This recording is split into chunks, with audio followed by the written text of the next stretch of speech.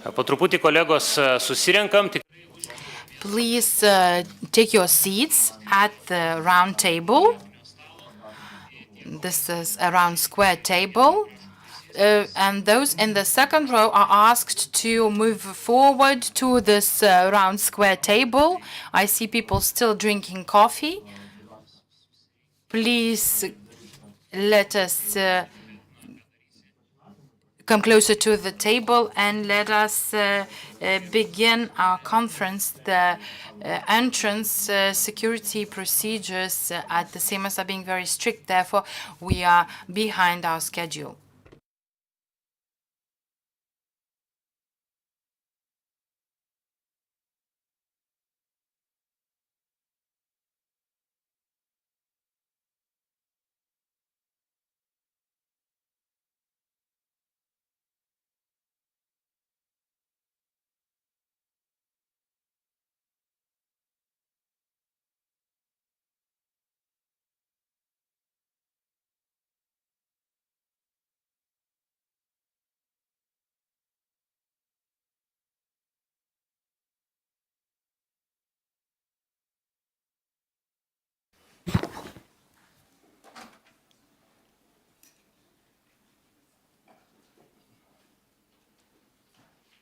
Gerbiami kolegos. Colleagues, Deputy Speaker of the Seimas, Excellency Ambassador, members of the Seimas, ambassadors, representatives of NGOs, ladies and gentlemen present here. In several days' time, we will be celebrating the third anniversary of the brutal, unprovoked war waged by Russia against Ukraine. It is very symbolic that in recent times, the events in the geopolitical arena, the rhetoric by Mr. Trump and his actions make me feel in a similar way that I felt 3 years ago on the 24th of February, when it seems that the world order has suddenly been destroyed, when it seems that you are not sure about the future, when it seems that you have to be responsible for your own future. And at this time, we have to think hard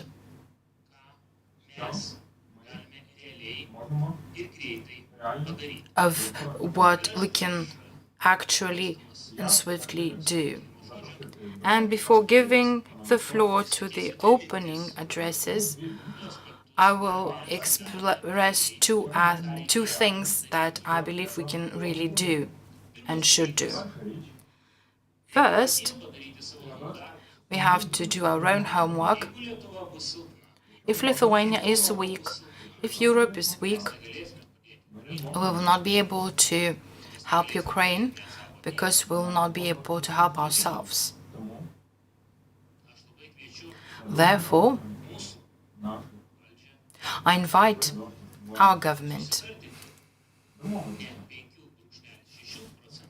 to agree on 6%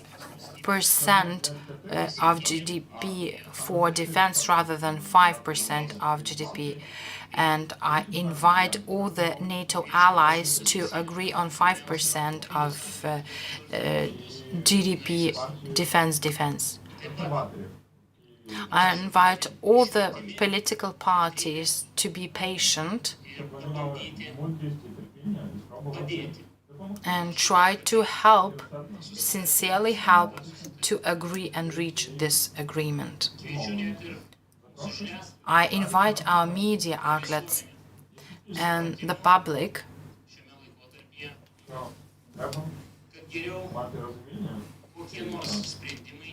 to be understanding, because worse decisions are better than no decisions. Another aspect, what can be done as by a small country, we can act in a targeted way. We cannot work comprehensively. Therefore, our today's conference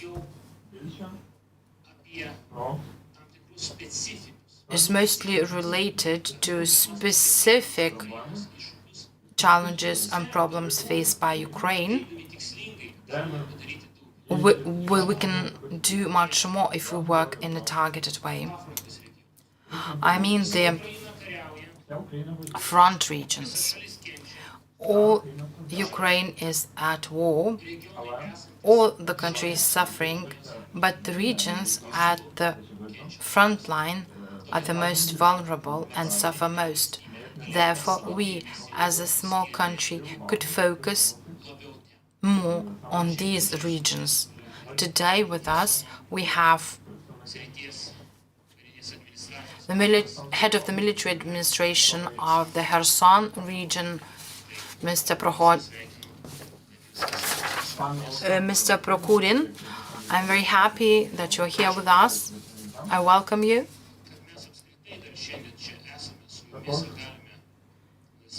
But the fact that we can be here with you and be able to talk, we have to thank thousands of heroes who've sacrificed all what they had. Therefore, I invite all of you to observe a minute of silence to tribute of all the victims in this war.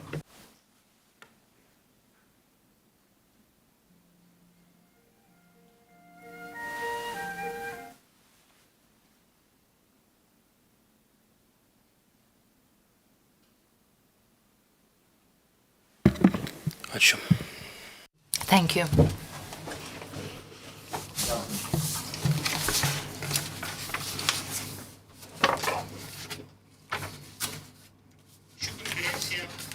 This conference can be called an annual conference, Lithuania for Ukraine. Unfortunately, today, this conference is dedicated to the 3rd anniversary of the full-scale war in Ukraine. Part of the European Parliament have passed their baton to newly elected members of the European Parliament. And today this conference is being organized by members of the European Parliament from different political groups, Mr. Petras Auštrevičius, Mr. Vytenis Andriukaitis, Mr. Dainius Žalimas, and also Juozas Olekas, Deputy Speaker of the Seimas. Together with the non-governmental organizations, Memorabilis and charity organization EU for Kherson, and partnered by the Seimas of the Republic of Lithuania and the Lithuanian Riflemen's Union. Before giving the floor for the welcome addresses, I would like to invite you to take your headphones, because the welcome addresses will be made in 3 languages: Lithuanian, Ukrainian, and English. And I give the floor to Juozas Olekas, Deputy Speaker of the Seimas, to give his welcome address.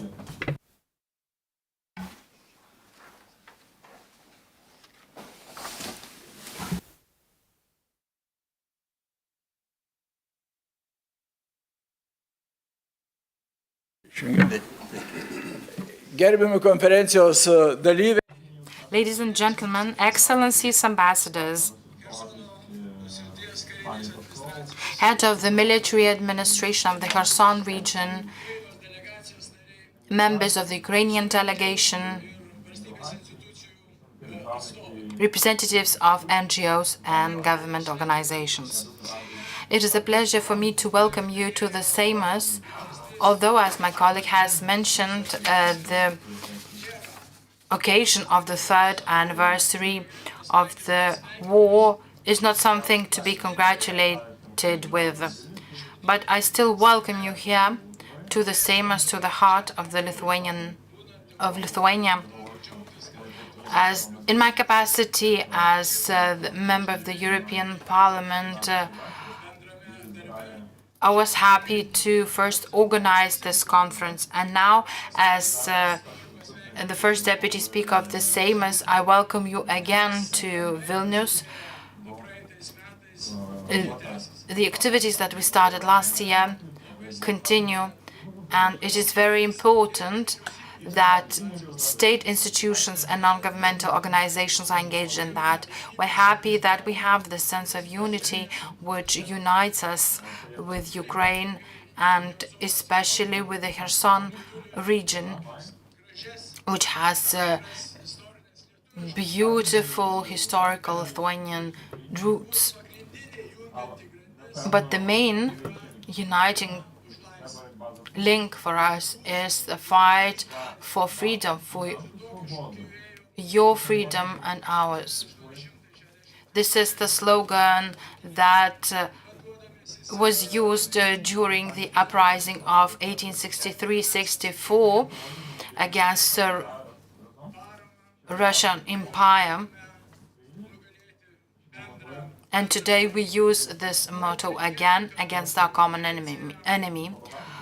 I hope that the conference will be very productive, that we have open discussions and that we are able to appreciate our achievements and discuss future work and activities. We agree that we need to stop the enemy, to fend off the enemy and to restore the country. And this entails both large and small-scale projects in order to target any person vulnerable or affected by the war on whose home has been destroyed. Therefore, I welcome you all and I wish you productive work at this conference. Thank you.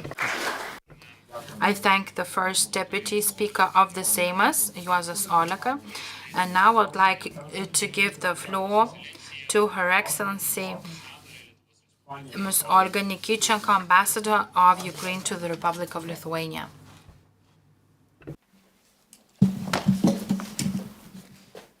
Thank you. Your Excellencies, dear guests, dear participants. This international conference is actually my first event here at the Seimas as the ambassador of Ukraine to Lithuania, and therefore it is extra special for me. It is extra special that it happens in the Seimas that embodies Lithuania's struggle for their freedom and for the right to be free. It is also extra special that it has such a telling title, Lithuania for Ukraine. My deepest thanks to the organizers and to all of you for being here. All of us here have the institutional powers or a mandate of trust from the electors. But also, each of us has our own moral compass, and we clearly know good from evil. We clearly know enemy from a friend, and we know what to do and how to fight. Both of our countries want a just and a comprehensive peace. Nobody wants this war to end more than Ukraine, and we will do everything that this kind of peace, this just and long-lasting peace will come this year, and that it is really a long-lasting peace and not just a ceasefire or a temporary truth. We do understand and we do not undermine the role of the United States and of the European Union in achieving this peace and in strengthening Ukraine's position in the talks with the aggressor, and also, which is important, in providing effective security guarantees. We strongly believe, and I thank you for believing that as well, that the only way and the most effective and the cheapest way of assuring security guarantees for Ukraine as well for the whole world is the Ukraine membership in NATO and the EU. So the war that is happening in our country now, it is not just a matter of our country, but it is a matter of the transatlantic security, and this is the matter of the world order and of the just world order that has to be in place. Everyone in this room understands that the future of the real peace is being decided right now in Ukraine. But I would take this a little further by saying that this is all of us, this is us who actually decide our future, and this is up to us to shape it. So we have an option. We can either sit and watch the world happen to us, or we can act on it and shape the future ourselves and make it the way we want it to be. The peace that we want, that our countries want, can be only achieved through the common strength. And the strength should be and must be directed at the aggressor. And it is through sanctions, through accountability, through isolation. This strength should help Ukraine. The assistance given to Ukraine right now from a lot of countries of the world, it's kind of like a litmus test that shows manifestation, direction, and effectiveness of such strength. We really appreciate the commitment of the leadership of the Seimas and of the government of Lithuania to carry on and to even enhance such help and such assistance. Also, it is not only that just you do for us, but this is also all of the backing up and all of the advocacy Lithuania does for Ukraine globally, all around the world in the international arena. So this is what we're going to talk about here today, with the participation of the leadership and of the representatives of the Seimas, distinguished ministers, honorable representatives of Lithuania in the European Commission and Parliament, and my colleagues diplomats. I am also especially grateful to the Ukrainian delegation for being here with us today, because who but not you can tell us what is really going on and what is really Ukraine is going through and what the struggle is about. Everybody knows about the priority in defense for Ukraine, and I'm now speaking about this, being under the influence of visiting our military men, our servicemen who are now undergoing the medical treatment here in the Vilnius hospital. And we are also extremely thankful to you for that, for them being able to be treated and to have, and just to draw a breath of being a little bit calm and not to wake up to the shellings and to the drone attacks. Also today at the Ukrainian Center, at a very high and expert level, we will discuss the return of Ukrainian children from being forcefully deported to Russia, which is also one very important topic. And generally during these days, there are also going to be several events being held with the participation of our prisoners of war, including the Azov soldiers, and them being an example of extraordinary heroism, motivation, and also strength and fortitude. I'm just telling you that how many events are we going to have, just to tell you that a lot is already been done and already is in place, but there is also a lot left to be done. There is also we cannot stop because the war is not over. It just took, another turn, which it has been doing for the last 3 years. And so it is still there, and it is no time to stop or get tired or give up. I'd like to end by mentioning and by remembering the terrorist attack on the Ahmadit hospital, children's hospital in Kiev last year, and how quickly all the assistance and the support came, from the ordinary people, from the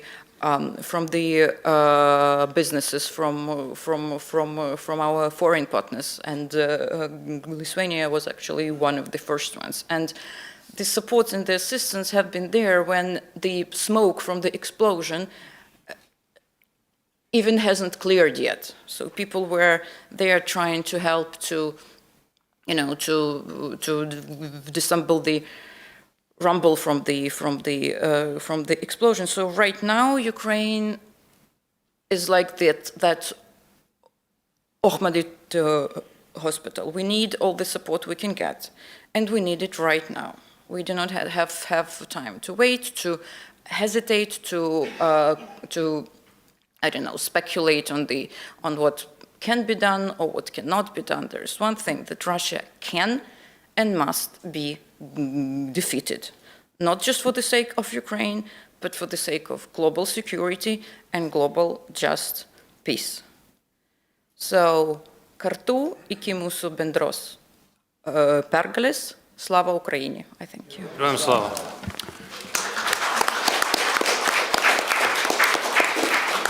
Thank you very much, Your Excellency Ambassador. We really appreciate you. Dabar norėčiau perduoti sveikinimą. I would like to give the floor to Mr. Petros Auštrevičius, member of the European Parliament. Thank you, Paulus. Good morning, dear colleagues, dear guests, friends of Ukraine. Lithuania's choice to support and strengthen Ukraine hasn't changed since the 24th of February of 2022. It has been going on since the end of November in 2013, when the Maidan has started in Kyiv. We've been doing that consciously and sincerely, and we haven't grew tired. It is understandable. Our common goal is safe, sovereign, and European Europe, a country that decides on its own destiny, that has a plan, and that has cooperations with its like-minded countries. My friendship group that I initiated in the European Parliament has been working for 11 years, and we will make every effort to achieve our common goals.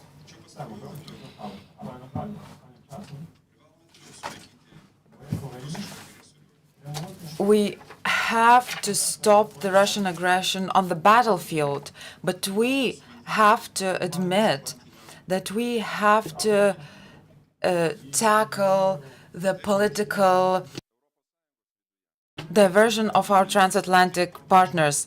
We have to withhold Orban's propaganda and the demagogy of the radicals. No one can force Ukraine to give up its territory to the enemy and call it a sound compromise. No one has the right to demand the rights to the country's resources and call it a business deal. Nobody has a right to demand for elections during the circumstances of war and economic crisis and call it a democracy, a celebration of democracy. Some people do that, but I am convinced that this is a mistake. The fate of Ukraine is being solved, as well as the future of the West. Are we going to deal with ultimatums and political populism, or will we manage to maintain our collectiveness? Will we stick to the fight for democracy and human rights, or we're going to take up the path of political opportunism?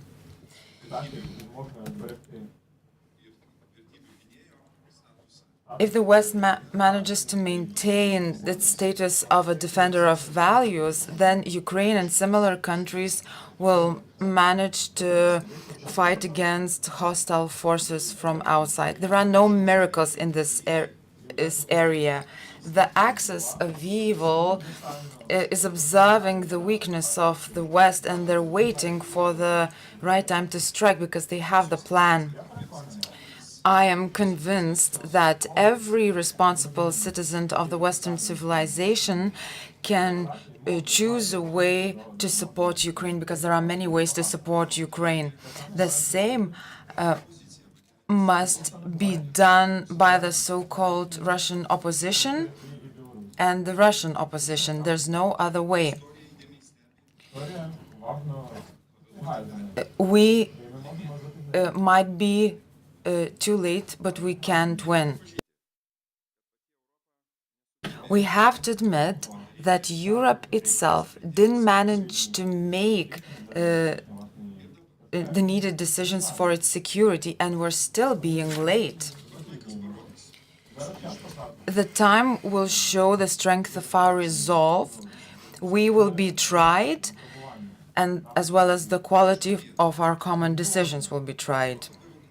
Europe without Ukraine is weak. Europe with Ukraine is very strong.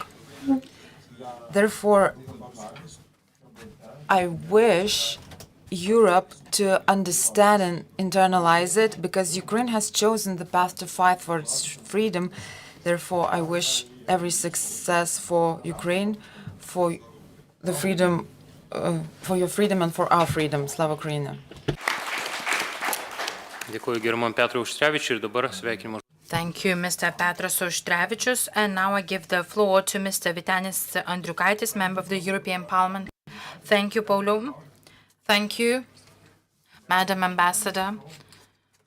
I thank the Deputy Speaker of the Seimas, Juozas Olekas, and all the friends of Ukraine, our comrades, and all those gathered here. First of all, I want to congratulate you, dear Ukrainians, with an important victory.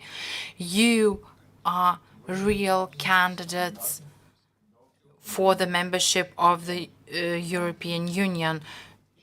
Ukraine is a candidate country. This picture represents the 13th of January 1991. During this time, it was very difficult for us to imagine that we would become candidates for the membership of the EU.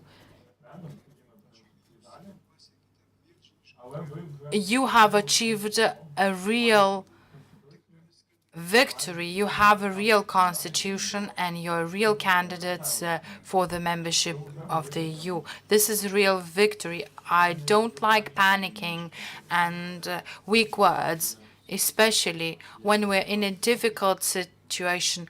We then need courageous words and resolute mottos. Another aspect that I want to point out here is that your candidacy status is a huge objective, because there is a need of fundamental change of the European framework. There are two pillars that have to be developed. First, the European Union needs to be enlarged, and then it needs to be reformed, both in Tallinn and in Rome, and this reformation needs to be made together. So these are two plans, two objectives that are on the table. I have no doubt that Ukrainians will put in every effort to stimulate these processes, both within the process of their own accession and within the European Parliament. And hopefully in the European Parliament we will be able to move the need for reform. Another thing I want to ask and invite all the politicians and journalists. We hear the words of negotiations or talks. There are no negotiations. The only owner of negotiations that has a mandate around the world is only Ukraine. And the rest is only division. We have two choices: Helsinki agreements or Yalta. Yalta represents the division by power and the establishment of new division lines. And the other option is the world order, giving or resulting in self-determination, sovereignty, and freedom without any external intervention. Therefore, today it is clear that Helsinki agreements and the restoration of all its points is our common responsibility. In the era of divisions, we have no place for negotiations, and the United States has no mandate for negotiations. Today, Mr. Trump should be applied cordon sanitaire.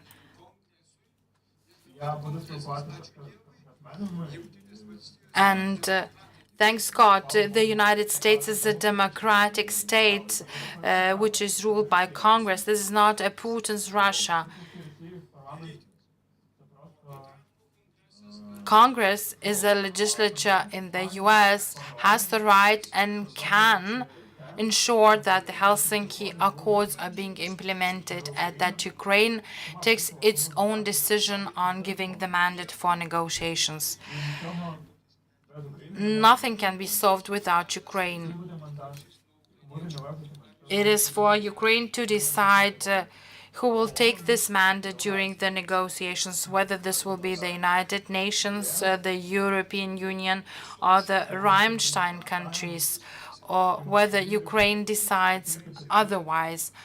Only this way Ukraine will be able to open negotiations. So please let us not mislead the public. We have no negotiations. We have the divisions now.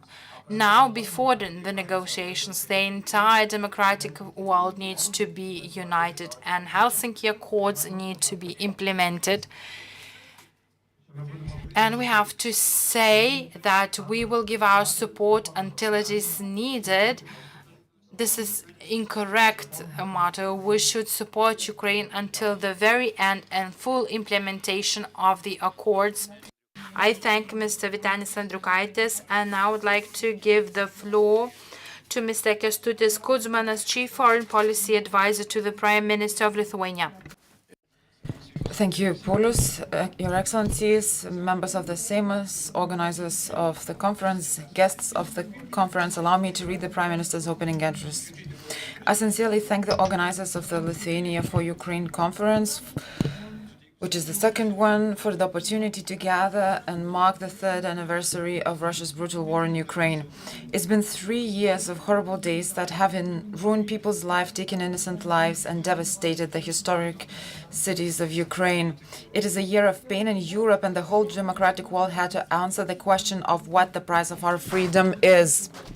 This conference is another symbol that shows that every day of the war in Ukraine is important, that we don't grow tired and we can't afford to grow tired. This is an opportunity to remember once again that we must support Ukraine which has been fighting against the aggressor for more than 11 years and has been living through the horrors of a full-scale war for 3 years. Lithuania has been together with Ukraine since the very first days of their aggression, and our full support to Ukraine is unwavering. We supported Ukraine back in 2014, and a few days before Russia waged the full-scale war in February 2022, we handed over Stingers to Ukraine that helped defend Kyiv in the beginning of the war. Together with other Nordic and Baltic countries, we are the leaders in providing military and other kinds of support. You know that Lithuanian support to Ukraine amounts to about 2% of GDP, half of which is military support. I would like to remind Lithuania's long commitment to Ukraine's defense and security. It is 0.25% of GDP, and our GDP is 800 billion. Lithuania helps not only for soldiers on the battlefield, but also the Ukrainians who had to flee the horrors of war. We focus on the physical rehabilitation and psychological rehabilitation of Ukrainian soldiers. We are very well aware that the war is not limited to weapons and bombings. The main desire of the aggressor is to destroy Ukraine's future. Therefore, without waiting for the end of the war, Lithuania was one of the first to embark on the reconstruction of Ukraine with a focus on the reconstruction of Ukrainian schools. We believe in Ukraine's victory in its future, Ukraine's future generations that will learn, grow, and love and create in their homeland. We believe in the victory of light, which will banish the dark clouds of tyranny. We understand that this is not just Ukraine's fight, it's everyone's fight. In the times of global challenges, solidarity and respect for the international rules-based order are of crucial importance. We believe that this is the duty of all democracies to support Ukraine until the victory and after it's achieved. Lithuania has a firm stance on Ukraine's territorial integrity and non-recognition of the occupied territories. Ukraine is not a cake that can be sliced by the greediest and the most threatening who aim to satisfy the constantly growing appetite for imperialist ambition. We support Ukraine's NATO and EU membership, and we believe that this is the only security guarantee for both Ukraine and the Baltic states, for all of us. If Ukraine is at the negotiating table with a tyrant, it must be in a strong negotiating position, and all the harm, deaths, and desecration of lives caused by imperialist Russia must be repaid appropriately. Lithuania will always stand together with Ukraine because we have a shared history, and we see the horrors experienced in Ukraine. We believe that the only way is the one that leads to the victory of Ukraine, to the victory of humanity, respect, and love for freedom. Slava Ukraine. I thank Mr. Kęstutis Kudzmanas and also the Prime Minister. And I'm very happy that we have been joined online from Ukraine by Her Excellency Ms. Inga Stanytė Toločkienė, Ambassador Extraordinary and Plenipotentiary of the Republic of Lithuania to Ukraine. So the floor is yours. Do we have the connection? We hope to hear you from you. I hope that you can hear me. Deputy Speaker of the Seimas, members of the Seimas, members of the European Parliament, Your Excellencies, ambassadors, ladies and gentlemen. First of all, I want to thank for this conference, which has been initiated for the second time, and I thank the organizers of this conference, members of the European Parliament, non-governmental organizations, Memorabilis, and EU for Kherson.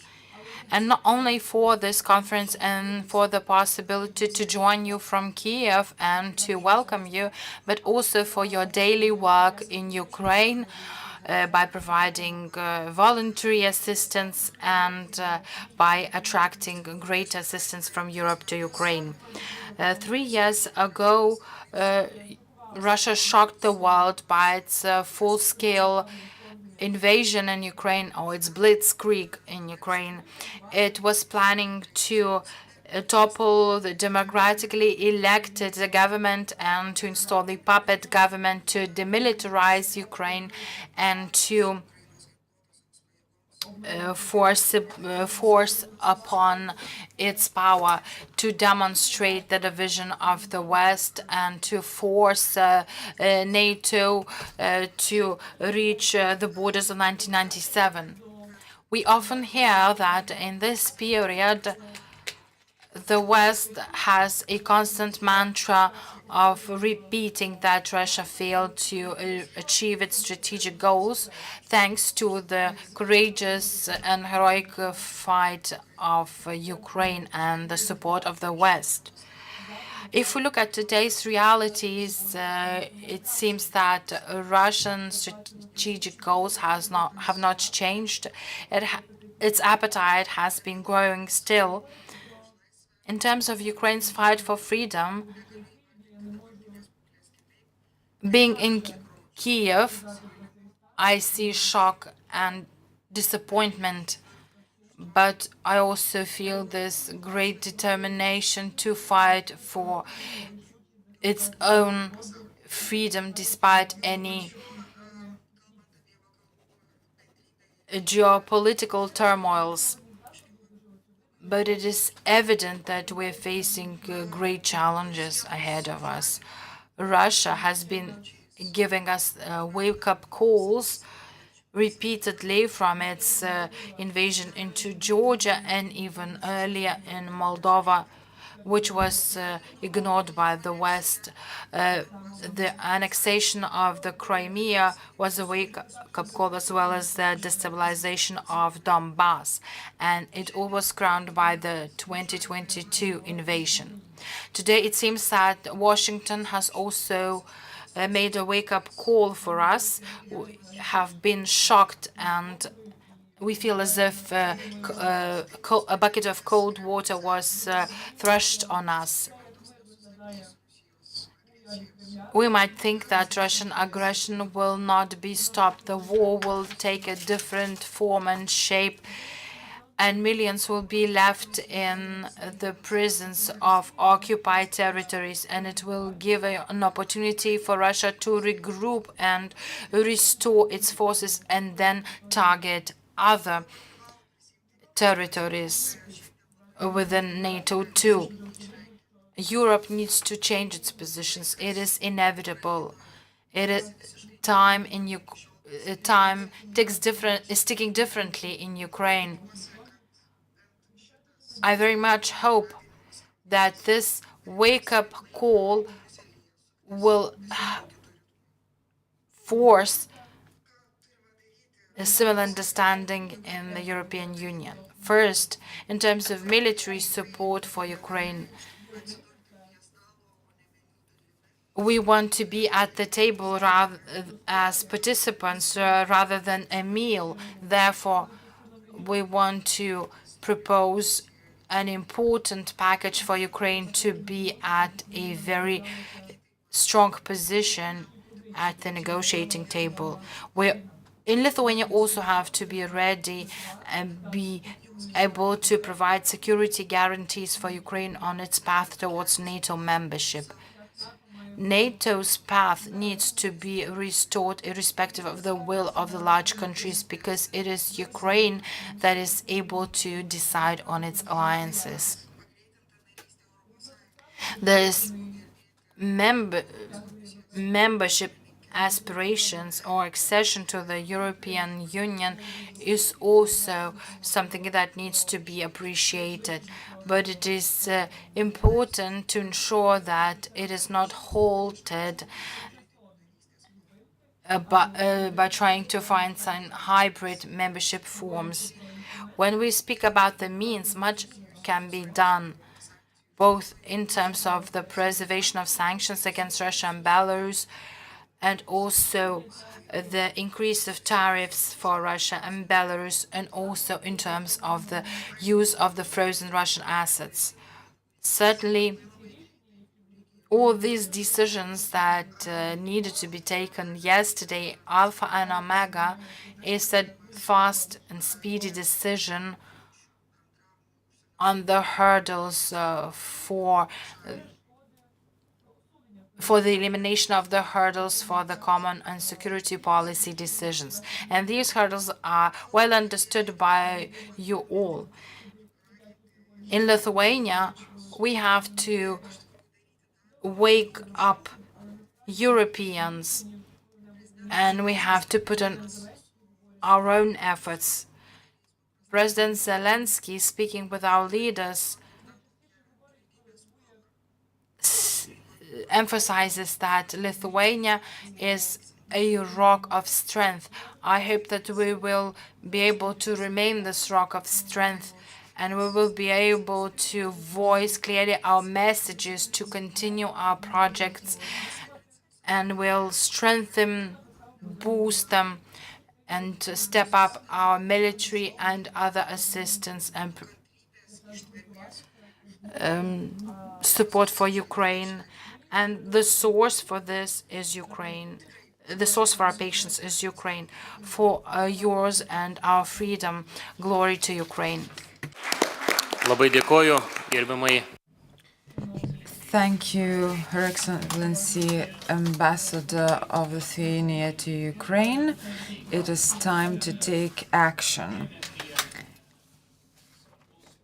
We are approaching a very important speech.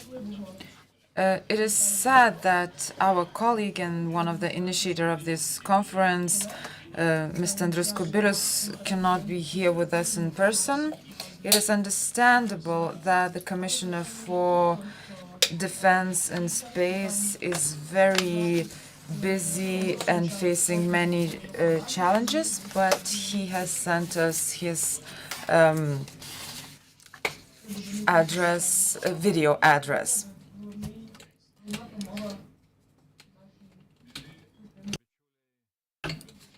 Good morning, dear friends, Milda, Rita, members of the Seimas, our friends from Kherson. First of all, I would like to warmly welcome all participants of the conference. A year ago, we organized the first conference of this kind, bringing together all the volunteers, the enthusiasts, all of those who care about Ukraine's victory and who are contributing to our common goal of helping Ukraine win this war.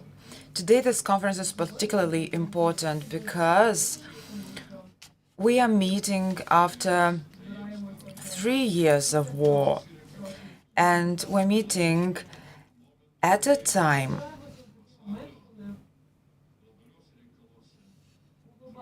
when global affairs are undergoing major changes. The U.S., the new administration of the U.S. is shaping its policy, the EU is shaping its policy on Ukraine and on peace on the European continent.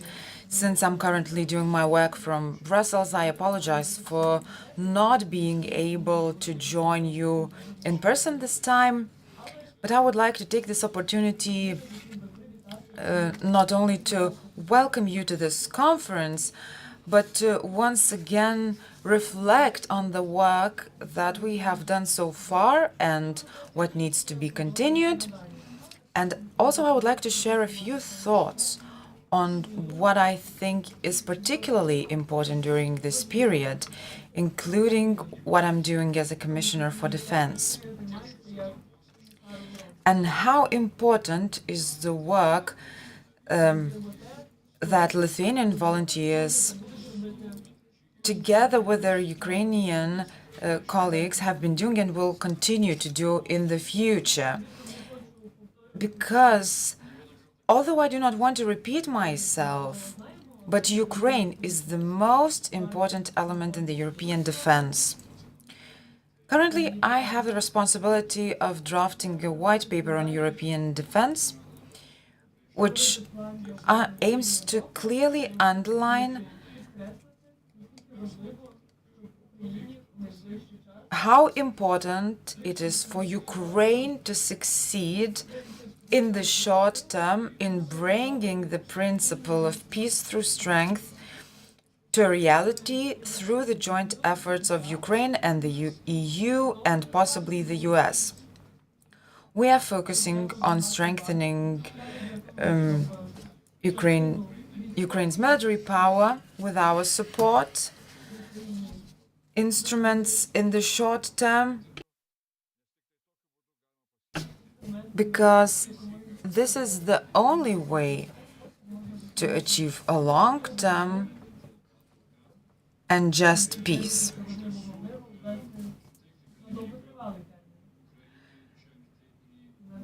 And we want to give Ukraine the opportunity to enter a new phase. I'm not going to discuss US policy. We will soon see what strategy Washington is going to implement. But I know one thing.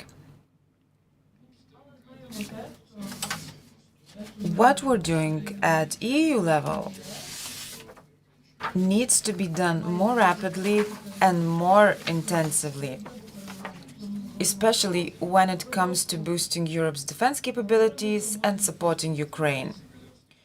In Ukraine, a secure peace will come about when Ukraine's power, including on the battlefield, has been strengthened significantly enough to convince Putin that his dreams of defeating Ukraine are futile. Ukraine's defense capabilities must be strengthened even after a peace or a ceasefire is in place, so that Putin will not be tempted to return to Ukraine at a later point in time with a new wave of aggression. If a ceasefire and a just peace agreement can be reached, new perspectives will be opened up, and this EU support for Ukraine will be particularly important. It means that new efforts will begin to rebuild Ukraine and also to accelerate Ukraine's integration into the EU.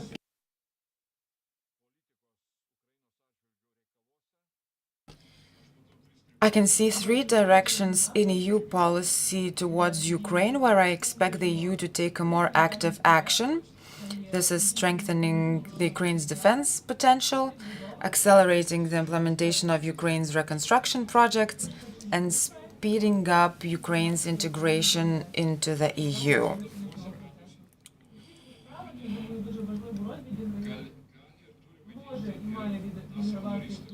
Volunteering, of which we see many examples in Ukraine and Lithuania, has an important role to play in these efforts.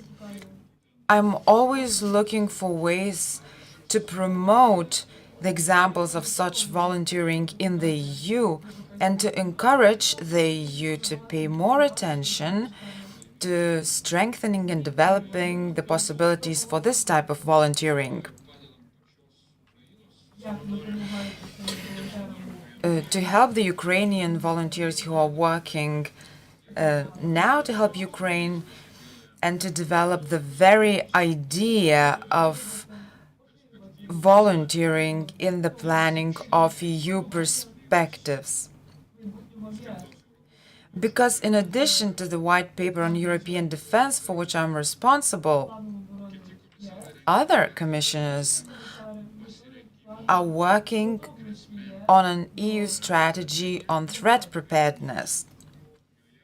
And I think it is important that volunteering is promoted in that strategy, as it has a lot of influence in the Ukrainian affairs.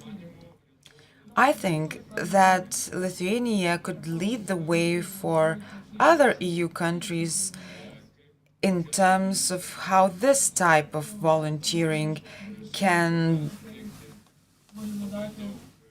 provide many new forms of support based on our faith and fellowship. and the forms which can be harnessed to achieve our common goals more effectively. What enthusiasts are doing so far to support Kherson, I mean Milda, Rita and friends in Kherson, could become an example for the formulation of Lithuania's position, that Lithuania could serve as a patron in supporting the region and direct its support to Kherson.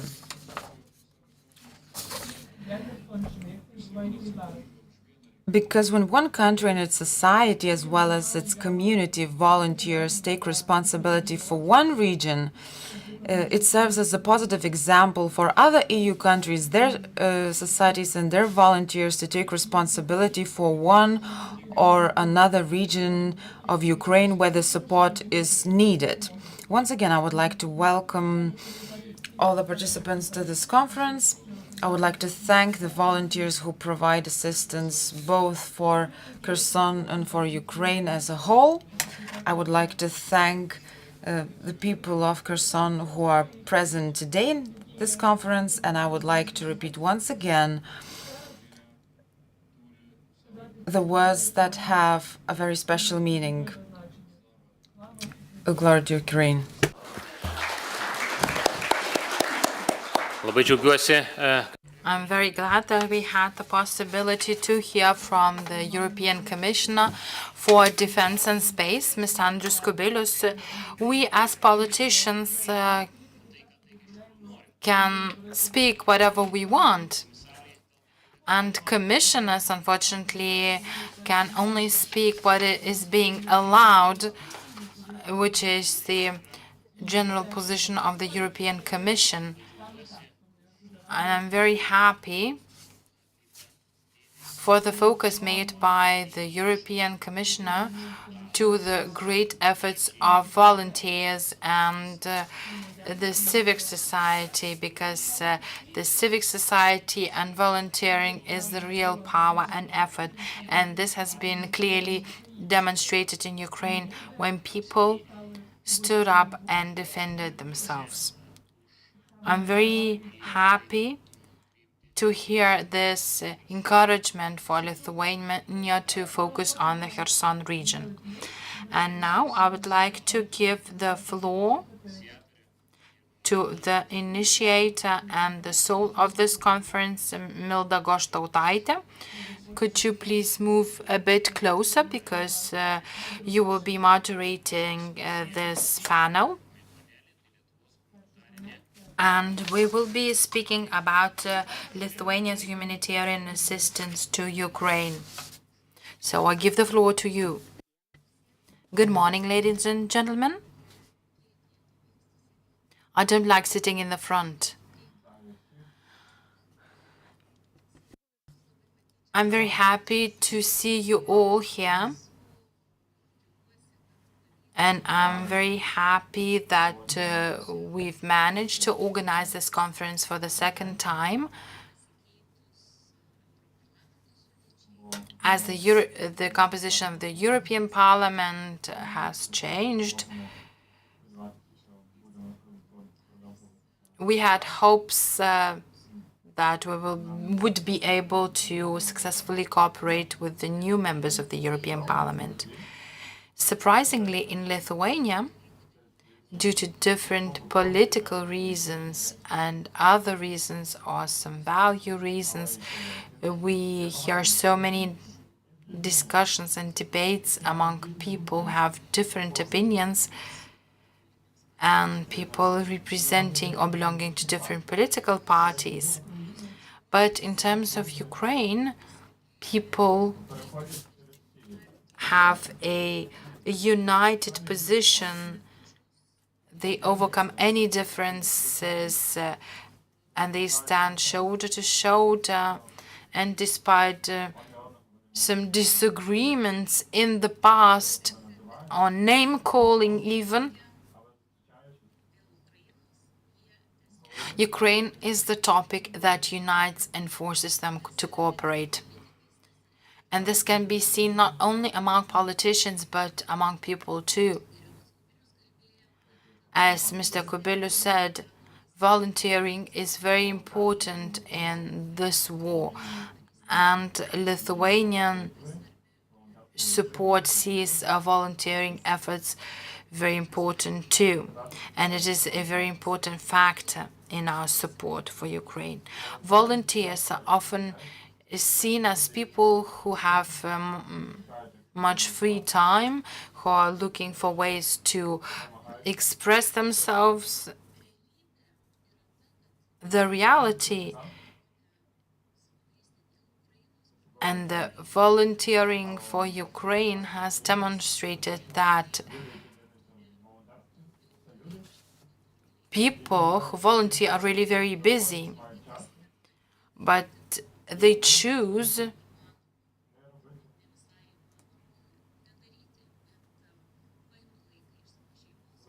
to engage by compromising on their families or on their hobbies or possibilities to earn additional income. This is also a demonstration that for Ukraine, for Ukraine's victory, people can really transcend the disagreements, their opinions, and their needs. And this unity is really very heartwarming. This part of the humanitarian support for Ukraine, unfortunately due to the security situation at the entrance of the Seimas, we were running late. Therefore, this panel will not be very long. We have great panelists here. Mr. Juozas Olekas, first deputy speaker of the Seimas, is among the panelists. He will be speaking about the support provided by the Seimas for Ukraine. Juozas Olekas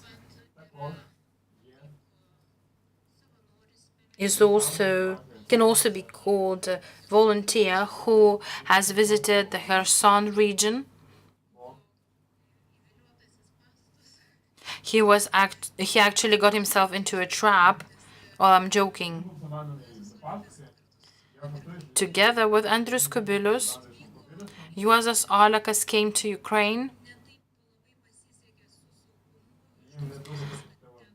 and had some security problems, and also were able to witness the shelling of the village,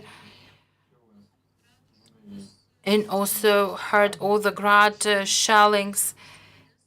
And in Odessa, they were met by the fighting between Ukrainians and Russians. They were able to see the life of people in the Kherson region, and this was a first-hand experience. Paulius Saudargas also was able to visit the Kherson region and see the situation. The more members of our parliament, or the European Parliament, businessmen, and others visit Ukraine and see the situation in their own eyes, the better the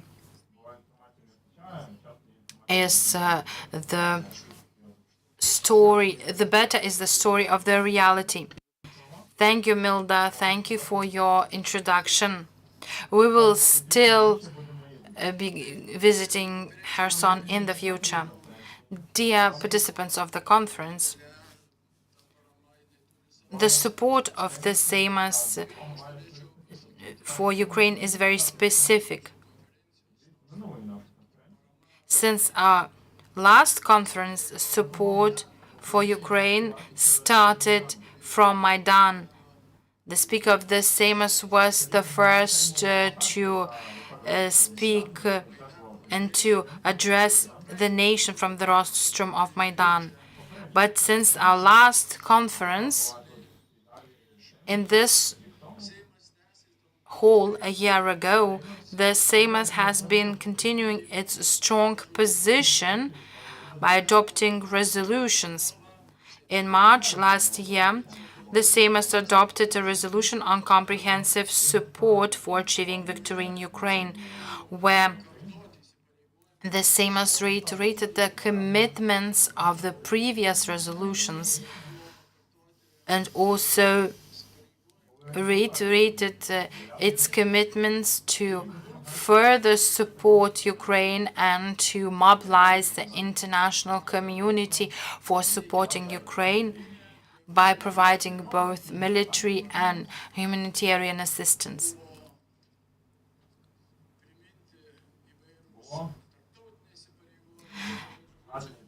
The resolution also reiterated other international commitments. The resolution was supported by the majority of the members of the Seimas, and it was adopted.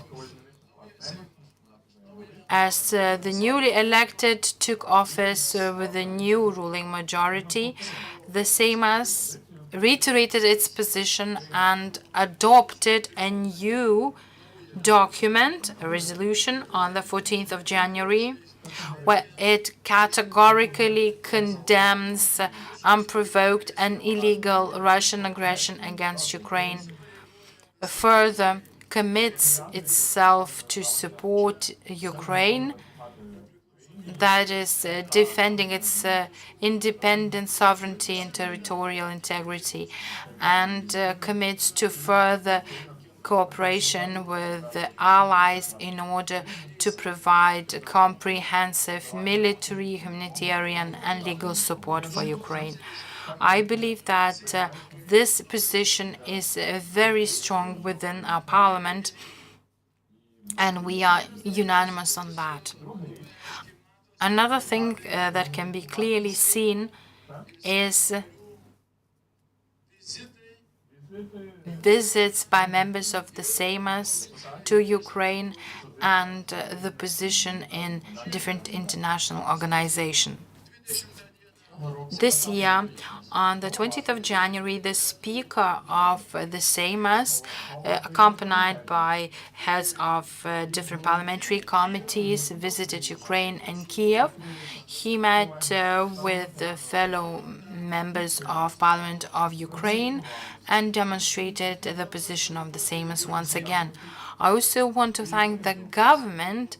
This new government was the first one to nearly incorporate, visit Ukraine and meet its counterparts, members of the Ukrainian government, to be able to meet each other and understand the needs and possible cooperation possibilities. We also have other different formats that we're engaged in. We arrange official and non-official visits and have the community within the European Parliament. And in the near future, some of the members of the Seimas, together with the members of the European Parliament, will be visiting Kiev, and we will be trying to agree on what can be done in this situation. The OSCE, the Parliamentary Assembly of the Council of Europe, NATO Parliamentary Assembly. In all these interparliamentary forums, Lithuanian members of the Seimas clearly express their firm support for Ukraine and call on members of parliaments of other countries to follow suit. Yesterday, I came from Brussels, and Brussels hosted the events on NATO. We, with colleagues, discussed the situation, trying to find solutions in order to help Ukraine in this fight for freedom.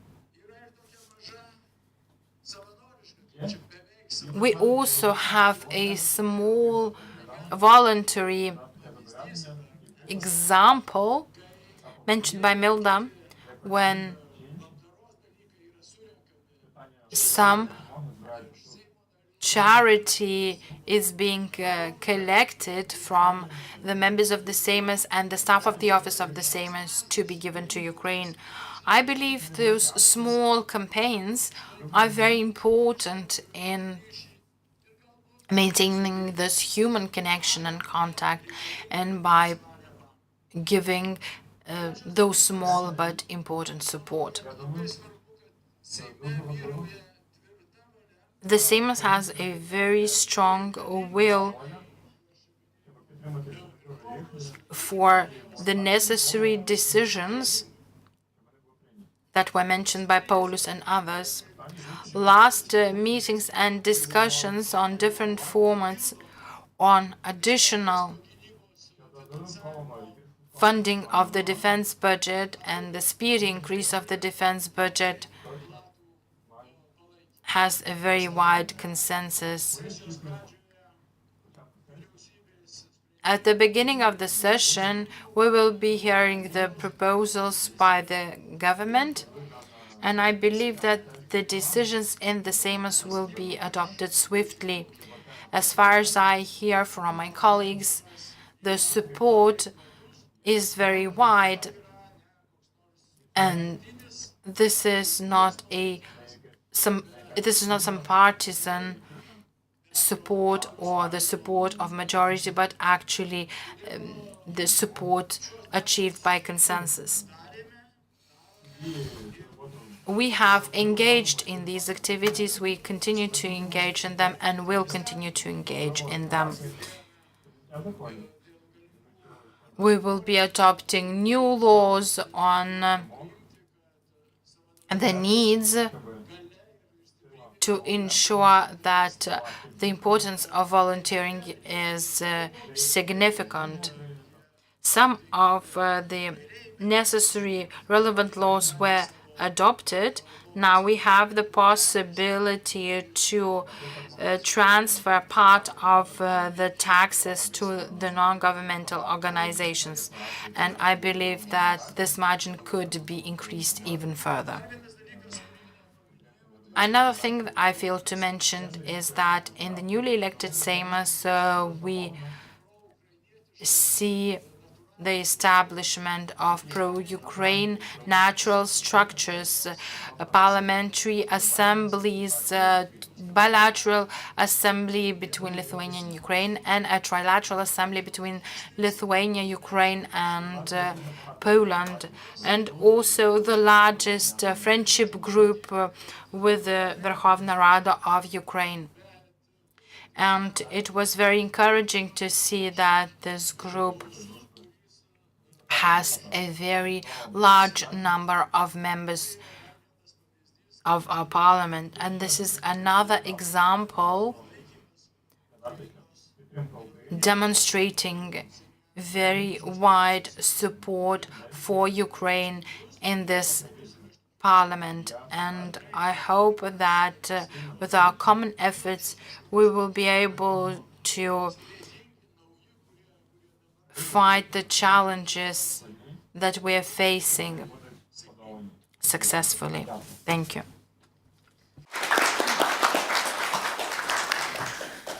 Turėčiau aš ir klausimų. I have several questions, but at first I would like all panelists to make their speeches, and then we'll see how much time we have, and we might not be able to have the question session, but sometimes we have to sacrifice many things. Therefore, I would like to invite Ms. Deimantė Bukeikaitė, who's a Vice Minister of Social Security and Labor, but in Lithuania, she is known as a former long-standing director of Lithuanian Caritas. She has done much to help Lithuania and Ukraine, and Caritas Lithuania has been helping Ukraine since 2014. They have done a lot. They have always cooperated with other NGOs. They have also answered the needs.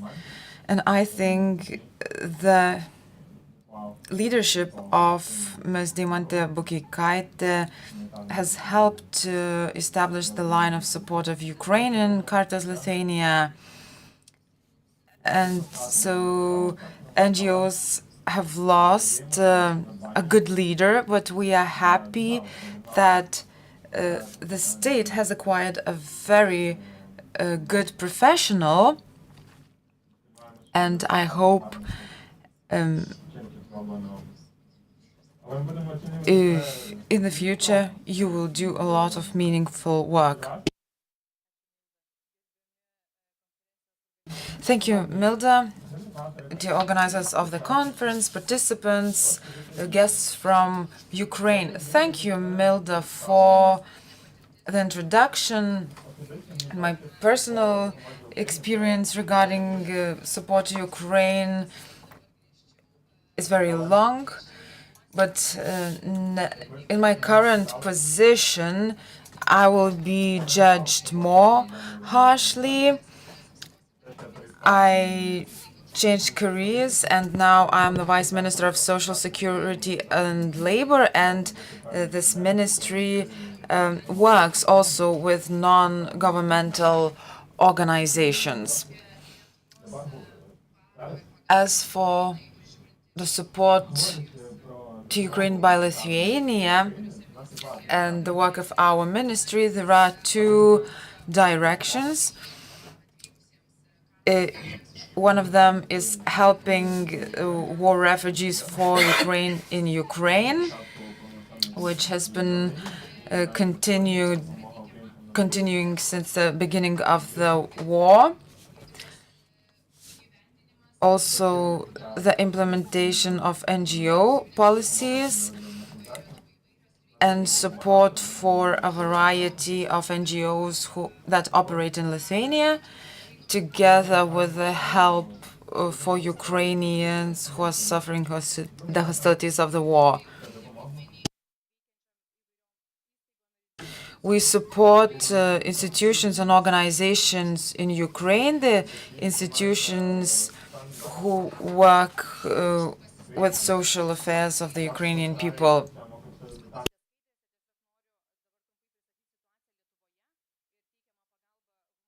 I would like to present the situation in Lithuania regarding the help to Ukraine since the beginning of the war. Lithuania hosted more than 93,000 Ukrainians fleeing the war. More than 24,000 of them are children.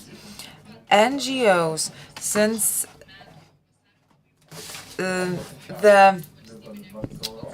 February of 2022, have always cooperated with institutions, with municipalities to organize the support for war refugees.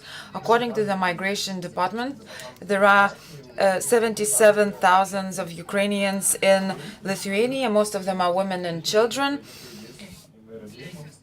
Together with Poland and Estonia, we are the leaders in giving the Ukrainians jobs, and in Lithuania, more than 50% of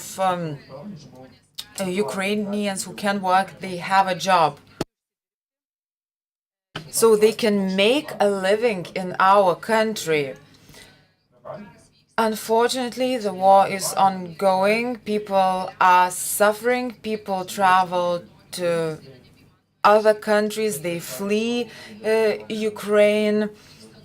And people, Ukrainians, come to Lithuania all the time. Last week, we received 130 Ukrainians in need of various types of help. Overall, ministries, municipalities provide a variety of help for Ukrainians, social services, social support, housing,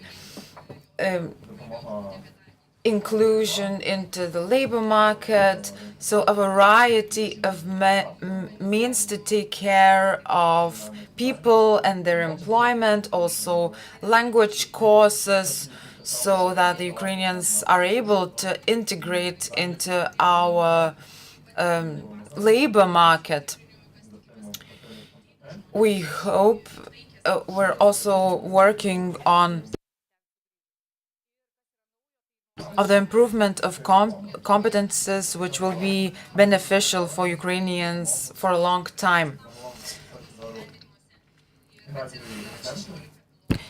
We have 16 pilot coordinations for the integrations in our municipalities in Klaipėda, Vilnius, Kaunas region, Jonava regions, Alytus, Akmenė, Utena, Panevėžys. In these cities, we will carry out our pilot studies to make sure that the help is decentralized.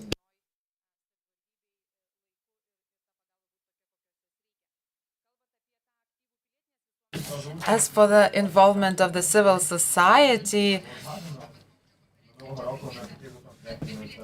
without the involvement of the civil society in Lithuania, without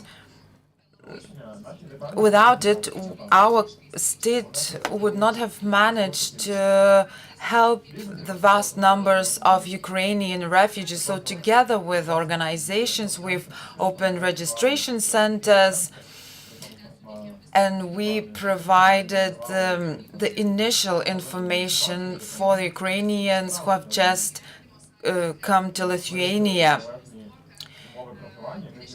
In 2022, more than 40,000 Ukrainians who came to Ukraine were hosted by the ordinary people of Lithuania. We provided emotional help, mental health help. And we are continuing this work until this day.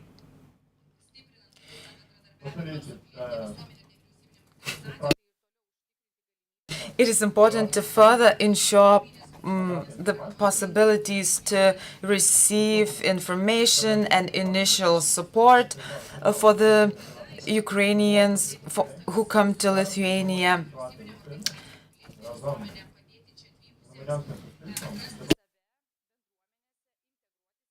We also are aiming the Ukrainians to help to integrate with our communities without losing their ties to Ukraine.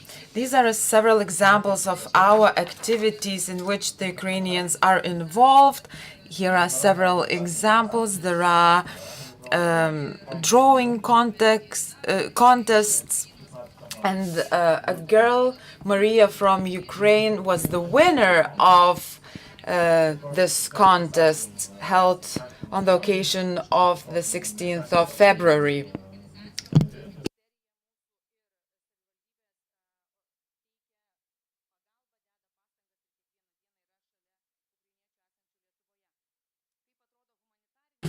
How does the humanitarian aid looks like?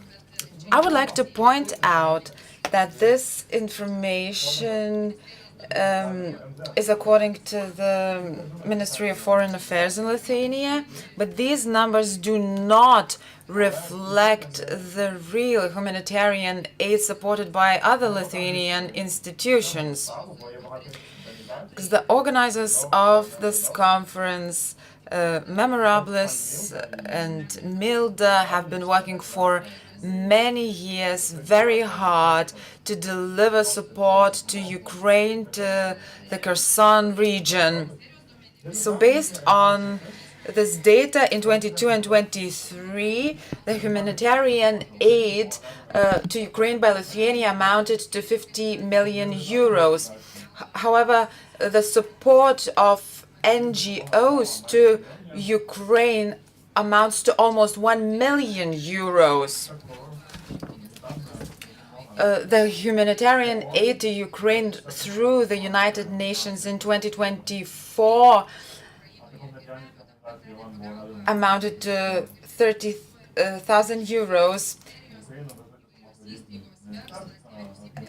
In addition to that, various organizations, volunteers, businesses put every effort to deliver as much support as possible to Ukraine. You can see the photos of our campaigns, and during the first year of the full-scale war, we organized campaigns to collect things and goods to deliver to Ukraine. We have the food banks, Save the Children organizations, the Malta Order organization, the Red Cross organizations, as well.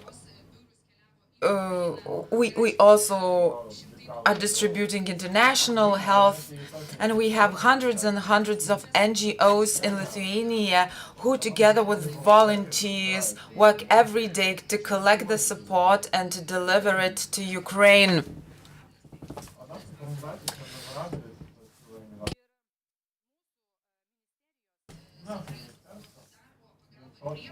The help of our ministry to NGOs that support Ukraine cover a variety of directions.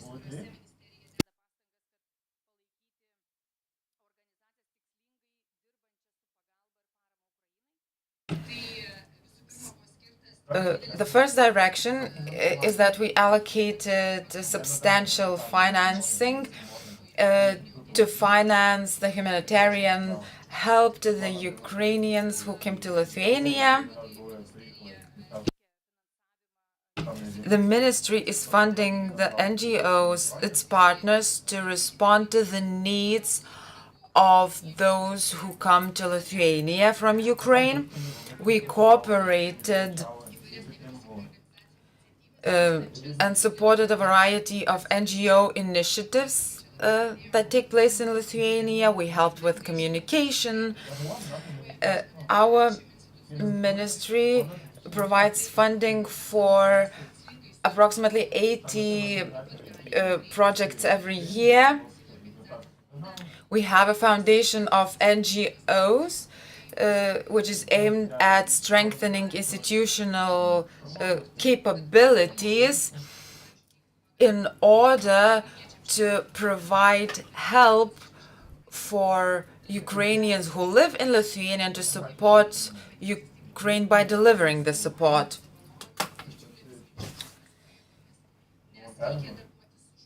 We also work with the volunteers. We coordinate their work. We organize their works. Those who work with volunteers know what a difficult task it is. We also have a co-funding instrument for NGOs. If an organization has an international experience, we invite those organizations to participate in to use our co-funding initiatives, so they're able to engage in international projects.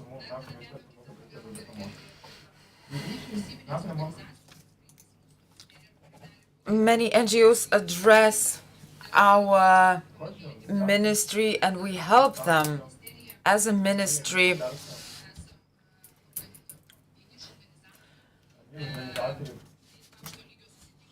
We are organizing the high-level meeting, which will take place in Lviv in May, and ministers of various countries will be participating in that meeting. It will be dedicated to discuss social security affairs in Ukraine and to talk about how our ministry could help various institutions in Ukraine. So that's it for me. Thank you. If you have any questions, I'll be happy to answer them. Ačiū, Deimante. Thank you, Deimante. We have questions for you, and we also have ideas on activating NGOs and activities targeted at NGOs, but we see how much time we have for questions. Lithuanian volunteering can be divided into two groups. Some volunteering activities are being carried out in Lithuania and others in Ukraine. All the funds working in Lithuania, NGOs and individual people who transport support to Ukraine independently cross the border of our neighboring country, Poland, and cross the Lithuanian-Polish border. And very often, they also face different difficulties at the Polish-Ukrainian border. During the previous conference, we've raised certain issues, and luckily, the Embassy of Ukraine reacted to our remarks, and the dialogue was started, and NGOs were involved in that too. Certainly,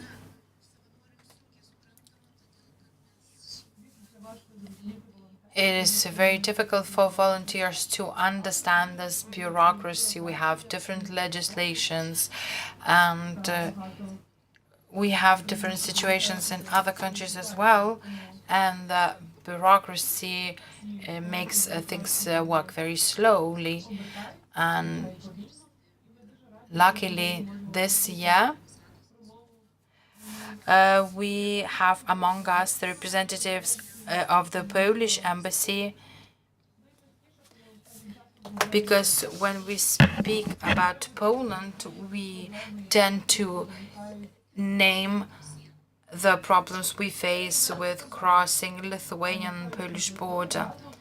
But Lithuania and Poland engage in joint projects and provide much support to Ukraine. And I hope that this spirit of unity that we had at the beginning of the full-scale war will be continued, and we have the possibility to learn from each other and start tackling the challenges and problems we face without any delay. Therefore, it is my honor to give the floor to Grzegorz Marek Poznanski, Minister Plenipotentiary, Charge Affairs of Poland in the Republic of Lithuania.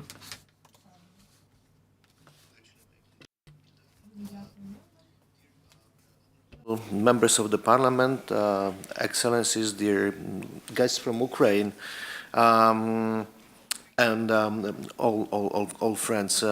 Let me start with the supporting remarks. That's exactly you, Milda, and the organizations, the volunteer organizations and the NGOs active in the field, and especially our friends from Ukraine should be sitting here, and we should all be listening, because you have the first-hand overview of what is happening, what is needed, and we all are serving your needs. But let me start with some personal remarks before I go to the topic.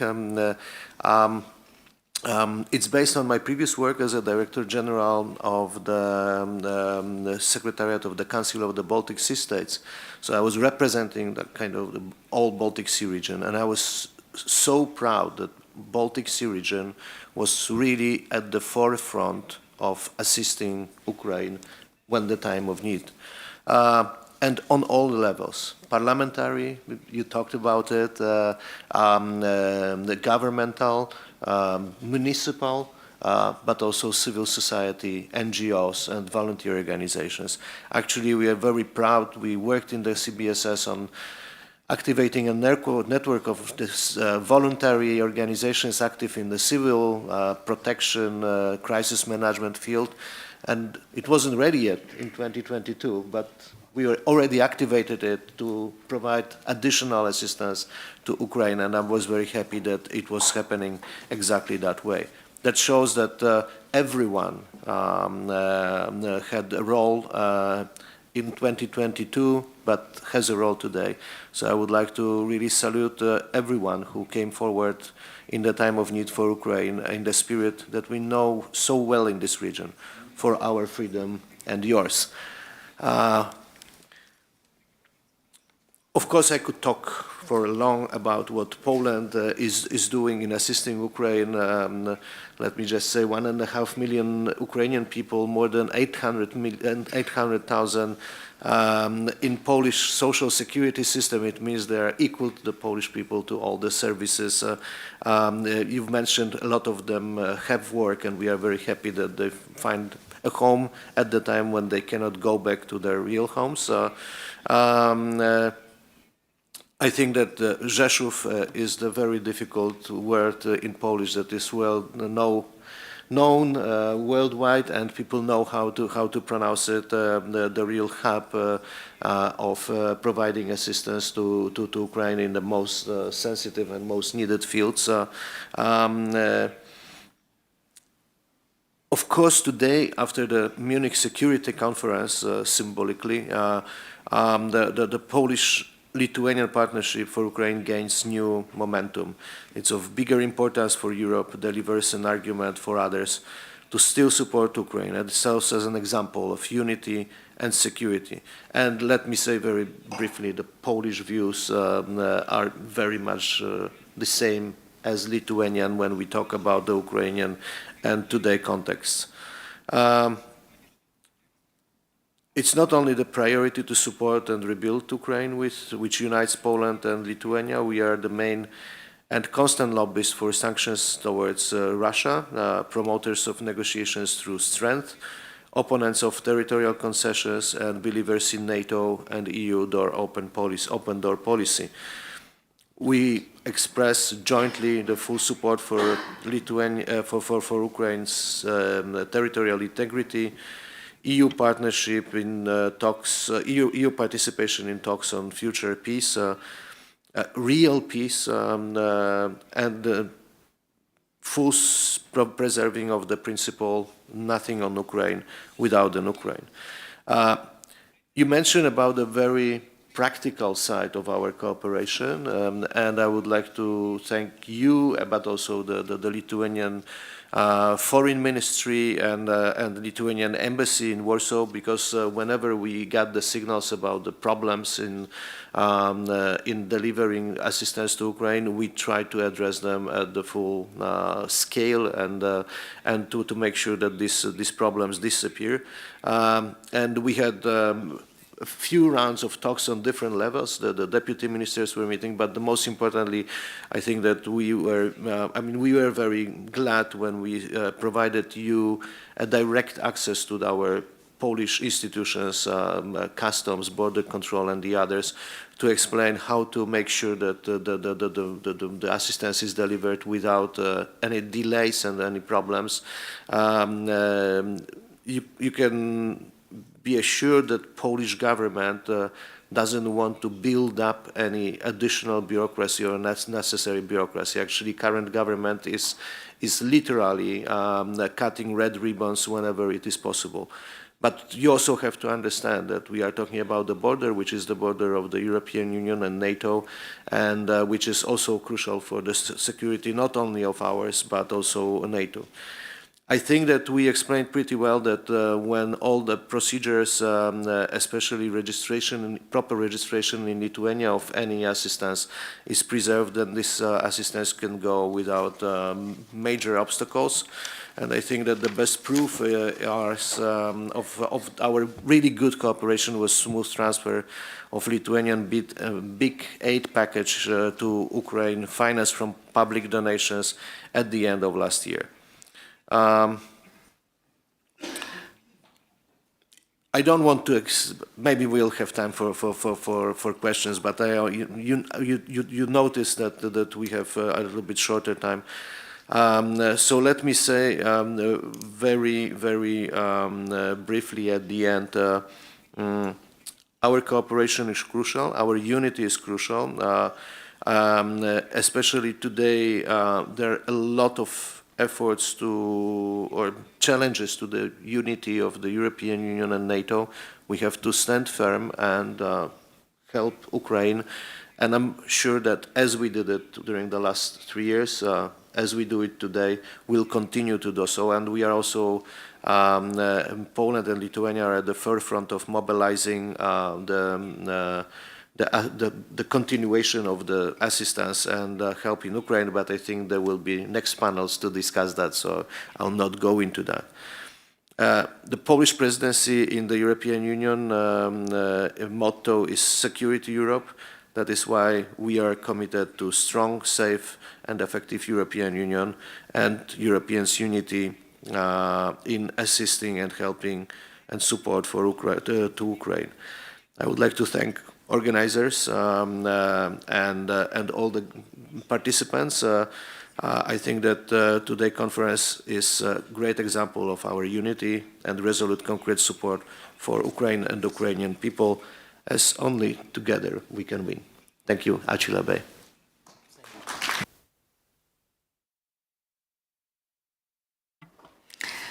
Dziękuję bardzo, pan Grzegorz.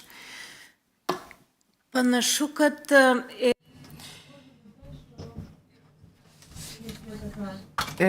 there is a saying, saved by the bell, and I think because we're running out of time, the Charge d'Affaires of Poland should be happy because we have so many questions about Polish customs are not the most pleasant to deal with. I would like to highlight that Lithuanian people cooperate with Polish NGOs and go to Ukraine through Poland. And they're very happy with the ties with that country. And I hope that those problems will be solved because the border is a European Union border. And the decisions made on the border should be made with the partners in the European Union. Therefore, I hope that this work to alleviate the process of volunteer help will continue, and we will manage to make decisions that would allow for fast and safe delivery of our support. I don't think we'll have much time, so I would like to thank you for your presentation, and I would like invite you to take a look at the screen.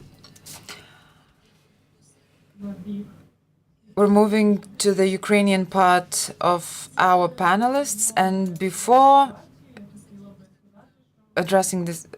talking about the situation, I would like to say that people over there are very grateful for Lithuania's support. They know Lithuania, they talk about Lithuania, and very often we receive questions about what can they do to help us and to thank us.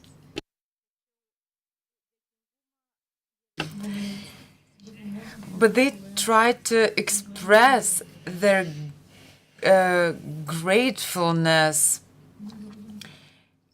We understand that it's very difficult to do many things during war, but the head of the administration of Kherson managed to gather the wishes to Lithuania by the Ukrainian people. Працівники місцевих пожежних команд Щиро дякуємо народу Литви за постійну підтримку. Роман Бережний та Мілда приїхали до нас одразу після деокупації і долучилися до роботи по створенню місцевих пожежних команд у селах Херсонщини. Пожежні машини, бойовий одяг, бойове спорядження – все це приходило до нас у найкоротші терміни. Наразі у нас працюють 20 сільських пожежних команд. І в цьому заслуга і наших литовських волонтерів. За що щиро дякуємо та маємо надію на подальшу співпрацю. Слава Україні! Героям слава! Привіт з далекої Херсонщини литовському народу. Тягінська громада дуже вдячна литовському народу за надану допомогу. Це пожежні автомобілі, це і автомобілі легкові, які ми використовуємо для евакуації цивільного населення. Ваша допомога неоціненна. В цей складний час для нашої держави, для нашої громади ви протягнули братню руку і підтримали нас і нашу громаду в цей складний час. Дякуємо вам велике, дякуємо за допомогу. Разом до перемоги. Приносимо велику вдячність народу Литви за ту допомогу, яку він надає Херсонщині та нашій Херсонській обласній комунальній аварійній рятувальній службі. Ця допомога на даний час є дуже актуальною. Ми вдячні вам і разом до перемоги. Слава Україні! Героям слава!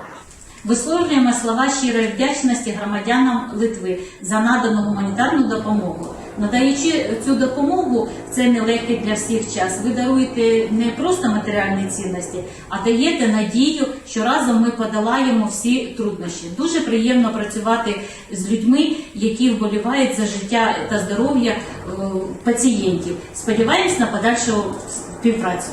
Дякуємо Литовському Сейму за надання та підтримку матеріальної допомоги Центру надання допомоги в місті Миколаєві та підтримки наших діток Херсонщини. Дякуємо! Дякуємо! Дякуємо! Військовослужбовці 123-ї бригади територіальної оборони висловлюють подяку народу Литви за їх підтримку, за їх донати, за все, що ви робите саме для військовослужбовців Збройних сил України. Дякуємо вам.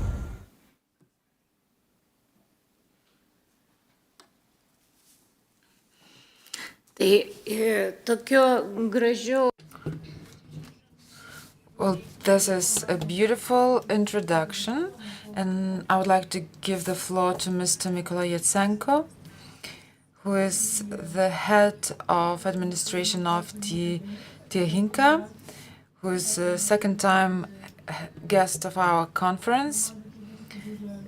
Tiehinka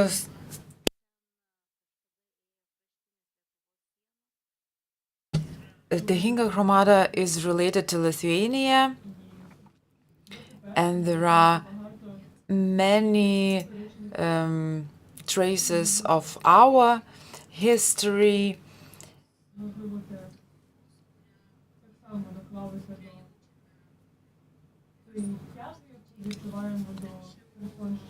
And maybe it adds to our wish to support the region of Kherson, but I think the main reason is people who defend their region, who defend their country, not only troops, but all people who live there. Because Kherson is at the front line, and people face war every day in that region. I would like to ask Mykola to talk about the situation of Tiehinka and how it has changed in 1 year. Здоров'я бажаю, Лабадена, братній литовський народ. Good morning. I wish you all health. To the brotherly Lithuanian nation, the situation has changed drastically from the year before. In a year, we have suffered a lot of shellings, and we had many other incidents in our community. All the people on the front line left because of the danger to their life. The main things that we saw happening in our community, I'm sorry if I'm very worried. The fact that we are working with you and receiving your humanitarian assistance is crucial. Everything, every item, every vehicle or every toy you donate to us has its own history, and this history can be seen in our community. I cannot express the words of thanks in simple terms. This is not enough. I sincerely thank you for all what you are doing. And it is a great assistance for many years to come. You are right by saying that we are protecting our own history and your own history. We have worked a lot with the symbols of our region, the coat of arms and the flag of our region has encoded the symbols of our common past with Lithuania. This is, of course, the object of our future endeavors. I thank every volunteer, every Lithuanian citizen contributing to the support. I'm afraid to not be able to mention all of them, memorabilis, you for Kherson, members of the European Parliament who came, and the members of the Seimas who visited Ukraine and saw the shelling of the social infrastructure and critical infrastructure, where one of the 3 boarding schools were destroyed in the Kherson region. These are not only words, people saw it with their own eyes. Thank you for your courage, for feeling our atmosphere, for moving from a safe zone and to the war zone to see the life of our people. The threat to our community has decreased significantly because many people fled thanks to your assistance, to vehicles, beds, and medicines you donate, household goods, food products were able to function. During the greatest evacuation crisis, when we had to move civilians in autumn 23, your donations helped us to manage the situation. So thank you very much on behalf of the people from our region. You're really engaged in a very good job.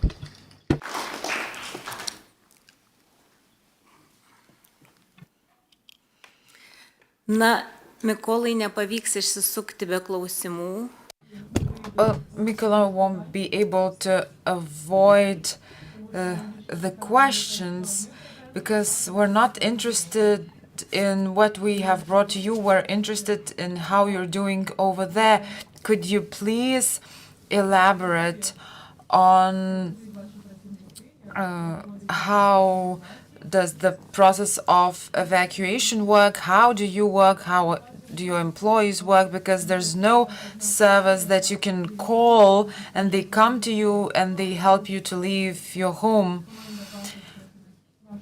And there are people who need to evacuate from remote areas that are very difficult to reach. Also, what is the situation regarding children? Because many people think that at the front line there are no people left, no families, no children.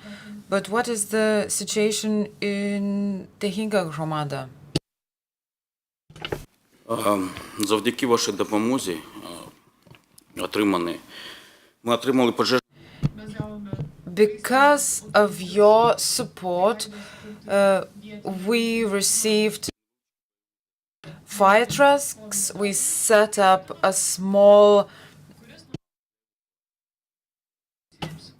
battalion that uses those cars for evacuation. These cars were provided by Lithuanians. We understand that in such cases, cars and trucks don't last very long time. We had 4 cars, and all of those were destroyed by the drones in one day. But those cars were useful, the support was useful, and in our case, every item we receive helped to save lives. So I would like to thank you once again for the support. I would like to thank our residents who risk their own lives but do everything to save each and everyone despite the circumstances. Everyone knows that they will receive help thanks to your resources. Children, the main question was about children. We started working with children even earlier.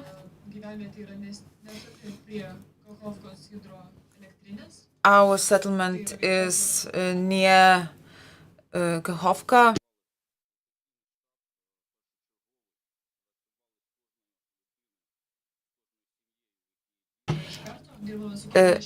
And we work with every family in that area that has children, and all children were evacuated in 2023 from the places where the active war hostilities take place.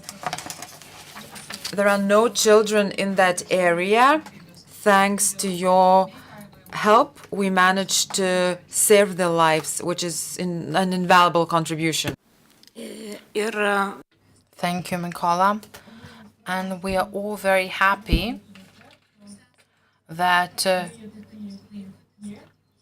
you are able to withstand that you are fighting, because you are all fighting for us as well.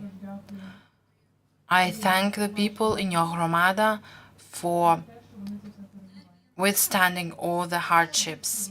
And we have another panelist from Ukraine, director of the National Park Kamyanska Sich.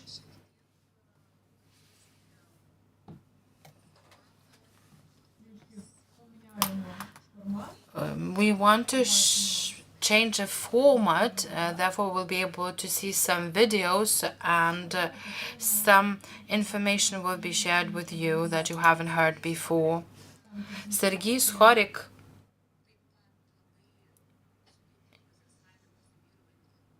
is a person who is working under very difficult circumstances, because for us, National Park seems to be a very nice place among the fir trees,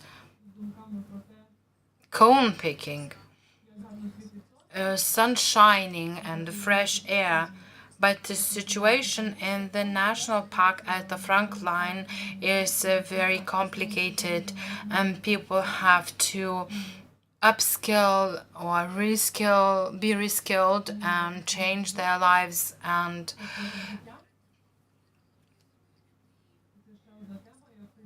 their customs. Another topic that is being widely discussed in the media is the horrific ecological situation that was created due to mining and the destruction of the Kakhovka hydroelectric plant dam.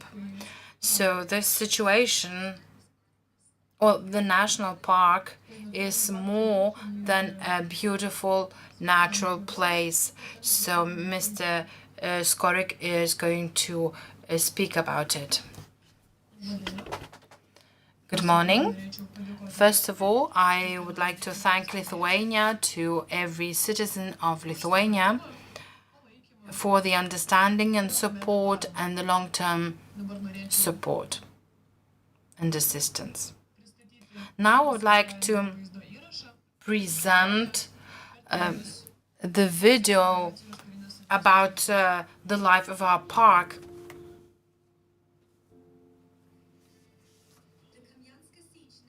Kamyanska region in the Berislav district and was established in 2019.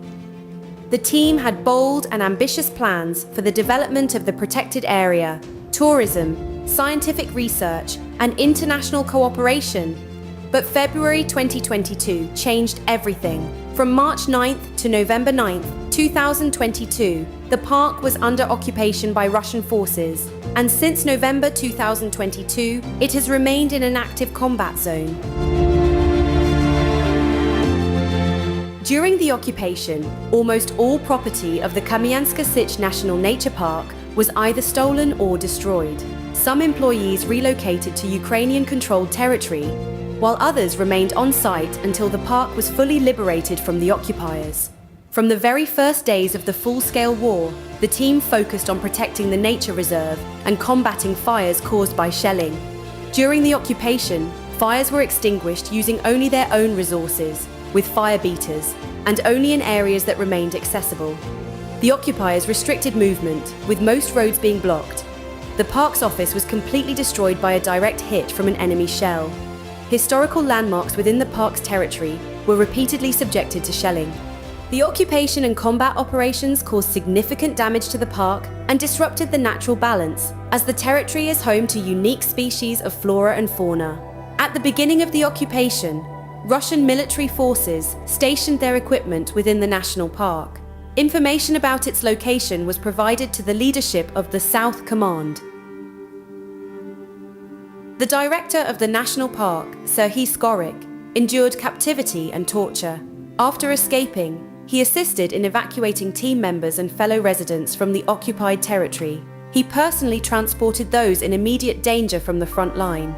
They were among the first, together with volunteers from the charitable foundation Ukrainians Will Win, to begin delivering humanitarian aid to the liberated villages of the Berislav region. Many elderly people and large families remained there. Volunteering and evacuation efforts continued even after the liberation of the right bank of Kherson Oblast, as the enemy began systematically shelling and destroying entire settlements in the coastal areas. After the liberation of the territory, widespread mining and heavy contamination with explosive devices were discovered. The mined area covered over 3,500 hectares, nearly 1/3 of the park's total area. There have been repeated instances of mining, as the enemy continues to remotely plant mines in the territory. Additionally, many unexploded ordnances remain, posing a significant threat to the local population. Park employees have installed informational signs warning of mined areas and are conducting educational awareness campaigns on mine safety for school children. They also continue to evacuate residents from the park's operational zone. The park's territory is entirely without electricity, mobile communication, mobile internet, wired internet, and water supply. Since the first days of the full-scale war, the staff has been conducting research on the impact of the war on the protected area, using remote sensing methods. Remote monitoring of fires caused by military actions is also being carried out. The use of remote observation methods has provided a comprehensive picture of the situation, including the drying out of the territory following the destruction of the Kakhovka hydroelectric power plant dam. A significant portion of the park's territory remains unexplored, due to ongoing shelling from the left bank of the Dnipro River. Part of the territory of the Kamyanska Sich National Park has been studied by the Department of State Protection of the Nature Reserve Fund. As a result of scientific research conducted from 2022 to 2024, more than 60 scientific papers have been published. A collective monograph titled Kamyanska Sich National Park, War Against Nature is ready for publication. The staff of the State Protection Department of the Nature Reserve Fund of the National Nature Park, Kamyanska Sich, underwent training in demining with a Special Forces unit of the Armed Forces of Ukraine. In cooperation with the Armed Forces of Ukraine and the State Emergency Service of Ukraine, 32% of the park's land area has been cleared of mines. Approximately 73 kilometers of roads within the NNP Kamyanska Sich were personally demined by the park's director, Serhiy Skorik.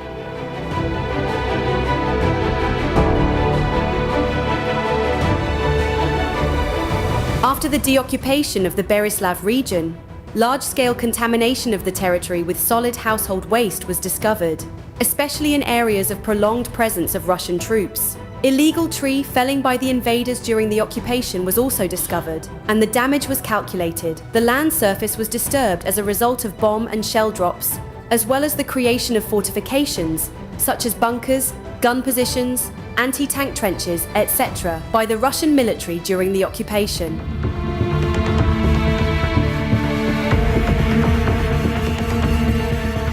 A new challenge was brought by the terrorist attack on the Kakhovka hydroelectric power plant. Park employees joined in the evacuation of the local population of Kherson, as there was a threat to people's lives due to the rapid influx of water.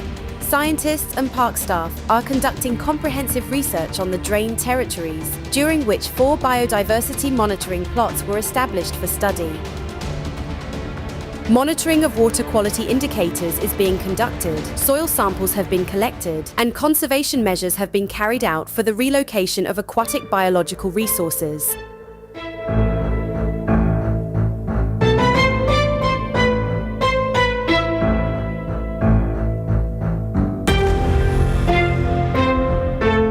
Currently, nearly every impact of an enemy shell from the left bank of the Dnipro River on the territory of the Kamyanska Sich National Park causes a fire, forcing employees to extinguish the flames even under shelling. A volunteer fire brigade was established based at the Kamyanska Sich National Nature Park as part of a pilot project. The volunteer fire brigade of the national park, thanks to the persistence of the park's management and collaboration with international partners, is equipped with firefighting equipment, clothing, and 2 fire trucks. The damage from the fires has been partially calculated, almost 34 billion hryvnias.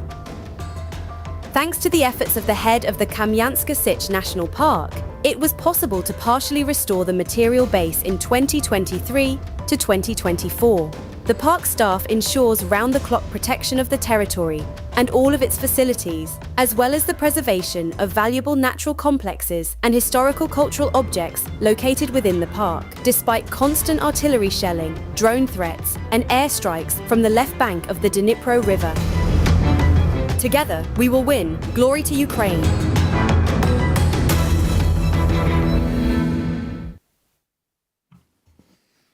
Дякую за перегляд. Це так декілька хвилин. Thank you. This is just a few minutes to understand how does our life looks like during the war. And I would like to add several things by several historical moments. In our national park, there is a grave of Kost Gordienko. He did a military deal with Mazepa in the war against Peter I. He created and ruled the Kamyansky Sich. He ruled the Oleshkivska Sich, which is also located in the Kherson. He participated in the discussion and preparation of the first constitution of Ukraine, Hetman Pilip Orlik. Pilip Orlik is Ukrainian hetman from 1710 to 1742, who managed to keep Peter I at bay for a long time. He was followed the Ivan Mazepa and his closest ally. He was also a descendant of Lithuanian Belarusian noble family. He received his primary education at a Jesuit school in Vilna.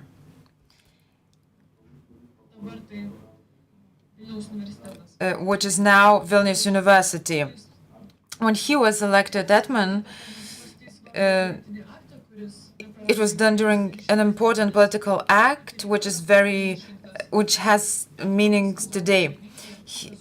At the Cossack Council, signed an agreement on treaties and settlement of rights and freedoms of the Zaporizhia army. This agreement is also known as the Constitution of Pilip-Orlik. Why is this document important? It was essentially the constitution of all Ukraine, not only the Zaporizhian army, as evidenced by many by many articles which outline the principles of the Ukrainian independence from Muscovy. Ukraine was actually designed as a hetman parliamentary republic. The main religion was confirmed to be Orthodoxy, with the subordination of Constantinople, but not to the Patriarch of Constantinople. The document was also approved by the protector of Ukraine, King of Sweden, Karl XII. The document is kept at the museum in Sweden. This document laid the initial democratic foundations of the country, and that was the main victory of Pilip-Orlik. And that's why we thank him for.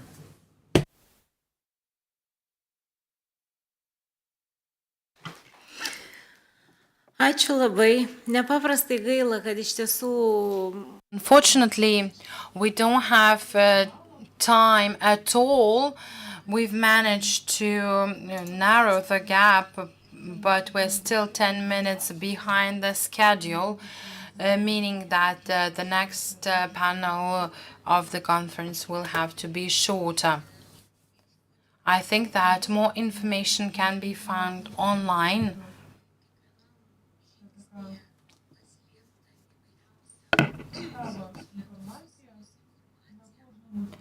The history of Ukraine is closely related to the history of Lithuania, and it is very symbolic that the authors of the first constitution were studying in Vilnius. Hopefully, during the times of peace, we will be able to forge many projects of cooperations with the aim of searching for the common ground and common historical experience.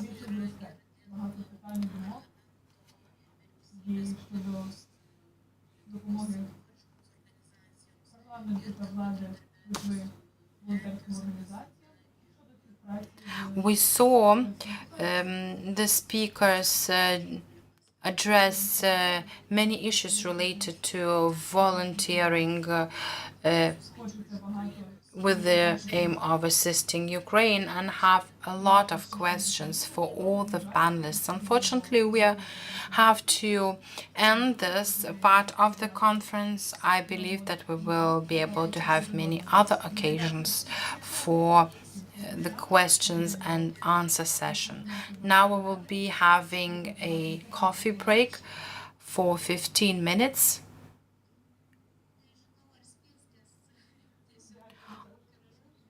I think that there are a lot of people, and we have to return to this hall at 22:12. Now I open the coffee break, so I invite you to enjoy a cup of coffee and a snack, hopefully. And I'm very sorry I have to leave because I have another engagement. Thank you very much. Thank you for being together. Taip.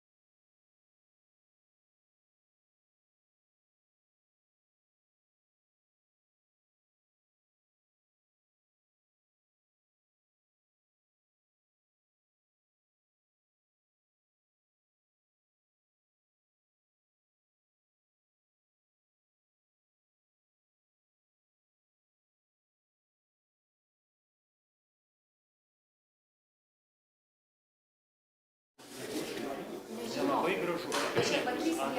Andriukaičio nebus, Auštrevičiaus nebus. Viskas, jie išėjo.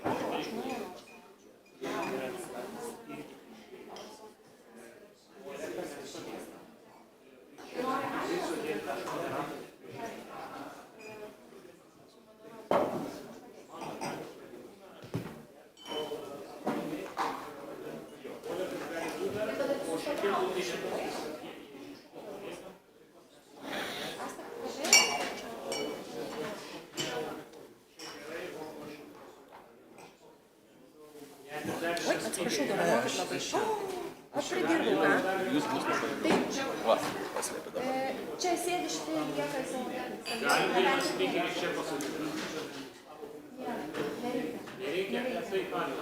Gerai, viskas. Gerai. Taip, Gediminai, jūs čia. Gerai. O, šalia.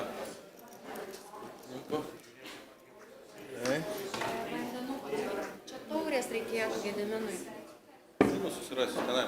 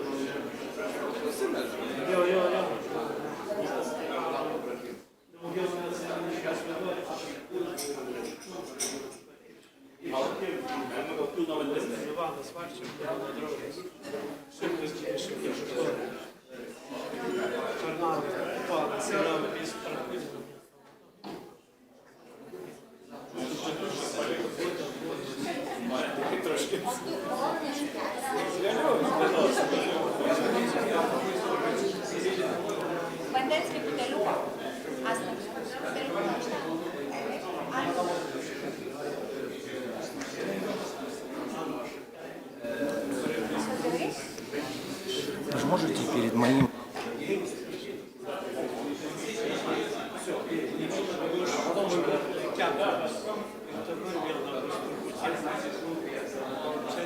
Atvežė pavirklošus.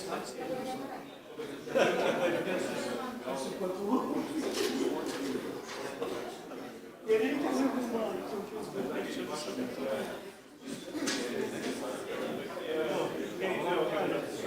Jūs pasakysite. Aš visiems neįteiksis. Kiek važiuoju.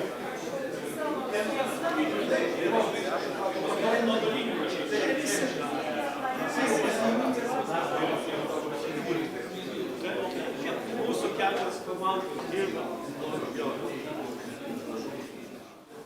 Taip. Kiek galvoju, ką jau paskutinį kartą važiuosi.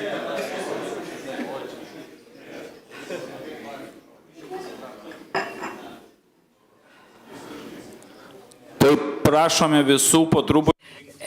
Please return to the hall. Please take your seats.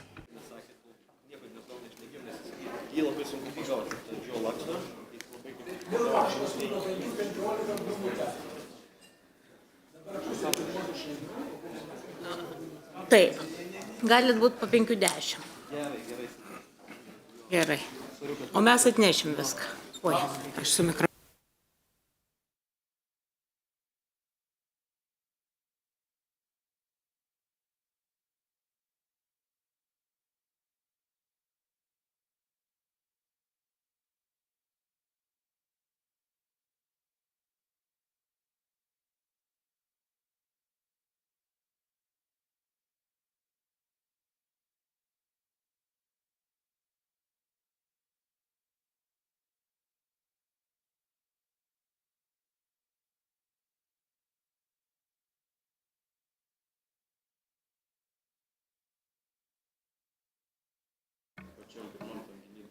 Tai dar kartą visus kviečiu. Once again, I invite you to finish your coffee and take your seats at the table.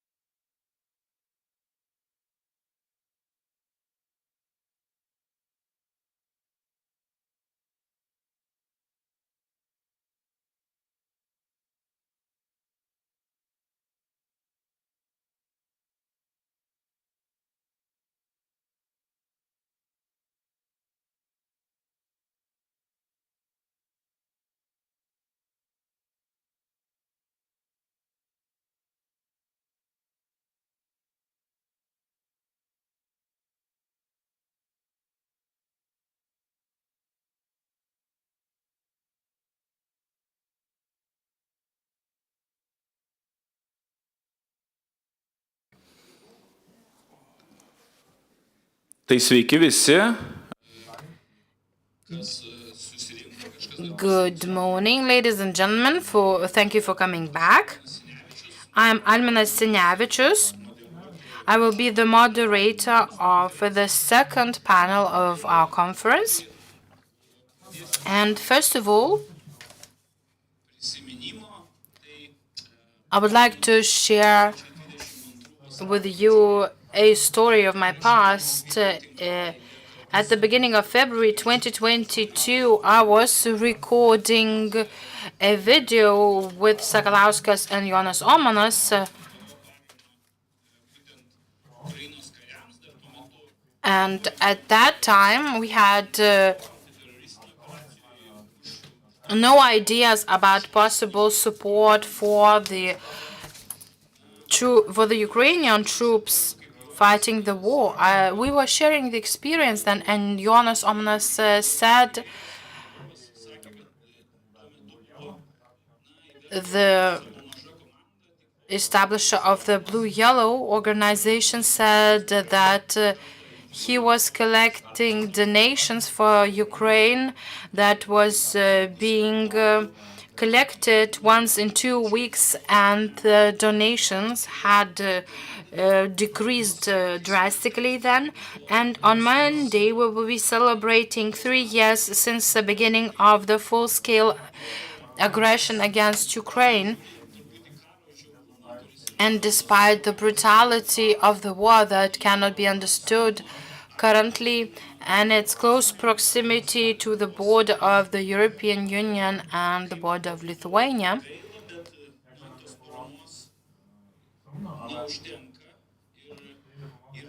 support is insufficient, and I dare say that this support has been decreasing gradually. And therefore, the aim of today's conference is to encourage and foster this support. First of all, I would like to introduce our panelists. Mr. Alexander Prokudin, head of the military administration of Kherson region. Colonel of Reserve Algirdas Norkus, head of the International Relations and Operation Group at the Ministry of National Defense of the Republic of Lithuania. We also expected to see with us Mr. Andrei Viktuk, a Brigadier General from Ukraine, because he had immediate engagements at the front. But we have with us Mr. Andriy Demchenko, Assistant Head of the State Border Guard Service of Ukraine. And we also have a few Lithuanians, Mr. Gediminas Armonavičius, methodologist of the Training and Non-Kinetic Operations Center at the Lithuanian Riflemen's Union, and Mr. Justas Gavienas, public activist. In the second part, or the second panel, I will invite the speakers to make short presentations on their own topics, and then we will move to discussions and questions and answers if we have time for that. Now let us begin from Alexander Prokudin. He will be showing video first, and then he will speak about the military situation in the Kherson region. So can we please play the video?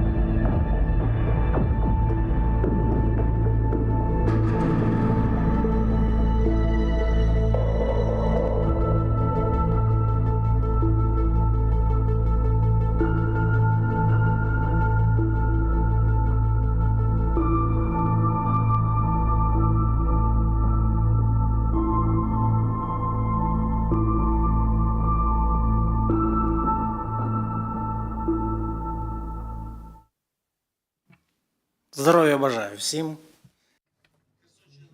Це прифронтова область. I wish you all health. Our region is a frontline region where we see the war waged at full scale.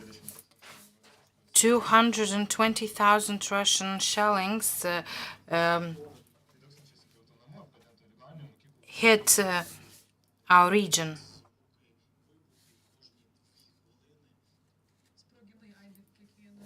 The blasts can be heard every 2 minutes.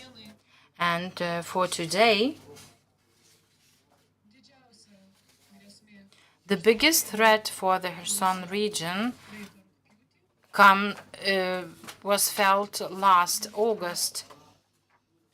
Since then, the aggressor has been attacking the civilians more regularly, and they publish the coverage on the Telegram channel and mock the people killed. In the 21st century, people are afraid to go outside to buy bread because they might be targeted and killed. And this is because these people were born Ukrainians.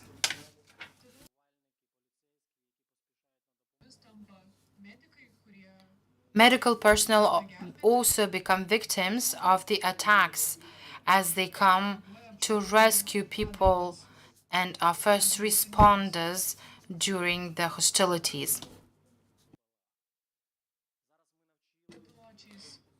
The enemy is using unmanned drones and is attacking the city several times a day. Certainly, we have air defense in place, but people keep dying. We are in dire need of radio-electronic fight equipment to stop the Russian drone terror. And certainly your support could be very changing, because any drone intercepted means a saved life. In such a complicated situation, when a country is fighting the terror of Russia, it is really difficult to hear from foreign states speaking about presidential elections in our countries. We should not be told how to elect our leadership, and we should not be told about the percentage of the popularity of our president when the country stands even more united after hearing such talks.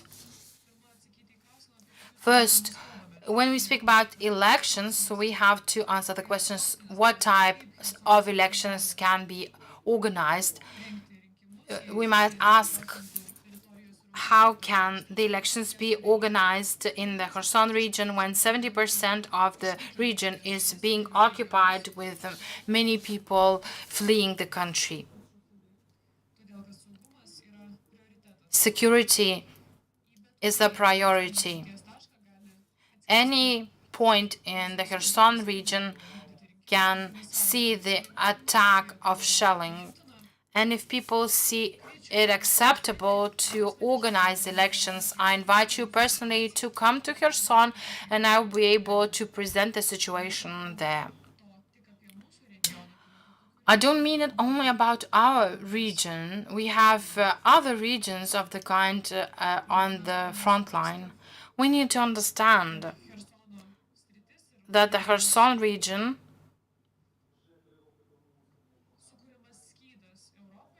and the shield we create for Europe, the Kherson is very crucial. The Kherson region was the agricultural region. We would engage in farming there, in raising watermelons and grain, and now people are not farming but are engaged in fighting the war.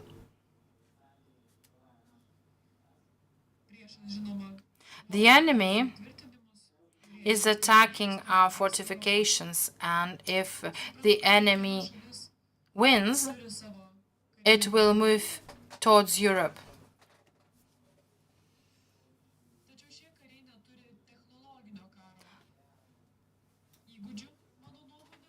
Our troops do not have the skills of new technological warfare.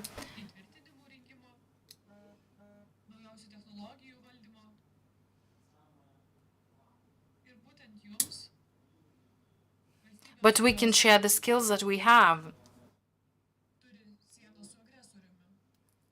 And we can share the experience that we have with the countries bordering the aggressor.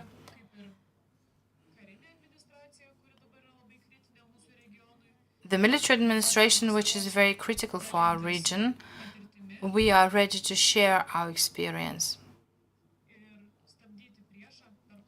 and to fend off the enemy in the shortest time possible together with our troops, and to transfer this experience to you, because we have to prepare and start preparing now, building fortifications and the wall, because we are experiencing a completely different war. We are continuing our fight, and we will not move backwards.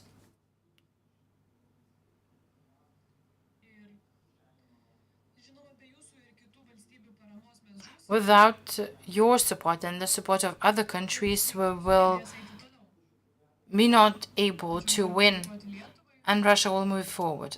I want to thank Lithuania for being a strong support for our Kherson region. Our region feels your support. The Kherson region and Lithuania have deep historical connections, and one of them is the Tehina fortress.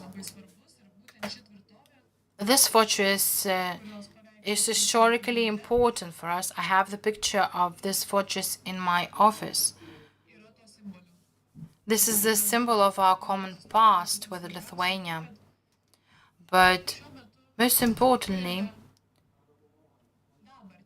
we are building the present, and the help with solar panels and generators that we receive from your country helps us to work in critical times, at times where we have a blackout as drones attack our critical infrastructure.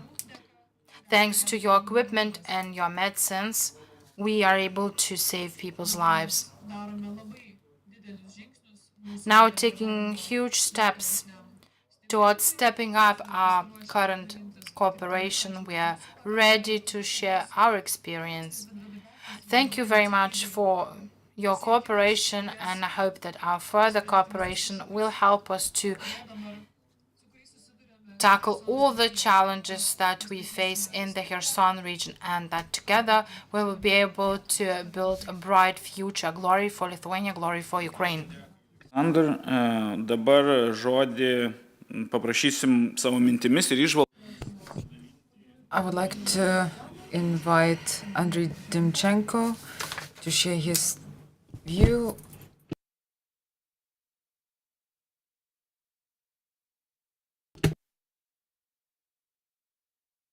Як мене чути?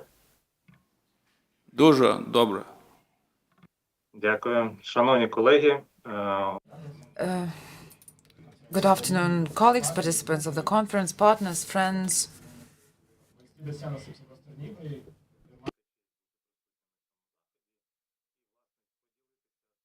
It is a great honor to participate in this event and to tell you about how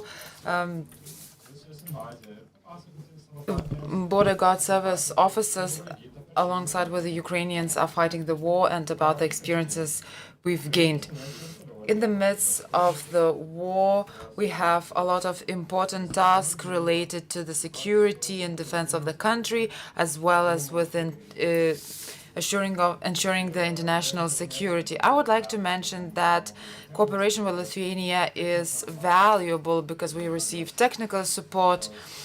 We have a common understanding of security in Europe, and we are grateful for the support. And I'm sure that our joint efforts will help us to respond to the current challenges effectively. I would like to thank the organizers of the conference to talk about these important questions. We will strengthen the borders of Europe together. I would like to talk about the tasks we have today. As the State Border Guard Service of Ukraine, we are an institution that ensures the defense of the Ukraine's border. We have several functions, and we are military formation according to Ukraine's law. And since the beginning of the war, half of our staff is engaged in military tasks, combat tasks.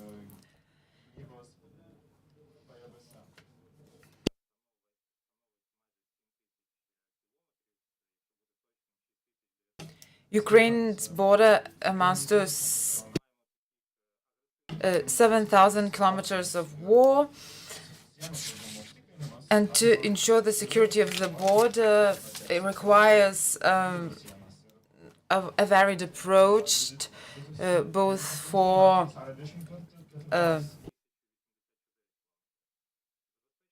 land and sea borders.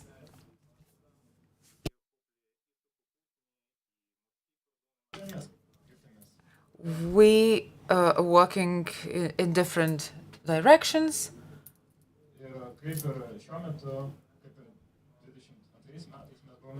And as in 2022, we were the first responders to fight with Russia's military forces,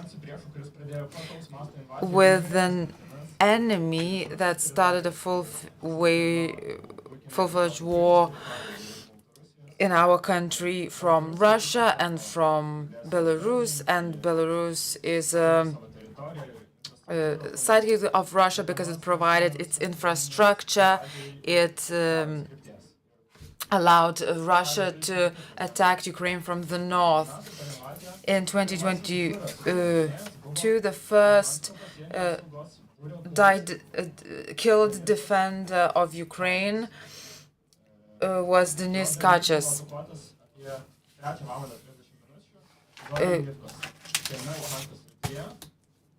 They were attacked at night by Russia, and he had to pay the price of his life in order to protect his fellow soldiers. I would like to remember the first day of the war. We lost 18 people in Kherson, Kharkiv, and Lugansk. 59 officers of our institutions were injured. The enemy also attacked the Zmenin island, and you probably know the phrase that was said to the Russian Navy, and you are very well aware of this phrase in Lithuania. State Border Guard Service participated in the defense of a variety of cities in Ukraine. They also participated in the actions of counter-offensive, and thanks to our efforts, we managed to liberate more than 1,300 kilometers of our border. In the liberated territories, our officers are engaged in stabilization missions. It is important to increase our capabilities related to the protection of the border and the defense of the border.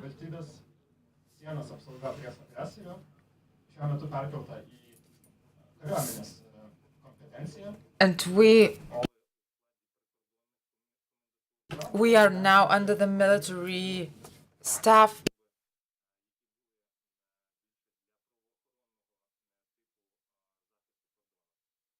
Також забезпечується зараз захист. Equally, we are ensuring the stability of the military situation. We are conducting air surveillance. We are trying to understand the plans of the enemy for the future. At the same time, since the 10th of May last year, the Russian occupation army have renewed the invasion into the Kharkiv region near to Khlapchansk. The border state, the guard officers, together with the National Guard, have been fending off the active invasion of the Russian army. We also engaged in conducting certain combat activities. Our units, together with state institutions, defend our state at the border with Russia and at the border with Belarus. And in all the places where the war is being waged in Kramatorsk, Kupinsk, and at all the borders of our state. Today we are facing a lot of challenges. The enemy is storming us with live power, human power. Artillery systems are used for mass shelling. The drones are also employed by using satellite technologies, the so-called FPV drones that cannot be detected or cannot be intercepted with radio electronic devices, and also intelligence drones like Zao and Ran, aviation bombs, the sabotage activities. All these threats pose serious challenges both on the battlefield and require that we take immediate and effective action. In this period, the staff of our service took part in more than 2,000 combats, and we destroyed more than 2,000 points of enemy with 11,000 pieces of adversary equipment. We took hostage more than 200 Russian troops. We destroyed more than 200 Russian intelligence drones such as Zao and Supercam. The State Border Guard Service is engaged in renewing military equipment and armaments. We are building our capabilities in reforming certain units within our service. We have moved to a brigade type of command, and State Border Guard Service fights at the borders in the formations of brigades. We have changed the combat training methods. For the first time in history, we have established the unit anti-artillery, anti-tank units. We are also focusing on the development of drones and other units, as well as the electronic equipment to fight the drones. Operational and intelligence services and their activities have been reformed for them to be able to engage in modern intelligence activities. We're also fighting with the Shahed drones with the help of mobile combat groups. Therefore, this is a very important component in our military. We're being very effective, and during this period, the mobile combat groups destroyed more than 360 drones of Shahed type. We also merging our capabilities together with the armed forces of Ukraine, and we've been very effective in that, yielding positive results in destroying the enemy drones. These are very good numbers. We engage in cooperation with different units of the armed forces of Ukraine. I would like to take this opportunity to thank Lithuania for its comprehensive support and assistance in fighting with the aggressor. And I would like to emphasize the cooperation between the State Border Guard Services of Lithuania and Ukraine. And this cooperation actually is used to address a wide variety of points, trainings, and other. We are engaged in cooperation both bilaterally and within different international initiatives. We cooperate within the Frontex projects. We exchange information and cooperate in fighting international crime. Currently, we need assistance. Lithuania's contribution helps our services to be even more effective. And the main issues that we have now is the training of personnel for new tasks and also the need for new equipment and surveillance equipment related to drones. We hope that the Lithuanian state institutions will be able to continue providing the support that is crucial for us and to take part in the strategical defense planning and also participate in joint trainings and exercise. The provision of intelligence information is also significant for us. We are also engaged in cooperation with NGOs, and I would like to emphasize the cooperation with the Lithuanian Riflemen's Union.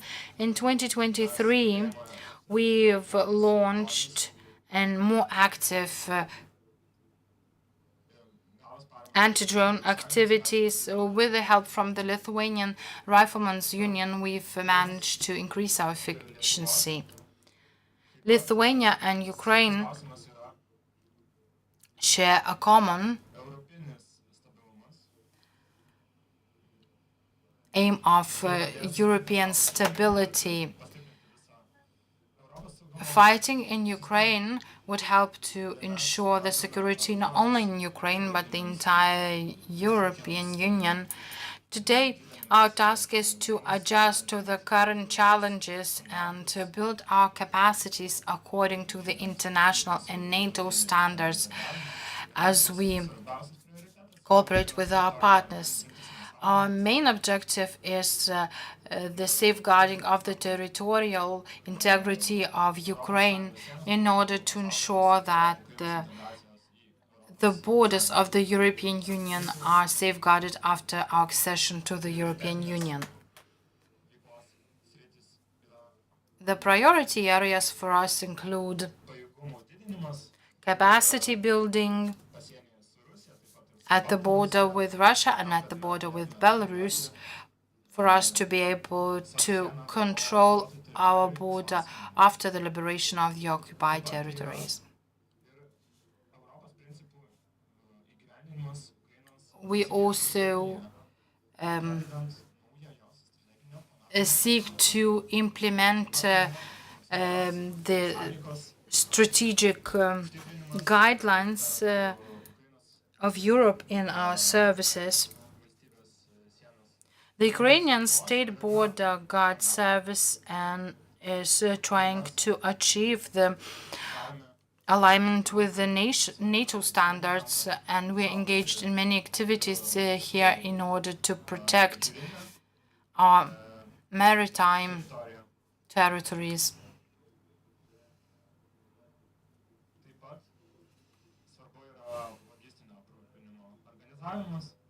The organization of logistics supplies is crucial for us in line with the current challenges on the battlefield. I'm sorry, Andrei, you have only 2 minutes left. I get that, thank you. I will try to wrap up my presentation. In the current circumstances, we need to focus on early preparedness, the establishment of the technical basis, the establishment of the reserves. It is also important to develop modern advanced technologies. Our experience have shown that the use of drones both on land and sea, and by using non-standard solutions, positive results can be achieved. I also wish to say that ensuring the modernization of technologies is insufficient without the psychological support for the staff. Thank you very much for your support. We are open for further cooperation in order to ensure the security of our state. Thank you. Tai priminsiu sekantį mūsų pranešimą. I would like to remind our panelists not to go above 10 minutes because we don't have much time. Now I would like to give the floor to Colonel Algirdas Norkus, and he's going to talk about Lithuania's military support for Ukraine, strengthening defense capabilities. The floor is yours. Good afternoon. Thanks for the invitation to participate in this conference. I would like to say that support to Ukrainian military is very important for the Ministry of the National Defense, and we're doing everything to implement it. I would like to say that our support has been going on not only since the beginning of the war. We have been cooperating since 28.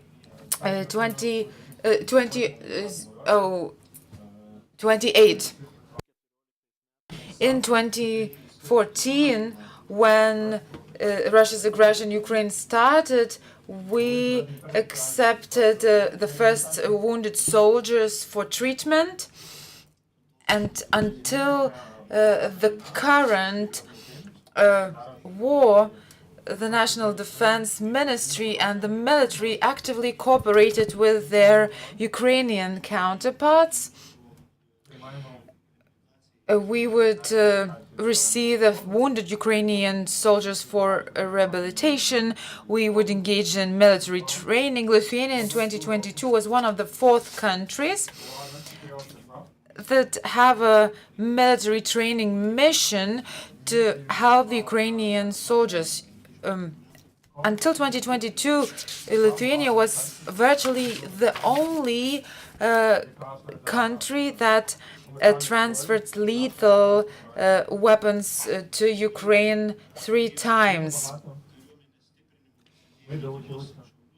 The Rifleman Union has also been very helpful in this process of helping the Ukrainian military to create the territorial defense forces, which are very active in fighting. The representatives of the Rifleman Union, which are here with us today, have been very active in gathering material support to Ukraine. My colleague Gediminas has helped me to implement many projects in Ukraine. The main directions of support are the support to Ukrainian military industry, so it can provide all the equipment for the Ukrainian military. Another priority is the demining coalition, and we use a variety of international foundations. We are engaged in the process of the rehabilitation of soldiers. We are renovating a rehabilitation center in Ukraine, and of course the training of soldiers, which is has been going on long before the full-scale war in Ukraine.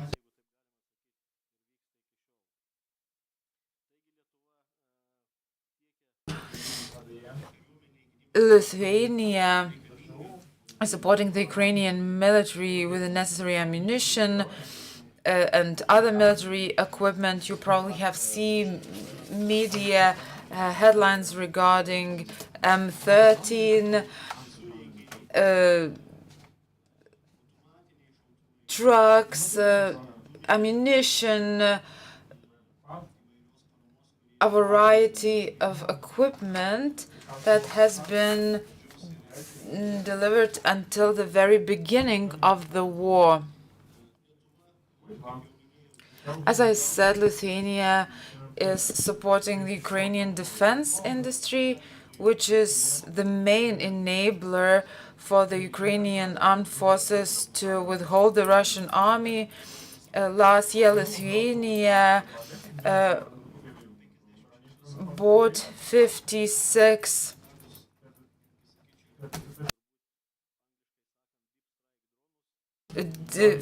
deep strike drones from Ukrainian manufacturers, and we're going to do that this year, thus adding to the strength of the Ukrainian military industry. Support to Ukraine is an investment to our own security. We are also evaluating the operational risks related to Lithuania's security. We understand the current geopolitical situation and Lithuania's place in it. Therefore, we are carefully also focusing on Lithuanian capabilities.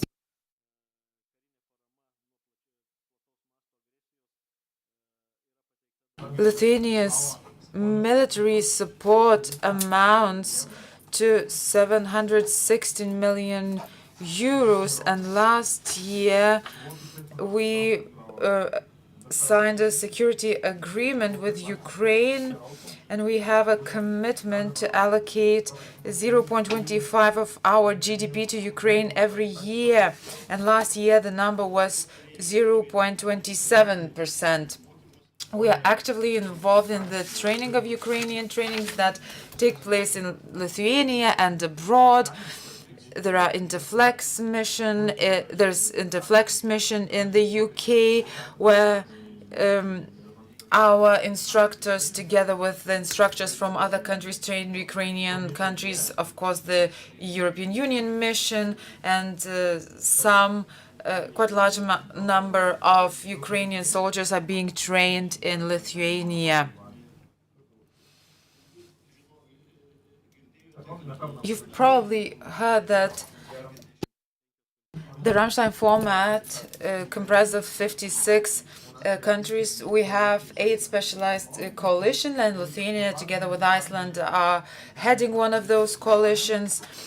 And we had a meeting of this coalition yesterday. The representatives of 16 countries participated in the meeting.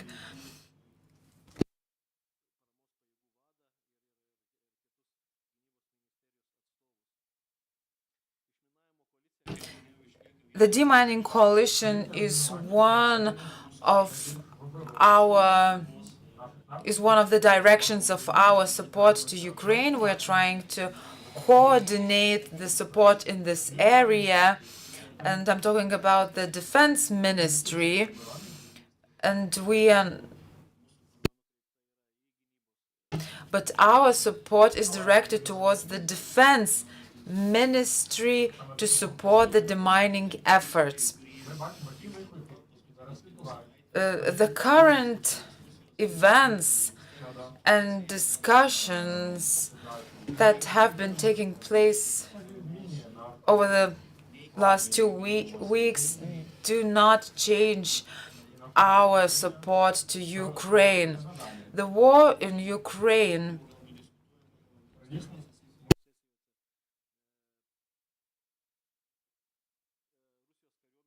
has demonstrated the cruelty of the Russian army against the civilians. We saw the video of Russian attacks on civilian targets. There are elements of the hybrid warfare which we can see in our country: disinformation, cyber attacks, energy blackmail. All those are directed to destabilize Ukraine. We are learning a lot from Ukraine. We are visiting Ukraine, our experts visiting Ukraine. We use the best practices regarding the engineering area, and our representatives went to Ukraine to learn about the protection of the critical infrastructure and in other fields, as well as we're learning from you in the field of demining and about the potential threats of various mines.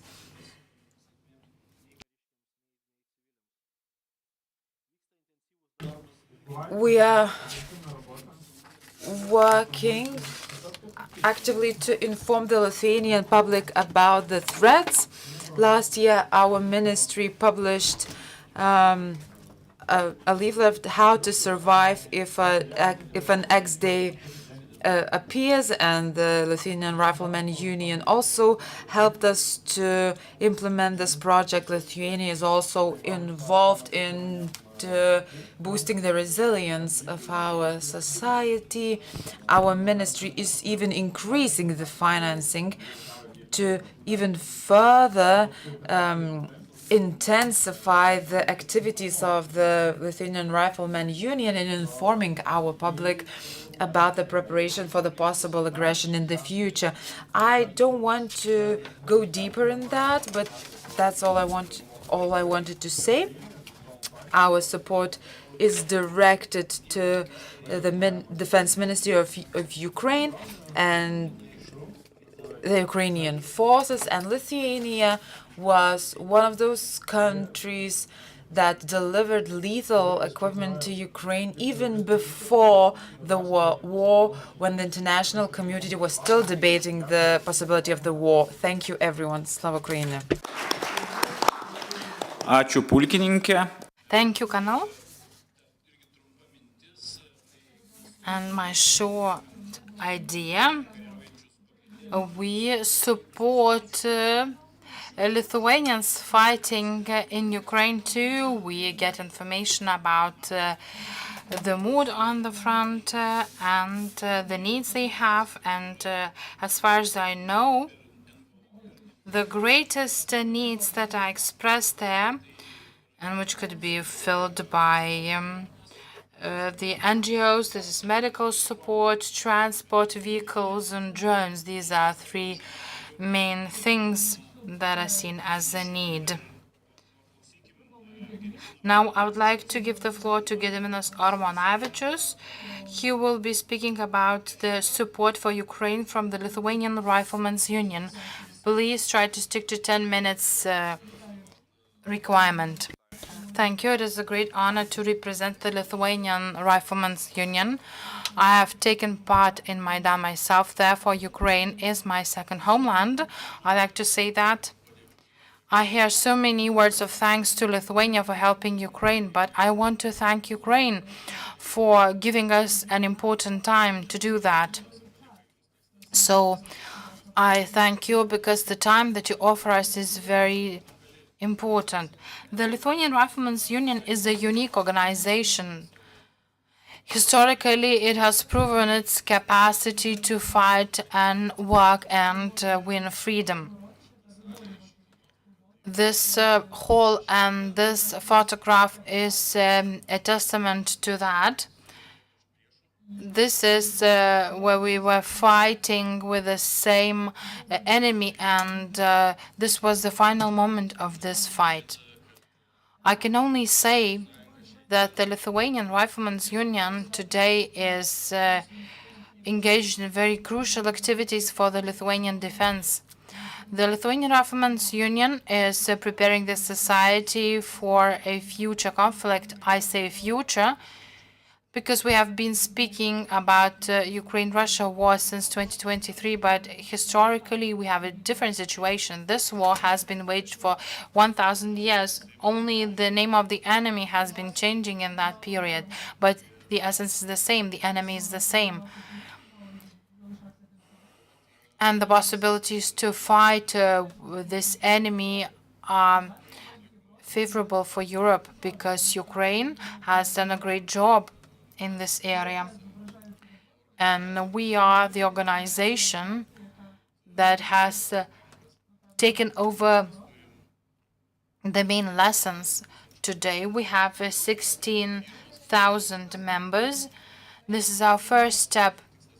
Our next objective is to have 50,000 members, and our organization is unique in that it unites people from different walks of life. We have children and old people as our members, so I've listened to different presentations from different organizations, but the majority of Lithuanian NGO organizations stem from the initiatives of the Riflemen's Union. These people who sacrifice their time, their money, or their life, they manage to engage in very important tasks and activities.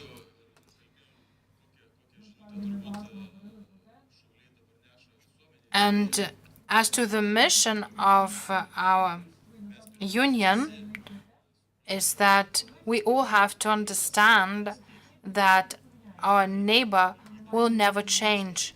We have no other possibility. The neighbor will be the same forever. And we don't have any 5 or 3 year cycles for preparation or for fending off. The history shows that the enemy is in a constant preparation and is trying to divide us when we are in good relations with our historical allies. The main thing, or the main takeaway, is that we need to foster the idea in people's heads that this is not the preparation for 3 or 4 years period, but we have to foster the mentality that Israel has or Finland has. And the best way to do that is to start from children.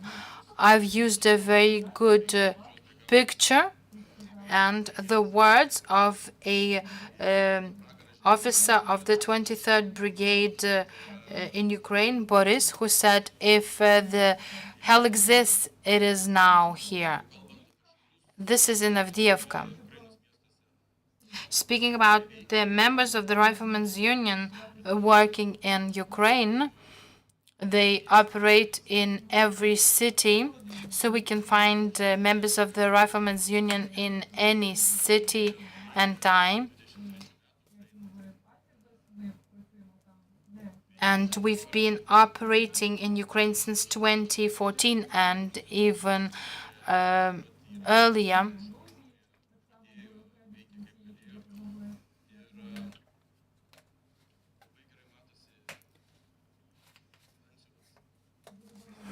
Boris has a patch, the second unit of the Lithuanian Riflemen's Union, and this is a proof that in this hell they really appreciate the support they get, and no matter the material support, but the moral support is very valuable. We used to discuss on the need to use those patches, but Boris said, no, we need to use those patches in order to convince Russians that NATO is attacking them. So this type of symbolism in the war sets a very positive tone. And today the Lithuanian Riflemen's Union is very active, working very actively with different structures in Ukraine. I will not name them all, but we know very well that the war can change. When I visited Ukraine, I spoke with one officer, and he said that things that happen today will not happen tomorrow. The enemy is wise and able to alter and change and adapt. And the main strength of our union is that with this information at hand, we can prepare our citizens for strategic uncertainties and to convince people that no miracles happen or no princess on the white horses can defend our castle, that we are the sole defenders of our castles. Being aware of that, we have pointed out the directions of our activities, and we are assisting Ukraine in all the areas: medical assistance, rehabilitation of the troops,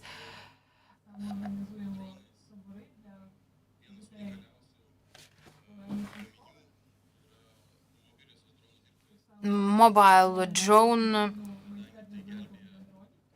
workshops, which help drone repair workshops, which help the troops. Well, this is Misha, a officer of the 53rd Brigade, and he was killed because his workshop was in someone's house and he was being detected and killed. Well, the concept of mobile workshops helps to save such warriors. It gives the possibility to change the positions of the mobile workshops and this way protect the soldiers. Today, the Lithuanian Riflemen's Union is cooperating with the 53rd Storm Brigade, with the 93rd Brigade, with the Azov unit.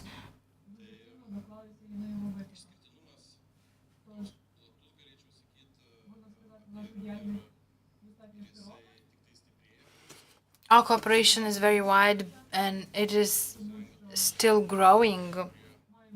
We have several instructors who have been trained in drone operation in Ukraine, and quite recently they have signed a contract.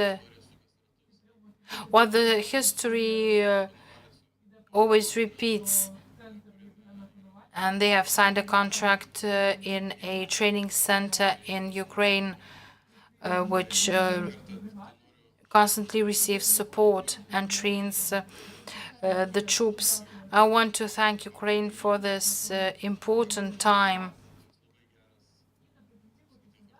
Yesterday, we heard that 500 million European, that 100 million Europeans are afraid that 350 million Americans are not able to protect Europe from 150 million Russians that is not able to win over a smaller number of Ukrainians. I think that politicians have a unique opportunity to stand up and to show leadership in Europe the way we did it in 2008 in Georgia, and to show that we know the truth. Do not be afraid when you are being intimidated that the Lithuanian army of 20 or 30,000 is a small army. Look at the Baltic states. We have 500,000 for those ready to fight. And in terms of the numbers of the organizations supporting Ukraine and organizations fighting for freedom, this 500,000 might be complemented by another part in order to implement the saying never again. I would like to use the right of a moderator. I know we're running out of time, but I have a few remarks. Lithuanian politicians, at least in Europe, are known as the main advocates for the Ukrainian affairs, and it is widely known.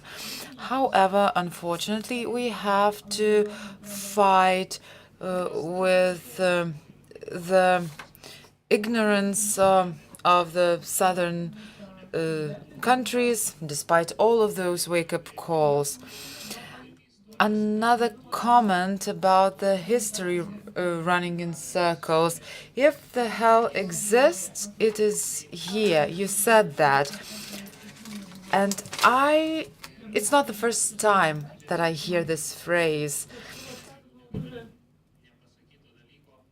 And therefore, I must say that this sentence I read in the memoirs of one political prisoner. It was Stalin's Gulag, and there were places where people would die, especially in the construction of railways, railways to Yorkut, or very far in the north. And people would die there in 2 weeks, and one Lithuanian political prisoner survived that hell, and he wrote this phrase, Stalin, Putin, the parallel. Stalin created hell on earth, and Putin is creating hell on earth. Thank you, Paulius. Thank you, Gediminas. Now I would like to give the floor to the general. I was not planning to say anything, but the words about the hell being here made me want to speak. And these words were said by my uncle when I was a child, who spent 10 years in Karaganda camp. And he said that the most reliable allies and fighters were the fighters from the west of Ukraine. And that sentence that was said to me, he said that we didn't give up. We fought in the mines. We would bomb them.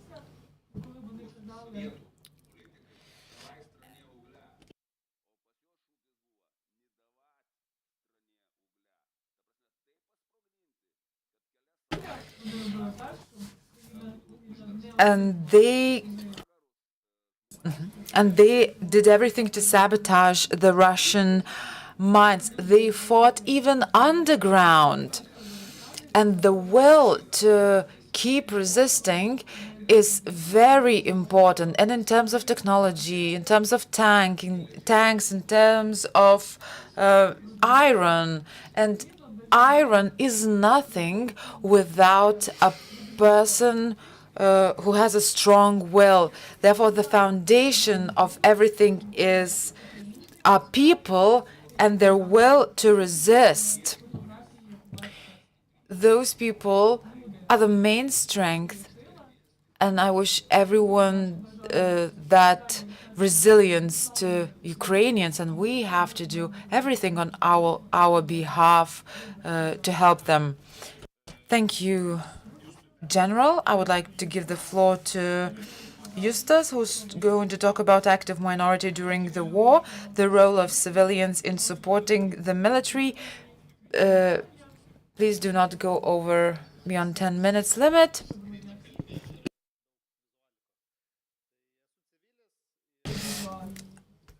I am a civilian, and when I started my activities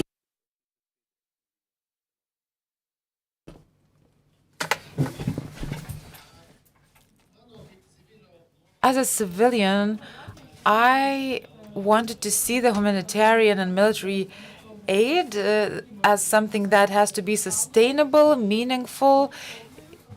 It should be useful, it should be effective, well managed, and continuous. In order to achieve that, the volunteers, the support foundations have several problems to tackle. How to earn people's trust so they would donate their money, their goods, their time, other things.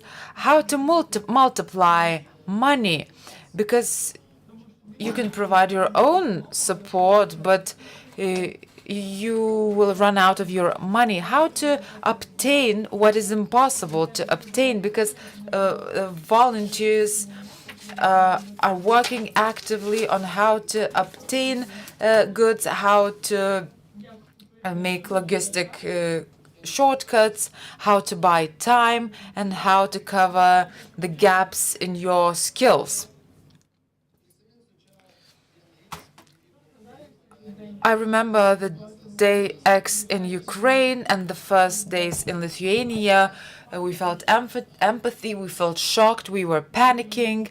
Many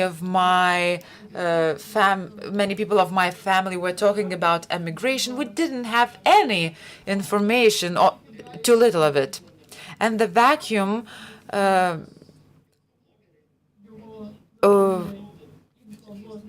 of that was completed with Lithuanian media creators, and those media creators are continuing to write about that, but we don't have any coordinated communication at a state level about the war situation in Ukraine. So how do we earn people's trust?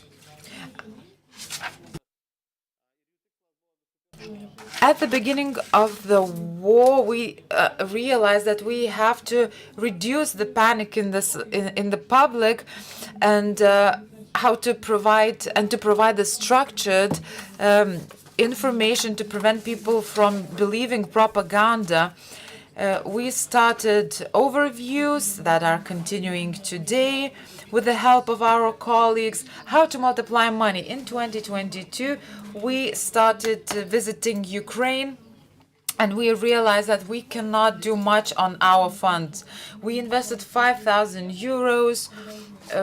We brought souvenirs, and we were the first one in Lithuania who used those souvenirs to attract support. We brought to Lithuania 100 loaves of bread, and I was stopped at the border, and I realized that I'm not allowed to bring in those loaves of bread to the European Union, but I managed to talk to the officer, and I managed to bring them back to Lithuania. We also sold a variety of other types of souvenirs, and we managed together to collect 200,000 euros that went to support for Ukraine. How to obtain what's impossible to obtain? We knew that in Kherson there's an energy deficit, and in 2023, 2024, I took off the solar panel of my own house, and other people followed my suit, and we managed to deliver to Ukraine many solar panels.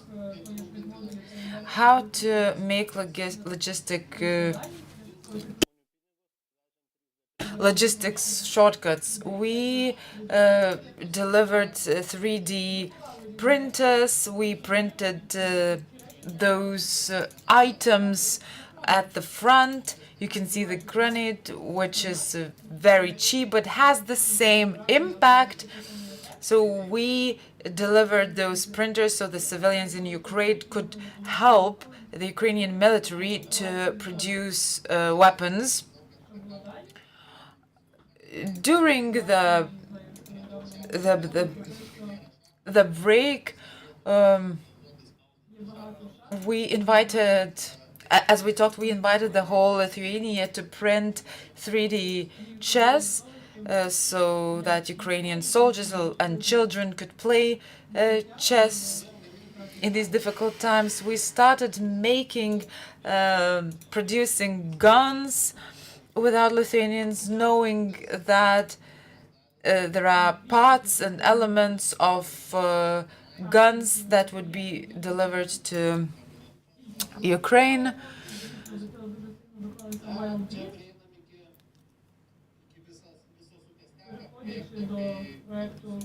And we had the project All Rivers Flow, and when Milda and I decided that we need to collect everything, IT, computers, and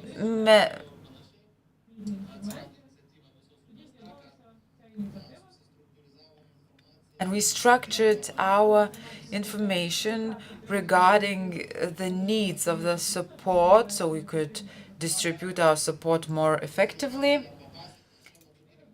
And we have 4 collecting points in Lithuania.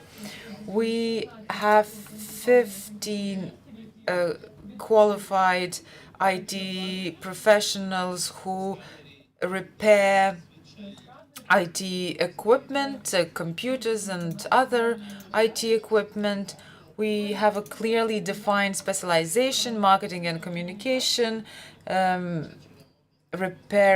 repairs of phones and tablets.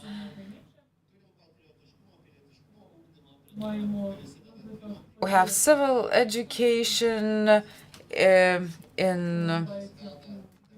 Alytus. There are classes in which pupils repair hundreds of power sources that are later delivered to Ukraine.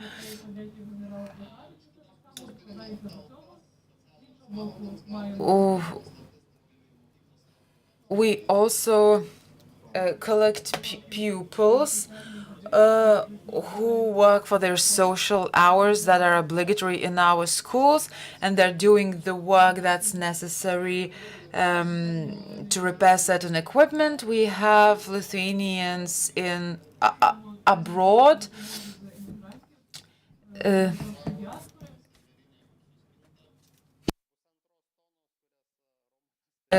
They donated 3 pieces of this equipment.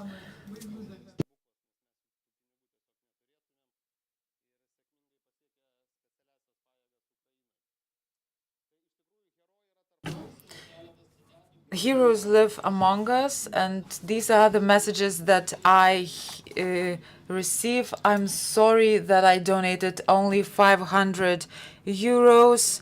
I don't have much money. Thank you, Justus. I have cancer. I will be in the hospital for 4 months, but I will continue support Ukraine. I'm happy that I will be able to donate 100 euros to Ukraine each month. So the support is given by ordinary people, by the invisible heroes. There's a quote from Poltava. She sent us 600 proverbs that we would publish. One of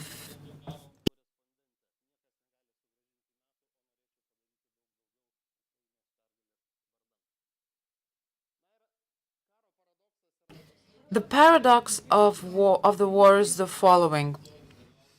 Civilians cannot engage in military actions. And this is a quote by a representative of Lithuanian military.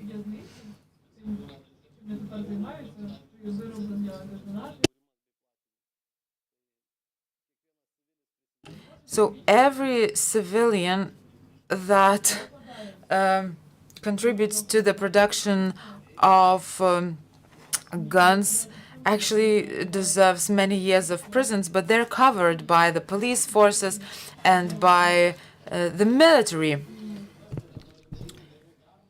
In order to do good deeds, which are formally should be against the law, one needs courage as much as one needs on the front line.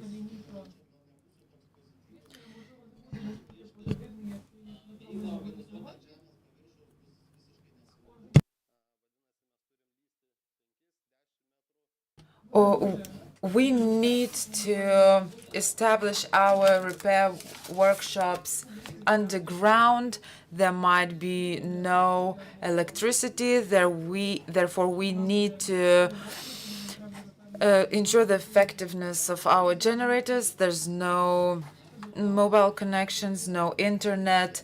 Then we have to talk about Starlink, about several lines that we have to take care of ourselves.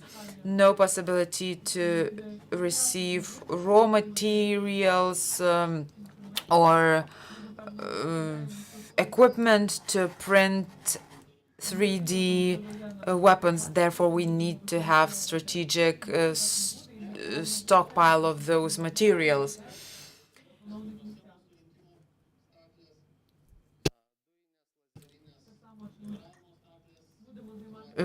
We are working on various pieces of equipment to produce weapons in order to decrease the need of manual work.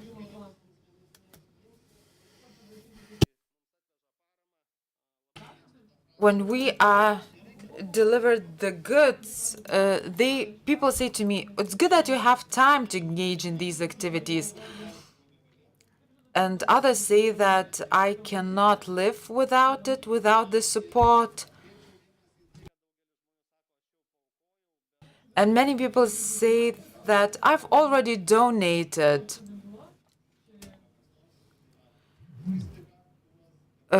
After the donation, we need the logistics, the organization of the delivery, a lot of organizational efforts and money to be able to deliver that aid to Ukrainians.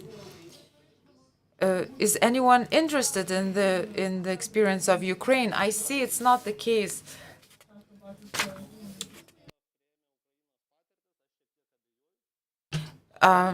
Is our martial law is fine? Who and what is going to defend Ukraine? What are the civilians are going to do? So these are the questions that should be discussed. And are we going to produce pretty weapons, or do we need to make our production cheap, effective, and trustworthy? Thank you. Thank you for your presentation. Well, we don't have time, but maybe we can analyze one question. The Kherson region, in my opinion, both in the Ukrainian public space and in the international and Lithuanian public space, is being forgotten. And yesterday, Russian occupants tried to move across the Dnieper River to the islands, and there were shellings that were mentioned by rocket systems, drones, but in my opinion, Kherson region is a bit forgotten in the public space and is not represented in a positive way for society. We will be speaking about the Kherson and the contribution of NGOs to the fighters of the Kherson region. And my question that I would like to analyze is how could we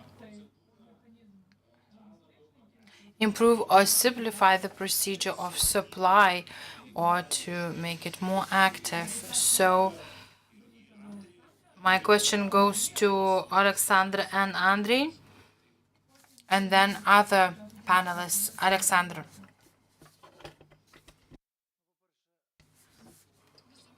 First of all, we all have to understand history is a proof of that.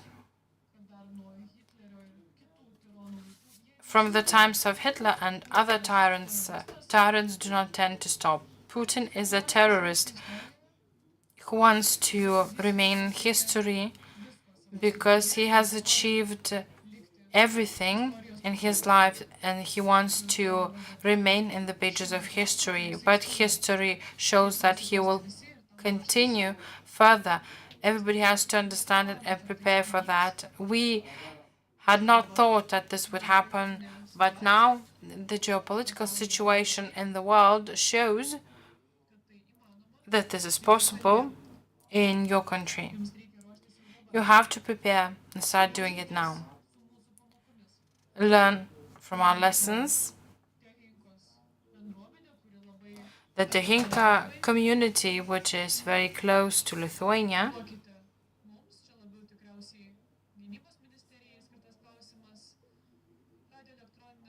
we need radio electronic combat systems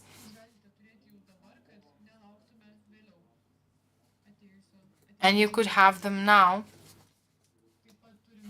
to prevent from procrastinating. And I also spoke about the fortifications that need to be done now. We can also speak about the fact that the Kherson region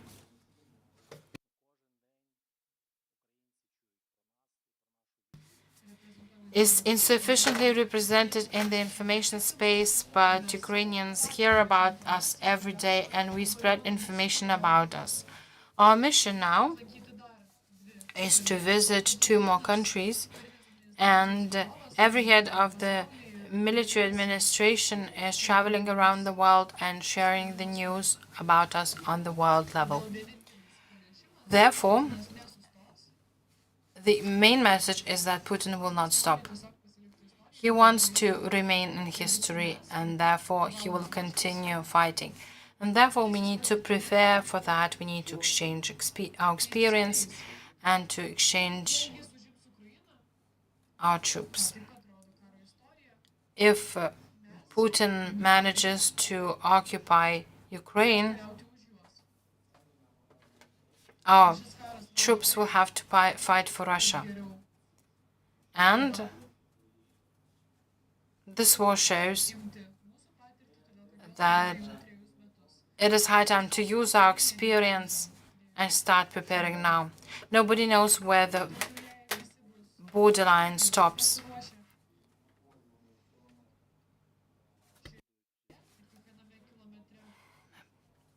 Being prepared in this area, we will be able to fight this way, and this will help us to win the victory in Ukraine and all the democratic world in Europe will also win. Thank you. Andrei, could you comment on support for Ukraine? Agreeing with what Alexander Prokudin said, I'd like to say that the enemy has not been changing its tactics or reducing the shelling. The enemy is continuing with its invasion and shelling of the territory. If we take exceptionally the border with Russia, Chernihiv, Sumy, and Kharkiv are the areas that are most shelled every day, which suffer from 150 cases of shelling per day.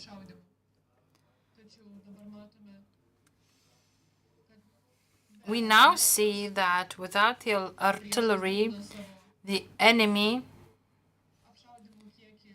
is increasing its amount of shelling with the help of unmanned vehicles, with the use of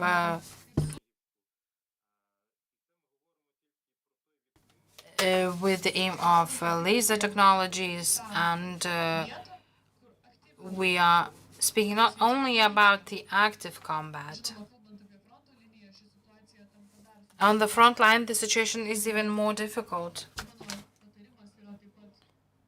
Therefore, my recommendation is to make preparations for any actions for all the countries in order to increase both logistical and personal capabilities.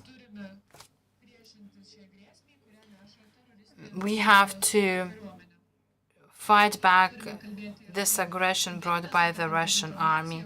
We also have to speak about the hybrid warfare and disinformation which is being targeted at both Ukraine and Lithuania. Thank you. Well, please, could you be very, very brief with your comments? Antanas Kulunka, head of the Defenders of the Supreme Council. You are in the hall. There is the room that housed the headquarters of the Defenders of Freedom. And here in this call with 20 Ukrainians, they brought 10,000 rubles. We lived here for 8 months, and now we are giving back, we are repaying Ukrainians, we are returning the favor. In March 2022, we went to Kiev and said that we want to join your fight, and the group of 10 people brought support to Ukraine in the amount of 100,000 euros. We brought 4 jeeps, drones, soon to Turetskaya and to Kupiansk, where our friends are fighting in the National Guard, the group of Condor. We're still physically quite well. If you fail with the troops, we will come and help you. Glory to Ukraine. Thank you. Now I close the second panel of the conference and I open the coffee break. And we set a coffee break now and have 15 minutes for a coffee break.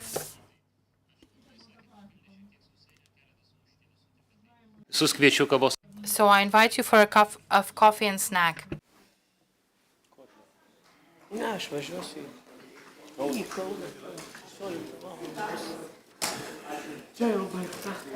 Це не політика. Жаль, якісь програми для цього.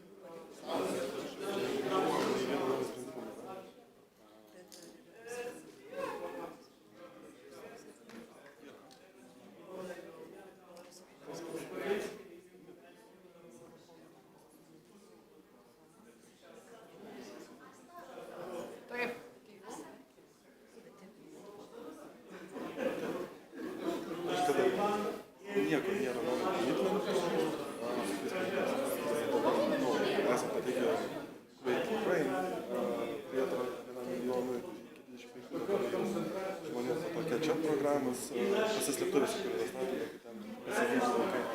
Bet kol kas tai patvirtinimo nėra, šiaip klampoka. Dabar į ką remiamas, tai pasakyti. Pavačkienė, būtent klampoka. Nors kažkaip turėjau šiandien susitikti, turėjau dalyvauti kitam posėdį, tai prašau. Dar įskaityti. Gerai, kad mes važiuojame. Šiaip nebėra lyderystės, jeigu tai dabar vyriausybė kaip ir ne,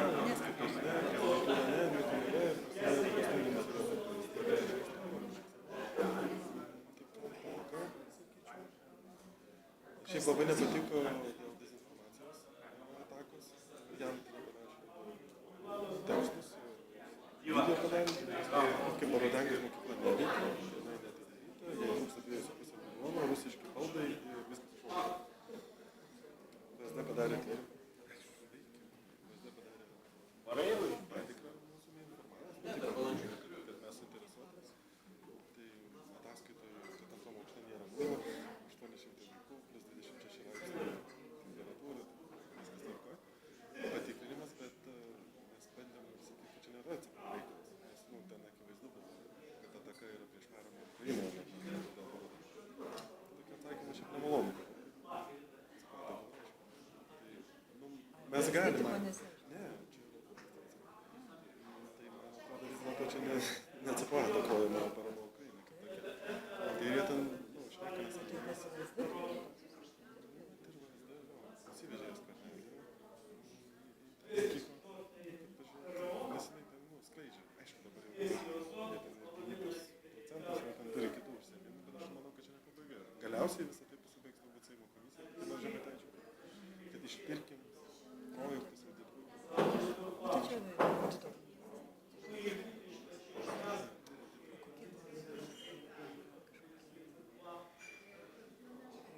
Dabar paskutinis jūsų patvirtinimas buvo čia paskutinį posėdį, tas Saulės elektrinės. Ant mokyklų ligoninių, tai jau turim sąrašus konkrečių ligoninių, pirkimai paskelbti 5 milijonus.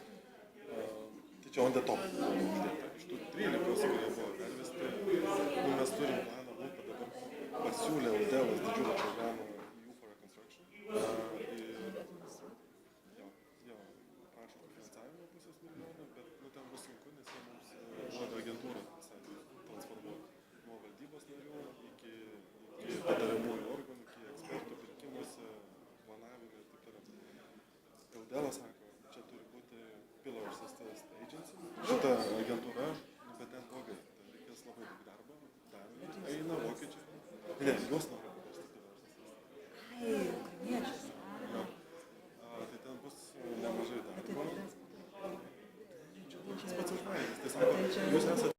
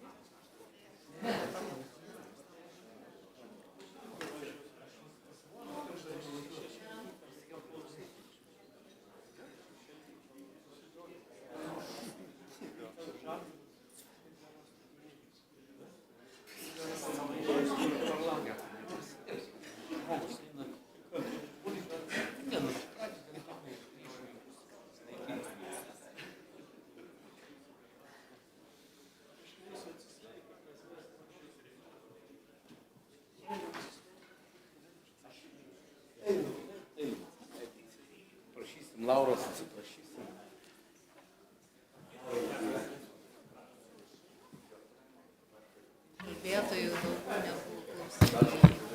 Gerbiami kolegos, kviečiu sugrįžti į savo. Colleagues, please take your seats. If you're done with your coffee, please come back, take your seats, and let us begin the third panel of our conference.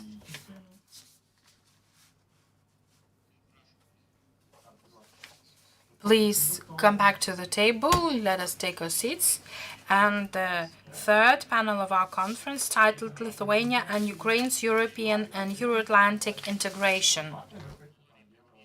And it's my pleasure to give the floor to Ms. Margarita Šešelgytė, Director of the Institute of International Relations and Political Science at Vilnius University. She will be moderating this panel. Thank you very much. Thank you.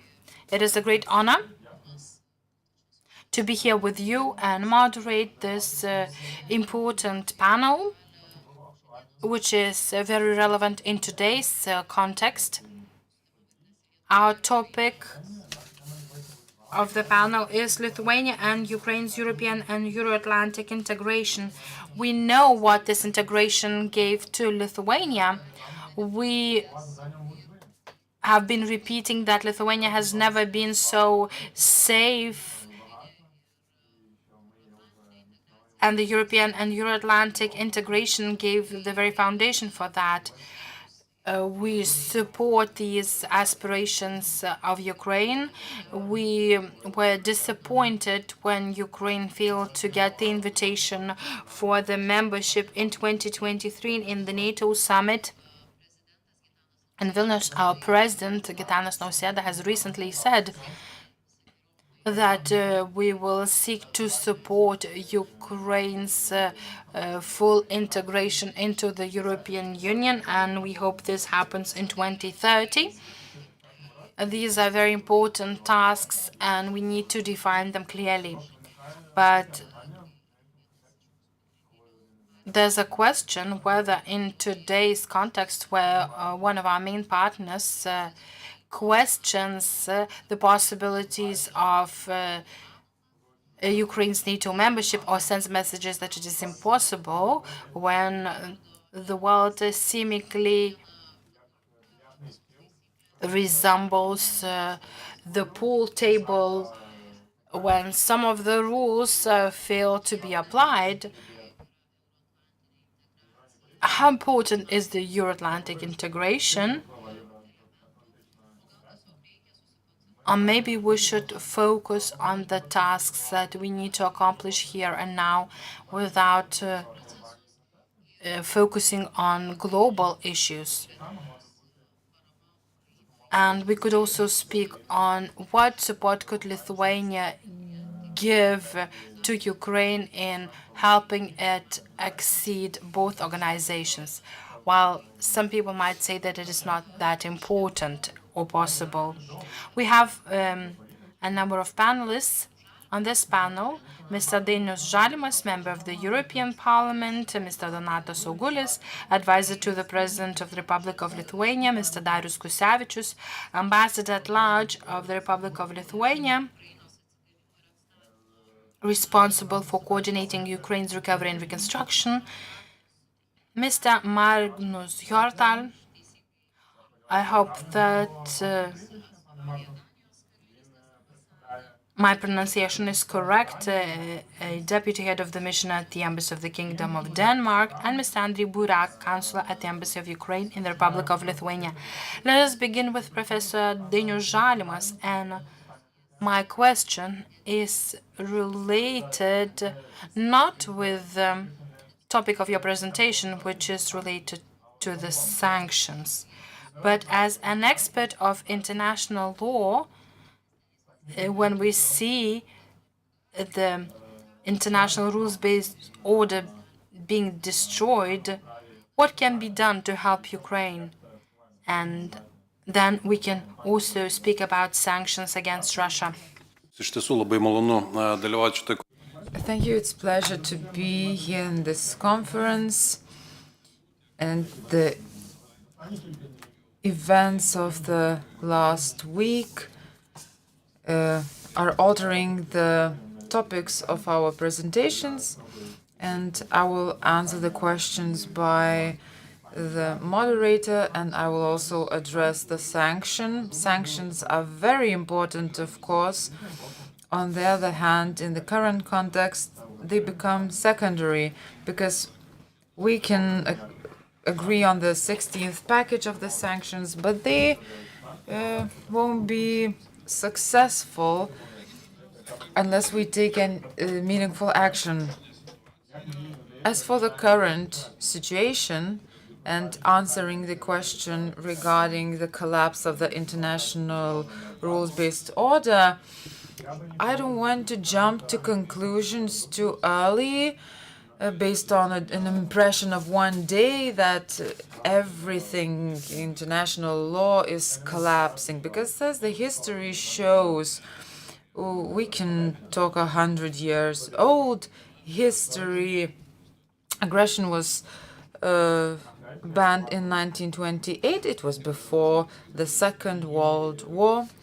The situation is repeating itself. The situation that we had in 1938-39, when it seemed that the system is also collapsing. But finally, it turned out that the peace, which was finally achieved in 50 years, as Lithuania did, actually is related to the international law, and the Munich's agreement and the Ribbentrop-Molotov Pact were denounced, and we, Lithuania, managed to restore our independence based on the prohibition of aggression. International law is a long-term concept, and it outlives the ambitions of the current leaders and their ambitions to undermine this order. And I would like to talk about the real peace. The peace can be achieved in two ways. One is capitulation, which is pushed by the current Trump's administration because its initiatives equal Ukrainian capitulation. but it's not in line with international law. And even if it's accepted, it won't be sustainable, it will be disputed.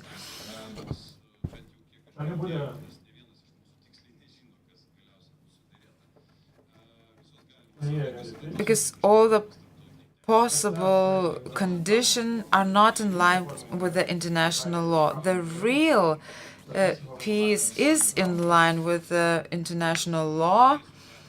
And in case of aggression, there are 3 requirements. 2 of them are main.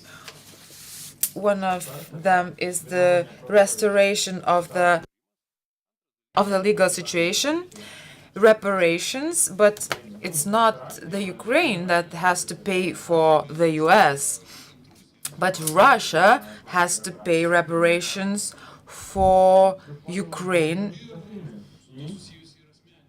And there's also a personal accountability of the Russian leaders for their aggression, which is another interesting and separate topic. There's an initiative of G7, the International Tribunal to punish aggression will be meaningless because it was announced that the tribunal will be created via the means of Ukraine's jurisdiction. It means that Putin is immune, and all of our hopes to see Putin in The Hague will not be fulfilled. Looking at the US initiatives to restore the relations with Russia at any costs, it's impossible to do in case the tribunal is effective.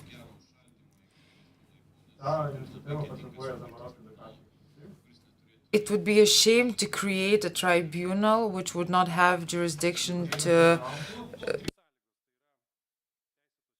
judge Vladimir Putin. So these were the 3 conditions, and in the context of these conditions, the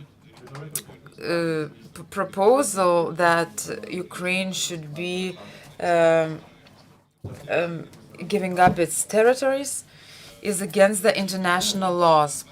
The second point, the way of how it's being done, it's a Roman law. A third country cannot accept a bilateral agreement.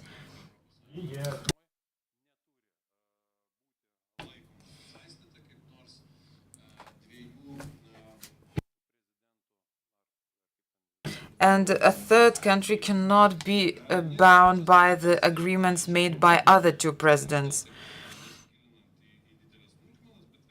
Not going into much detail, I have to say that Ukraine's NATO membership is being seen as unrealistic. It is seen by one state.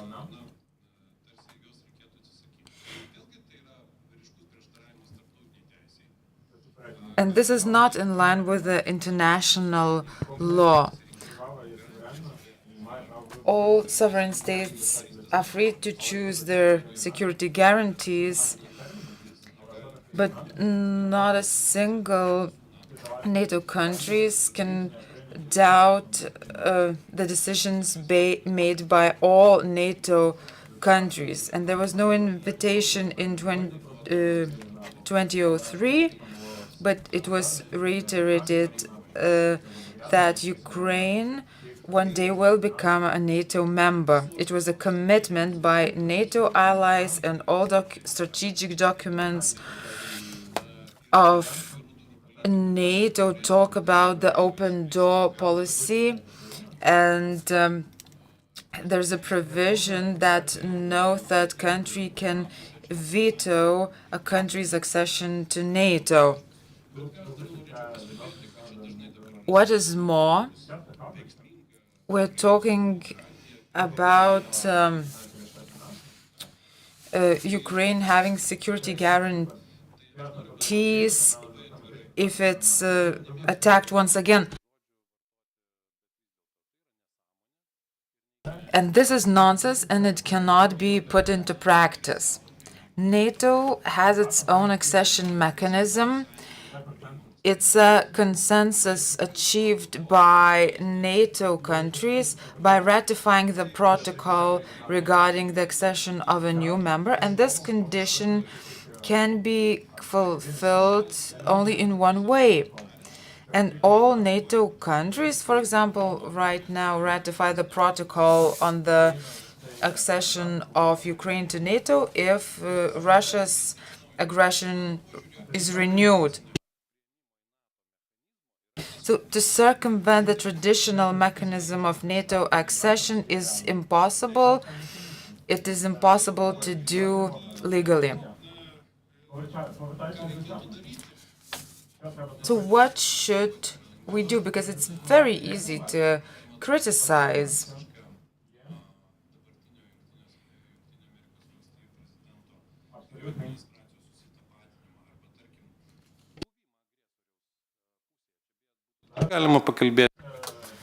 We could speak that the international law prohibits support for aggressor. The victim of aggression should be supported under the international law. So this does not relate to being neutral, but to the support of the victim. And now, Mr. Trump's position is the support of the aggressor, which is not in line with the international law. So what should be done here? So what can be done, at least for the recent few months? Certainly, Europe needs to boost its capacities, to have the relations policies, strengthen its defense, agree with Ukraine on support for Ukraine to deploy its troops in Ukraine. So a joint united European position is needed in order to prevent the things that are being dictated to Europe by the third party. This is unacceptable under the international law. Another thing that we need to do, or we can do, is sanctions. Sanctions are meaningful, they can be effective, but today we have about $200 billion of Russian assets, and nobody dares to use those assets. So we have to start and use these assets for Ukraine. 200 billion can be used now for the future reparations of Ukraine. Russia has to pay Ukraine for the damage done, including all the military losses and the reconstruction of economy. In terms of sanctions, we've heard that Hungary is preparing to veto the renewal of any sanctions packages. Article 7 of the Treaty on the European Union clearly states what can be done with such members of the European Union. This action of Hungary, in addition to what is happening within Hungary, we can really suspend the voting rights of Hungary based on Article 7 on the Treaty of the European Union. And this would be a very good prevention measure for other countries to follow suit. Another thing is security guarantees for Ukraine. Collective defense is the best option. We can give ideas and bring ideas, but collective defense is the best option. If we mean collective defense with a European nation, then what is the relation with NATO? because collective defense follows Article 5 formula when everybody is one for all for one. When the attack against one country means the attacks against all. And our conclusion is that the most or the best security guarantee for Ukraine is collective defense.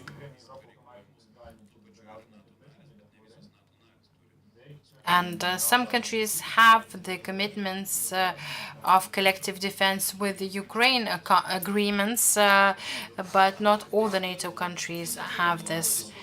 And this requires political will and determination to take action, and first of all on the EU level.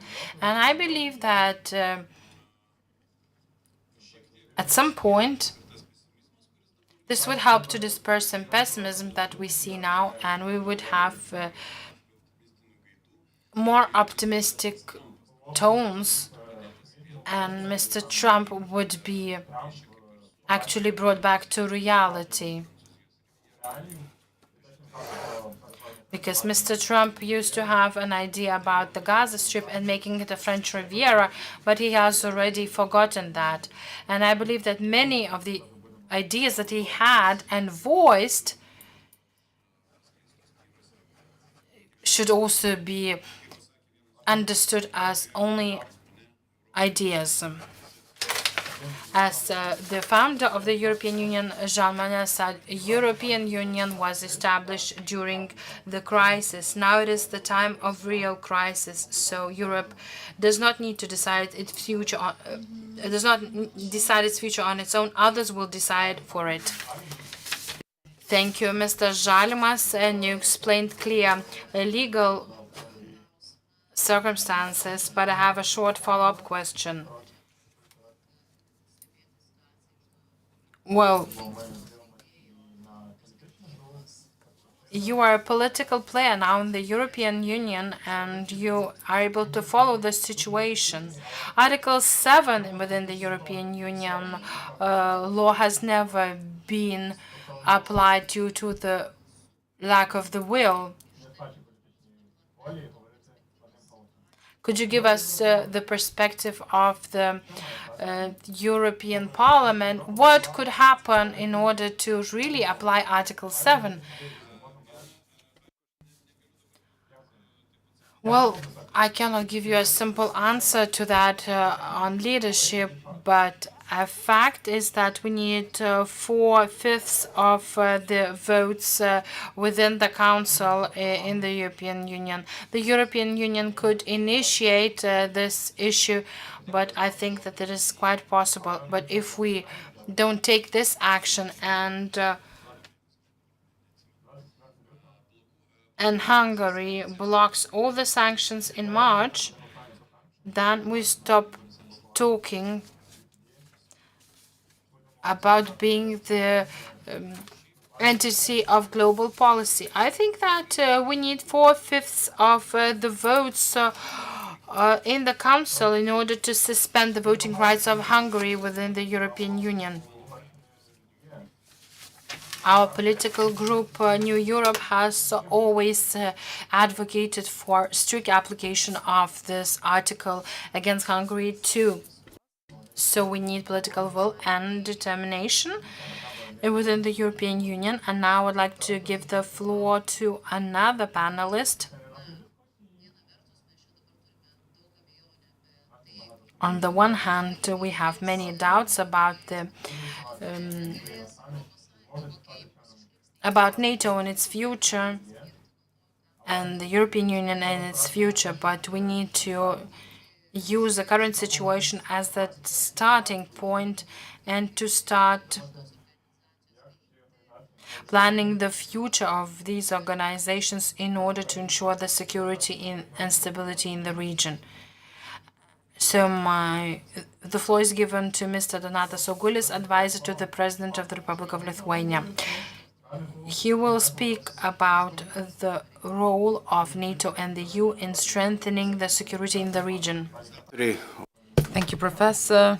organizers of the event, members of European Parliament, members of the Seimas, political experts, colleagues, guests. Thank you for the opportunity to address you on behalf of His Excellency President Gitanas Nausėda, as Ukraine and the world marks the occasion of the 3rd anniversary of Russia's war of aggression against Ukraine. I am pleased to inform that a conference dedicated to peace in Ukraine and to Ukrainian children is currently taking place in the center of Ukraine in Vilnius. It is held under the auspices of the First Ladies of Lithuania and Ukraine. I'm certain that all of us here are like-minded. We believe unreservedly in Ukraine's victory and are determined to do everything they can achieve it. Unfortunately, there are many people who hold a different opinion, and the events of recent months or weeks illustrate this very well. I would like to overview them and present the position and assessment of the President. This Tuesday's meeting of the US and Russian delegations created a lot of room for concern. The meeting on Ukraine took place without Ukraine and without Europe. The blame or responsibility for the war lies with the Ukrainian President Zelensky. Elections in Ukraine have been identified as a prerequisite for further peace talks. The lifting of sanctions has been described as a feasible reward for Russia. There has been talks of withdrawing US troops from Europe. This is something that the world and we need to respond to, and there are two directions. Firstly, Ukraine should not be left alone in this mix of highly unfavorable narratives. We must remember the fundamental European principles that define Europe's pursuit for a just and lasting peace. First, as the professor said, Ukraine needs real security guarantees. NATO membership is the best, the most effective, and probably the cheapest option. This possibility must remain on the table and strengthen our negotiating positions, not weaken them. Secondly, Russia must be held accountable for crimes of aggression and war crimes. This is an important condition for any prospect of a just and lasting peace. Also, elections in Ukraine are only possible when there is peace in Ukraine, when Ukraine controls its territory, and the elections must take place under conditions determined by Ukraine. The elections are impossible under the circumstances of war. Moreover, the lifting of sanctions against Russia can only be discussed once the aggression has ceased and its consequences have been reversed. The current geopolitical situation forces us to make practical offers of assistance to Ukraine, as our American allies ask, what will you, European countries, do to ensure the security of Ukraine? Lithuania offers the following: to allocate additional some more billion euros to buy rounds of ammunition, other weapons urgently needed by Ukraine, as proposed last Sunday by the European External Action Service, commit to injecting 10 billion euros into Ukraine's defense industry. We can definitely do that. Confiscation of Russia's frozen assets. With the dynamics we are witnessing, those assets may be returned to Putin, and Ukraine will remain destroyed, and Europe will not have the money to rebuild it. I'm talking about 210 billion euros would also give us more leverage in relation to the US administration. Tariffs of all imports from Russia and its sidekick Belarus. Additional, we should not forget the ally of Russia. Additional money could be directed to Ukraine's needs. Sanctions must be maintained and strengthened. We should be consistent and creative about the further extension of EU sanctions. It is important to task military planners to prepare options for the deployment of European forces in Ukraine and ask the US to support the specific plan. We support the accelerated Ukraine's accession to the EU, announce a target date for accession, and as the initiative of the President proposes, a suggested date could be the 1st of January of 2030. 2030 and also proceeding to the first negotiating cluster this February. We also fully support the appointment of an EU Special Envoy for negotiations, ideally with the support of the UK, Norway and Iceland, that would represent the European voice. The consequences of the Russian aggression are felt all over the world. In addition to the energy, migration and food security crisis, the war has further aggravated the deep global challenges of poverty, hunger, ecology, and climate change. It is no coincidence that security and defense are the top priorities of Lithuania's foreign and domestic policy today. We made the decision to increase defense spending. We are allocating 4% of GDP. We're increasing the spending by 5 and 6% in the period of 2026 and 2030. Lithuania is working continuously, has a clear direction, and if every country would follow Lithuania's example, the war in Ukraine would be over. But I would like to mention that Lithuania has started preparations for the presidency of the Council of the European Union in 2027. What can we expect together with the European Union as a whole? First of all, we will use the strategic agenda of the European Union for 2024-2029 to formulate the priorities of the Lithuanian presidency. We will consult widely with the institutions of the European Union, the member states, as well as the partners of the presidency, Troika, Ireland and Greece. Lithuania's priorities include ensuring the European Union security and defense response to hybrid threats, strengthening competitiveness and preparing for development. We will certainly pay particular attention to support for Ukraine, its reconstruction and the progress of Ukraine's and Moldova's European integration. We welcome the opening of the negotiations with Ukraine and Moldova last year and the recent progress in accession negotiations with Albania and Montenegro. Finally, we will continue our efforts to ensure that the crimes of totalitarian regimes are assessed at the level of the European Union. On behalf of the President, I call for the promotion of what creates prosperity for each and everyone. This will ensure a safe and secure future for our children. Thank you. Thank you for very concrete actions that you've mentioned. I have a follow-up question to you. Lithuania's position is very progressive. It is to be welcome. Who are our main partners? What other countries that we're backed by?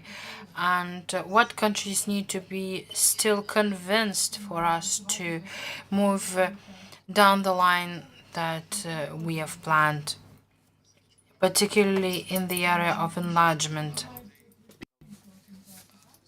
Well, in terms of NATO and ensuring security, countries or people who need to be convincing to support Ukraine are well known. And our partners that are particularly active and working in coordination are the Nordic Baltic countries. And this is a value added because thanks to our common values and geographic proximity, we can understand the aggressor, Russia, in the same way, and this coordination is even growing. So this format of the NBA is actually a very important factor. Now let us move to another panelist, Ambassador Darius Kusevičius, who has just returned from Canada that has been named state number 51 by Donald Trump. Now he's responsible for coordinating Ukraine's recovery and reconstruction. And today, when we speak about the ongoing war and the ceasefire or negotiation talks or any other format in the future, it is very difficult to speak about the recovery and reconstruction, but Lithuania has been investing into that a lot from the very beginning of the war. For Lithuania, infrastructural projects are crucial because people need to continue their lives even during the war. So my question is, so what is Lithuanian contribution to that? Or maybe there are some changes that are needed based on the experience that we have gained and the new developments. Thank you, Professor.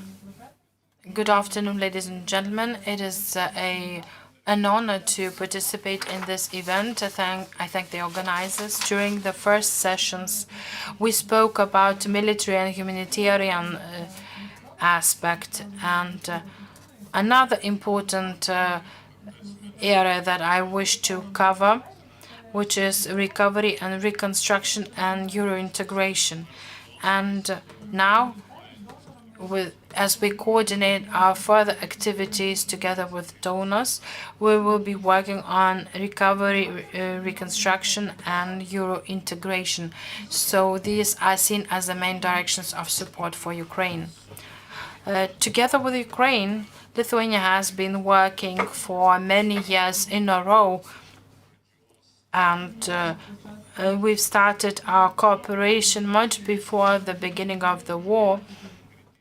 Ukraine has been our main cooperation development partner for 20 years. So we have implemented more than 300 projects. Before the beginning of the war, they were dedicated to the institutional capacities building. But since 2022, Lithuania was the first country to redirect its support and start implementing the projects of the recovery of Ukraine, with the idea in mind that we cannot wait for the end of the war, but we have to start reconstructing the country before the end of the war. A number of different projects have been implemented, and last year, the previous government approved the guidelines for Lithuania's engagement in Ukraine's recovery and reconstruction for years 24-27. So this was the document of our joint efforts and the directions of where Lithuania could focus all its help for Ukraine. The document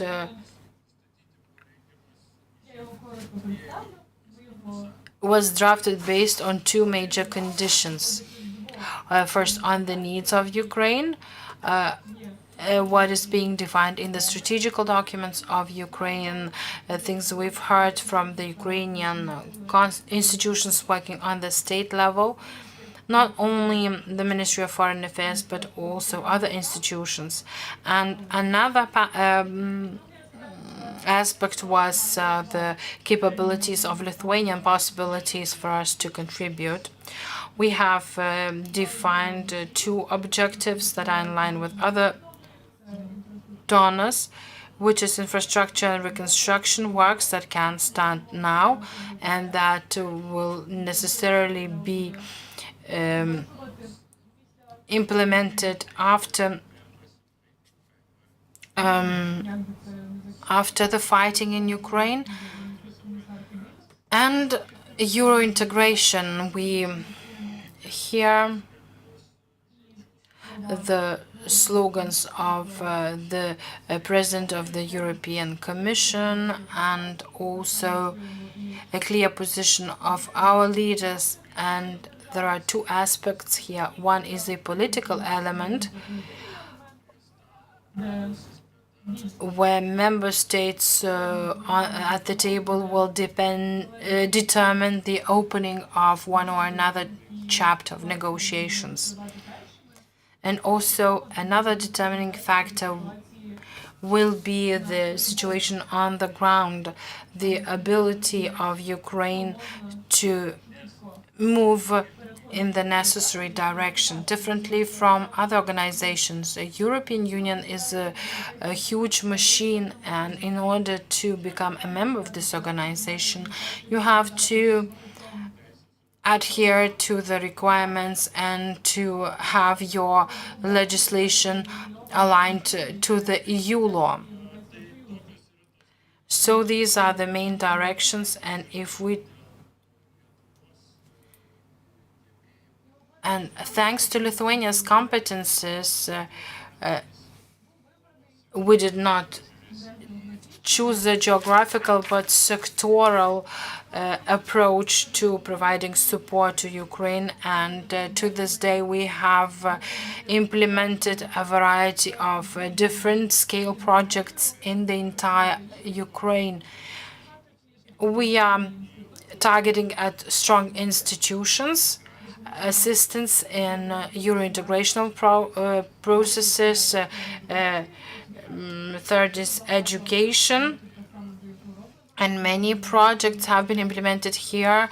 A school has been reconstructed in Borodanka settlement, and some larger or smaller renovation projects of kindergartens or schools, and also implementation of soft power tools in education. Another area is physical and psychophysiological rehabilitation of people injured in Ukraine, and also support for Ukraine's economy. We have a variety of projects, and I'm very glad that we have with us the representatives of the Central Project Management Agency, and colleagues are being appreciated not only in Lithuania but also by our partners and the European institutions. And thanks to the high quality of their work, Lithuania has been entrusted a large Euro-integrational project to be implemented with Ukraine. We've sent experts to Kiev to help them prepare for the accession negotiations, and now we are implementing the project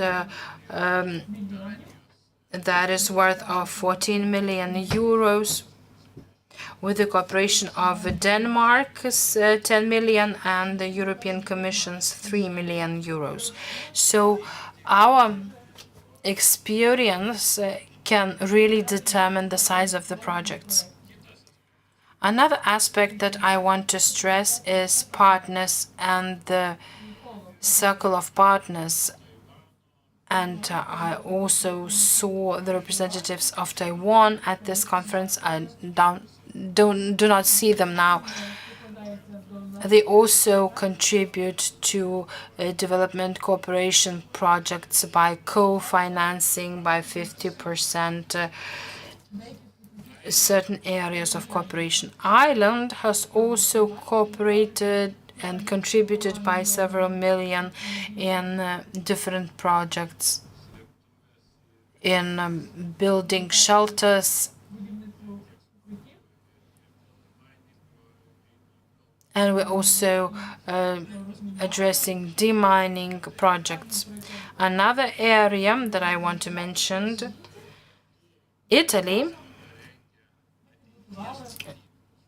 in cooperation with Lithuania, has prepared the technical design of the School of the Future of Ukraine, and based on that design, we will be going to present the project in Milan with the Central Projects Management Agency in July, and we will also attract the resources of partners in order to construct at least one school from scratch and to present it as the School of the Future of Ukraine, with the possibility to develop similar schools in other regions where the infrastructure has been destroyed.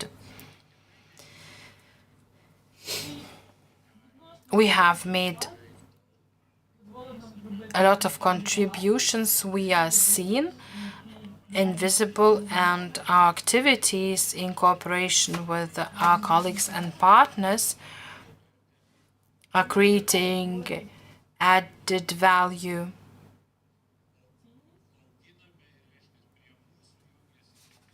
We are joined by other partners as well in order to expand, and such projects and initiatives could be further expanded as a result. Euro integration is the area where our experts are very competent. Today they contribute a lot. The project has now become an umbrella entity uniting all the organizations helping Ukraine to prepare for the opening of new chapters in negotiations and a fast accession process. Thank you, Ambassador. Jo, plot reikia. Noriu dar kartą sugrįžti. Thank you, Professor. I would like to come back to my question. In the current situation, and having evaluated the lessons learned, are there any possible changes, a clear focus, the specification of the projects? What are the plans? Our future plans are rather clearly defined, but we have limited resources in terms of the development support. We have less than 20 million allocated for these years. This is a school, energy sector, and we'll continue to move on with 20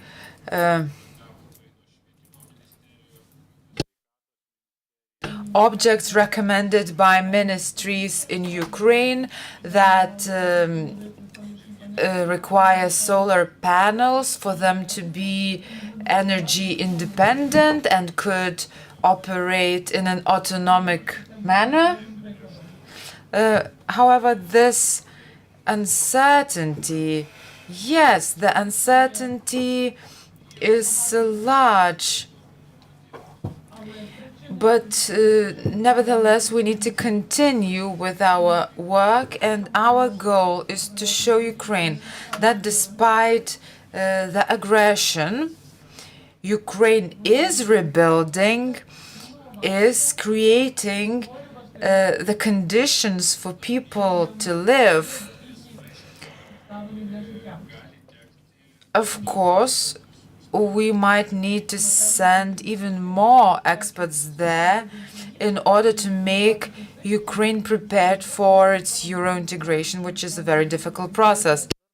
Thank you, Ambassador. I would like to move on to Mr. Magnus Hordal, a representative of Denmark to the Republic of Lithuania. Denmark has a vast experience of helping countries to integrate into the EU, and we remember the Danish contribution to leading us into the EU and its advice for us integrating into the EU, and this experience is not gone, and you're doing the same with Ukraine, and I'm happy that we have this partnership between Lithuania and Ukraine, and Denmark is becoming an important player in the defense area. Danish Prime Minister recently announced that defense spending will be increased, and we see the Danish leadership in the Europe in this area. How does Denmark see the current processes, and what are the steps, and what is the Ukrainian position in integrating into Euro-Atlantic structures, and what's the role of Denmark, and what is it planning to do? So much. Thank you so much. Professor, and thank you so much for also inviting me here today to mark our support for Ukraine and explain some Danish perspectives. Dėkoju, kad pakvietėte mane kalbėti. Thank you for the opportunity to talk in this important constitutions. My wife says that my accent is good, but I lack certain words. Therefore, I'll continue in English. In English from now on. From very early on, after the full-scale invasion, the Danish assessment was that we had to do everything we could in order to defend Ukraine, both on the ground and diplomatically. Our stance is the same it has been for some time. We need to support Ukraine so any settlement of the war can be made with Ukraine in a position of strength.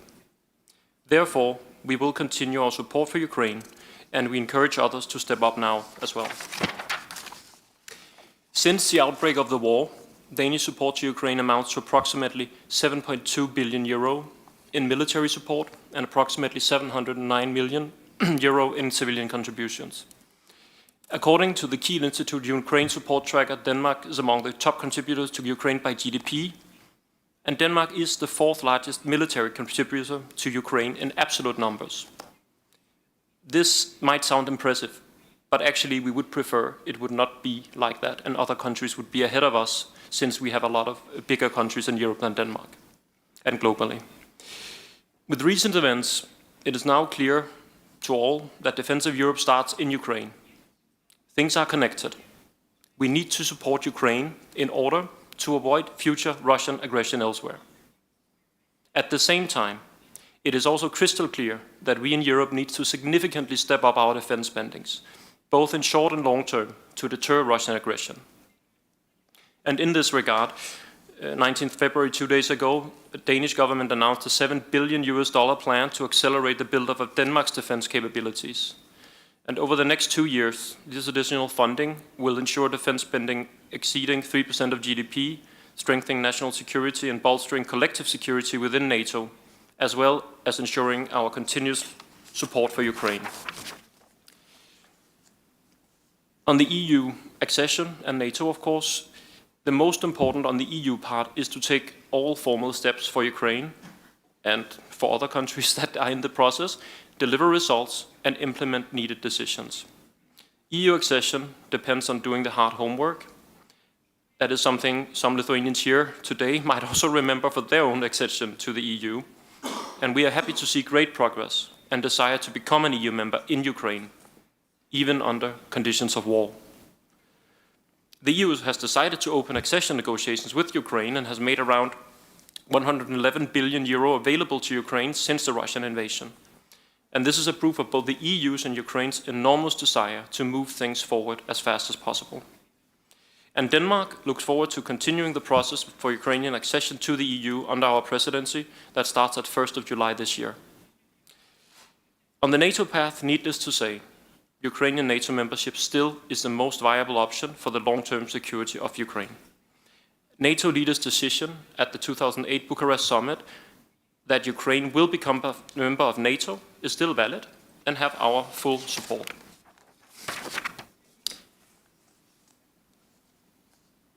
On the Lithuanian-Danish support in Ukraine, it was also mentioned already by Ambassador Skusavičius that, of course, Lithuania is in a unique position to assist Ukraine based on the experiences from your own EU process. Back then, Denmark was a key partner for Lithuania in order to strengthen capacities to be ready for the EU membership. And building on that Lithuanian example and experience with the EU accession, the new Lithuanian-Danish EU cooperation assisting Ukraine's EU process has commenced, as also mentioned, the EU integration facility for Ukraine. And this initiative that is co-financed by EU, Denmark and Lithuania has a total budget of 14 million euros and will support Ukrainian institutions in managing the EU accession process, implementing necessary reforms to increase efficiency in the public sector and strengthen democracy and good governance. And it will also strengthen the involvement of the Ukrainian parliament and civil society in the accession process. And we are looking forward to developing this cooperation further. Looking ahead, of course, recent events make the support for Ukraine's European path even more important to support. Denmark will continue to be a steadfast supporter of Ukraine, Be sure about that. Both in EU accession talks, in reconstruction, and humanitarian efforts. And militarily, not the least. On 21st of June 2022, Danish Prime Minister Mette Frederiksen addressed the Ukrainian Rada. And let me just end with her words that are still as relevant today as they were back then.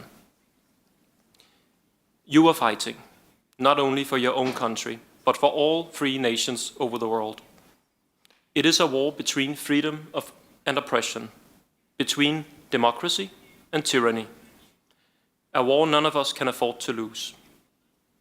We need to show you and the rest of the world that our European values are not just words. They are what we live by. And if we fail to help you, if we fail to push Putin back, then we fail ourselves. Your freedom is our freedom. We cannot let you down. Slava Ukraini.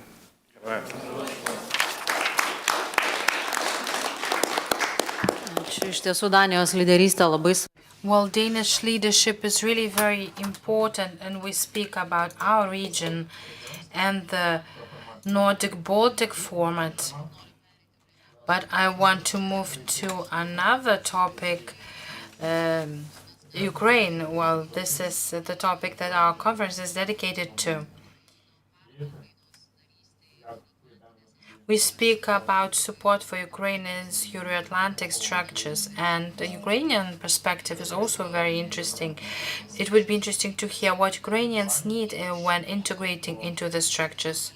So far in the normal process, but also in the context of international crisis, whether we need additional support, because as we hear about different claims on impossibility of Ukraine's membership of NATO, or some gloomy scenarios about possible forced truce in Ukraine, what are Ukraine's wishes, and what other countries, Lithuania and others, can do? I would like to give the floor to Mr. Andrei Buryak, Counselor at the Embassy of Ukraine in the Republic of Lithuania. Ačiū, profesore, Ekscelencijos. Parliament, Ambassador, шановні наші українці, вітаю, dear colleagues and friends. Within this proposed topic, I will briefly describe cooperation between our states, just briefly, on the Ukraine's EU and NATO integration field, which can serve as an example for many other countries worldwide, really. I will focus also on the current state of play, possible challenges, and plans of Ukraine for this year. Firstly, on NATO, what you said, Professor. I will follow the words of Mr. Augustius that we can only fully agree with the Lithuanian president and with the foreign minister's Budrys, who recently stated that Ukraine's membership in NATO is the best and the most effective security guarantee. This statement underscores a fundamental truth. It is impossible to ensure the security of Europe without Ukraine. At the 2024 Washington summit, following the decision taken at 2023 Vilnius summit, allies reaffirmed that Ukraine's future is on NATO and they will continue to support us on this irreversible path to the full Euro-Atlantic integration, including NATO membership. Moreover, Ukraine's position on this matter is clear and firm. NATO membership is not only the most effective security guarantee for Ukraine, but it's also served as a guarantee for security for NATO itself. As my president said, if NATO is not an option, so what then? What kind of the security guarantee we're talking about? So it's obvious that by integrating Ukraine into NATO, the alliance strengthens its eastern flank, enhancing collective defense capabilities and deterring potential aggressors. Furthermore, Ukraine's commitment to NATO principles and standards is unwavering. We have been actively implementing necessary reforms and aligned our military and political structure with those of NATO. Just last week, we opened JATEC in Poland, JATEC Command Center in Poland, which are actually a very, very good platform for the cooperation and for the between Ukraine and NATO. And this commitment is reflected in our annual national program, which line our progress and plans for the further integration. And as far as I know, just a few weeks ago, the 2024 final reports on this program, recently delivered to NATO nations, highlights our achievements and priorities and what we do best. Just at the end of this part, I would like to underline that the President Zelensky recently stated in Munich, Ukraine will not take Ukraine's NATO membership off the table. And we are grateful that President No said that before yesterday echoed that position. That real security guarantee for Ukraine, its NATO membership, must stay on the table, and we're really grateful for that. Let me talk now about the European integration process. Just briefly, I would like to try, because we can talk about it during these 2 years, very, very many things we already do and we hope to do. So, on June 23rd, 2023, the European Union granted Ukraine EU candidate status, accelerating its path to the full membership. Over the next 2 years, Ukraine focused on implementing the European Commission 7 recommendation to advance towards the EU and start accession negotiation. Significant structural reforms were carried out, particularly in strengthening judicial independence and transparency. This was a very, very big priority for us, even over the war and the development of the martial law. We restored electronic declarations, reinstated assets verification, and strengthening financial monitoring of politically exposed persons. The state anti-corruption program was launched. The anti-corruption strategy was developed at every governmental level, in cooperation with the European Commission Anti-Corruption Platform. And also very, very good was sectoral cooperation between Ukraine and the European Union. It was crucial for Ukraine's path to the full EU membership, allowing the gradual implementation of the European standards and rules in Ukraine.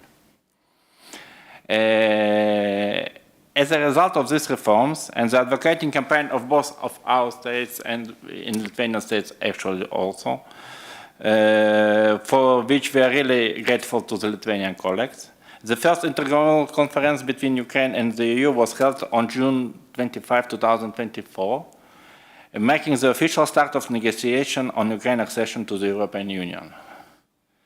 Currently, as of now, the official screening of the compliance of Ukrainian legislation with EU laws is actively underway. First phase of which, holding its plenary session by the European Commission, is already completed, both of us, so Ukrainian side and EU side. Right now, we are at the next stage of the official screening process, the bilateral meetings going on.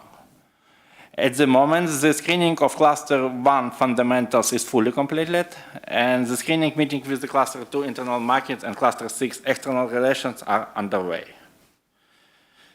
This is the successful completion of these parts is actually one of the main achievements and foundation for the opening of the negotiation clusters between our sides and the European Union. With that in mind, the maximum efforts are directed towards achieving this goal by Ukrainian side, by the delegation. So what the follow next?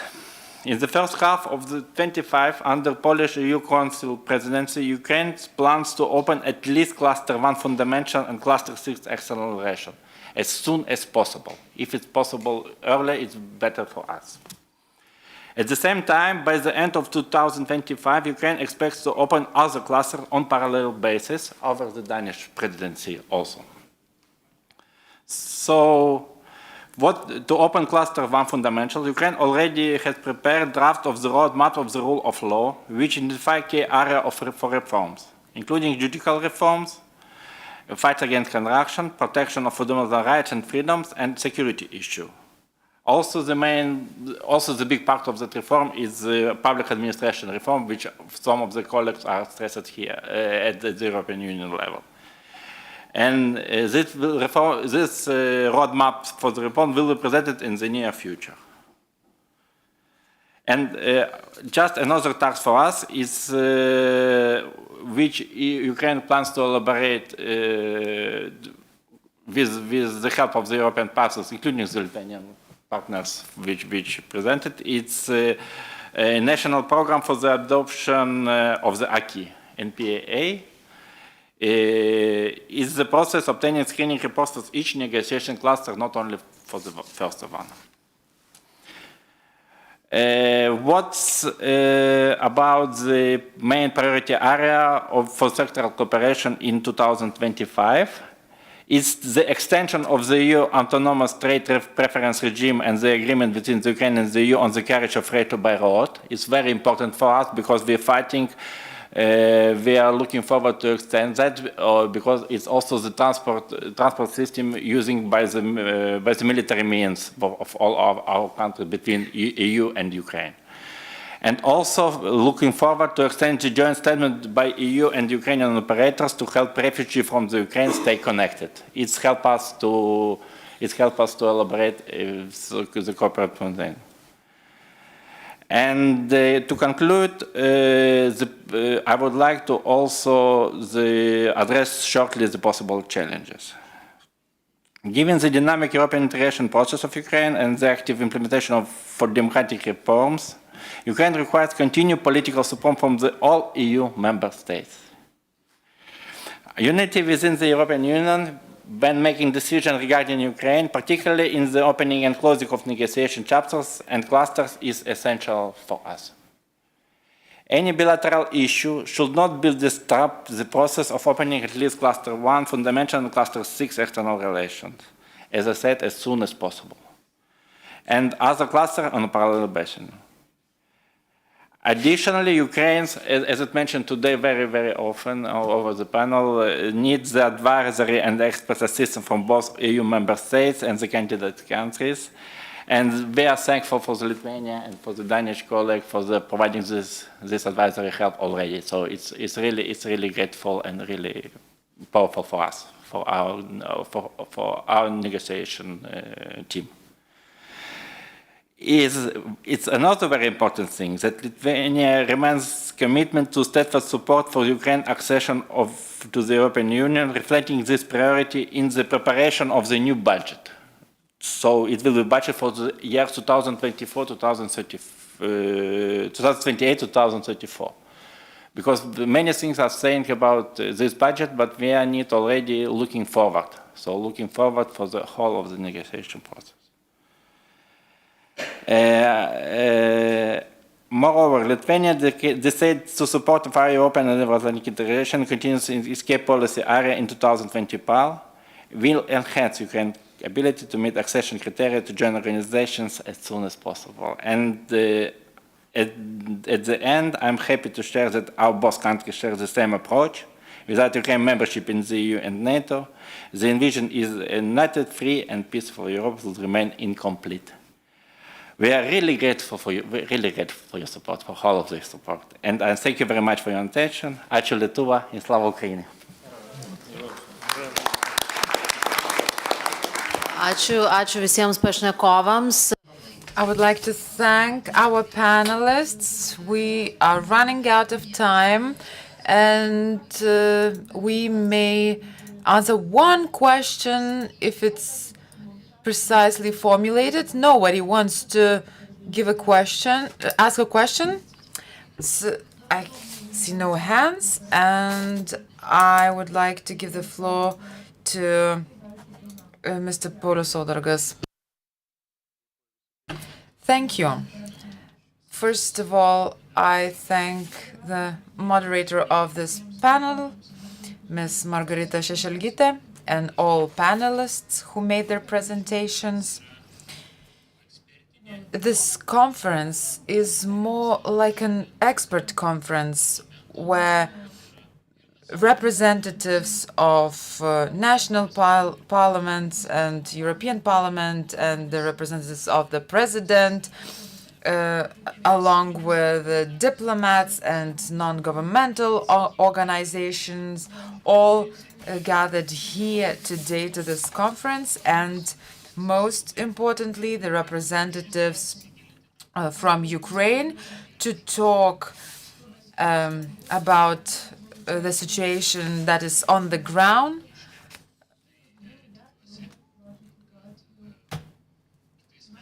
I hope that next year we won't have to organize such a conference, or at least that it will have a different topic.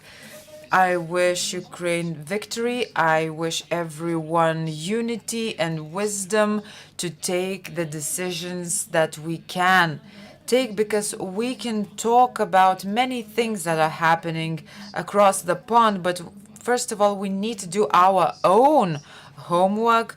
I'm saying that to myself and other politicians in Lithuania.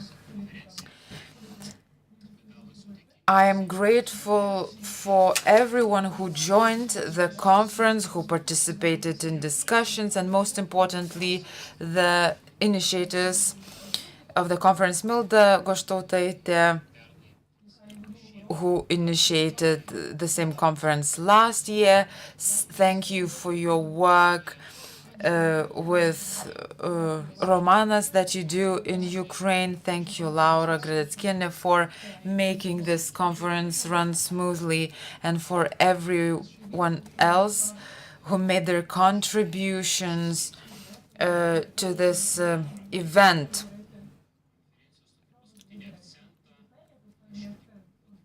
And to conclude, I would like to invite everyone to sign the declaration of our conference, and maybe let's get on with that. I'll start, and then everyone who wants to sign can join me.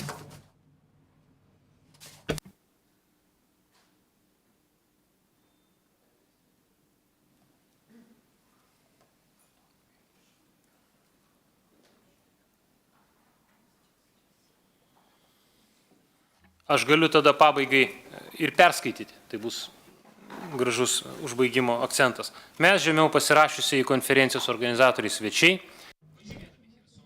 istorinius ryšius su Lietuva, vertindami Lietuvos žmonių, nevyriausybinio organizacijų ir institucijų įstraukimą, teikiant paramą Chersono sričiai Rusijos pradėto plataus masto karo prieš Ukrainą metu, palaikome Chersono žmonių siekį ateityje megzti glaudesnius santykius su Lietuvos žmonėmis, nevyriausybinėmis organizacijomis ir valstybinėmis institucijomis. Kreipiamės į Lietuvos Respublikos Seimą ir Lietuvos Respublikos vyriausybę, kviesdami išnagrinėti galimybę sudaryti Lietuvos bendradarbiavimo su Chersono sritimi susitarimą. Kartu esame stipresni, kartu iki pergalės. Iš plojimų suprantu, kad salė pritarė, tai ir bus daugiau pasirašančių.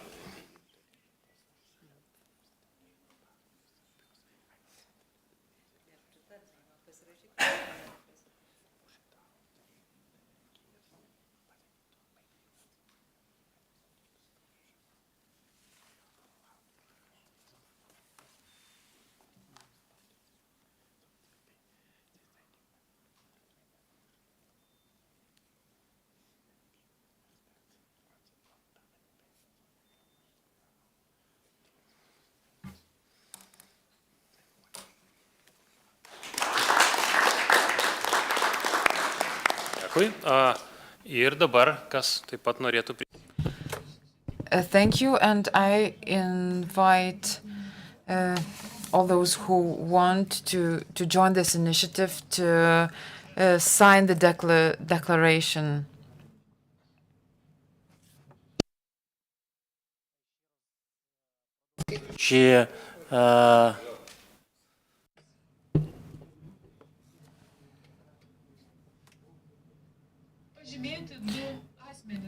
I would like to highlight two people of this conference who are doing everything they possibly can to help the Kherson region.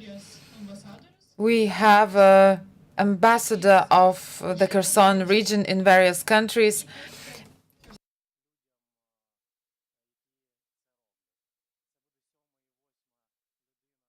The position of the ambassador of Kherson leader, and I would like to give this award to Milda and Romanos. This is a certificate and a badge where all the information is available.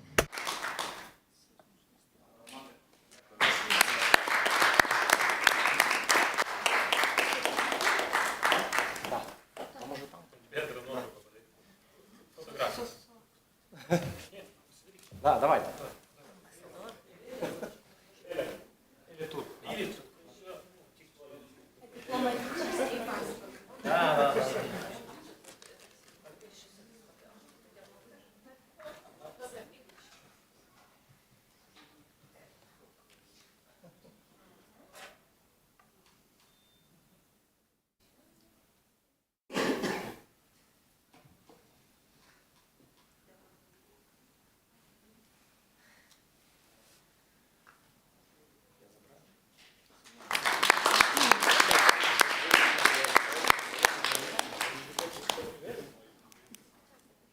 Dar kartą visiems labai dėkoju.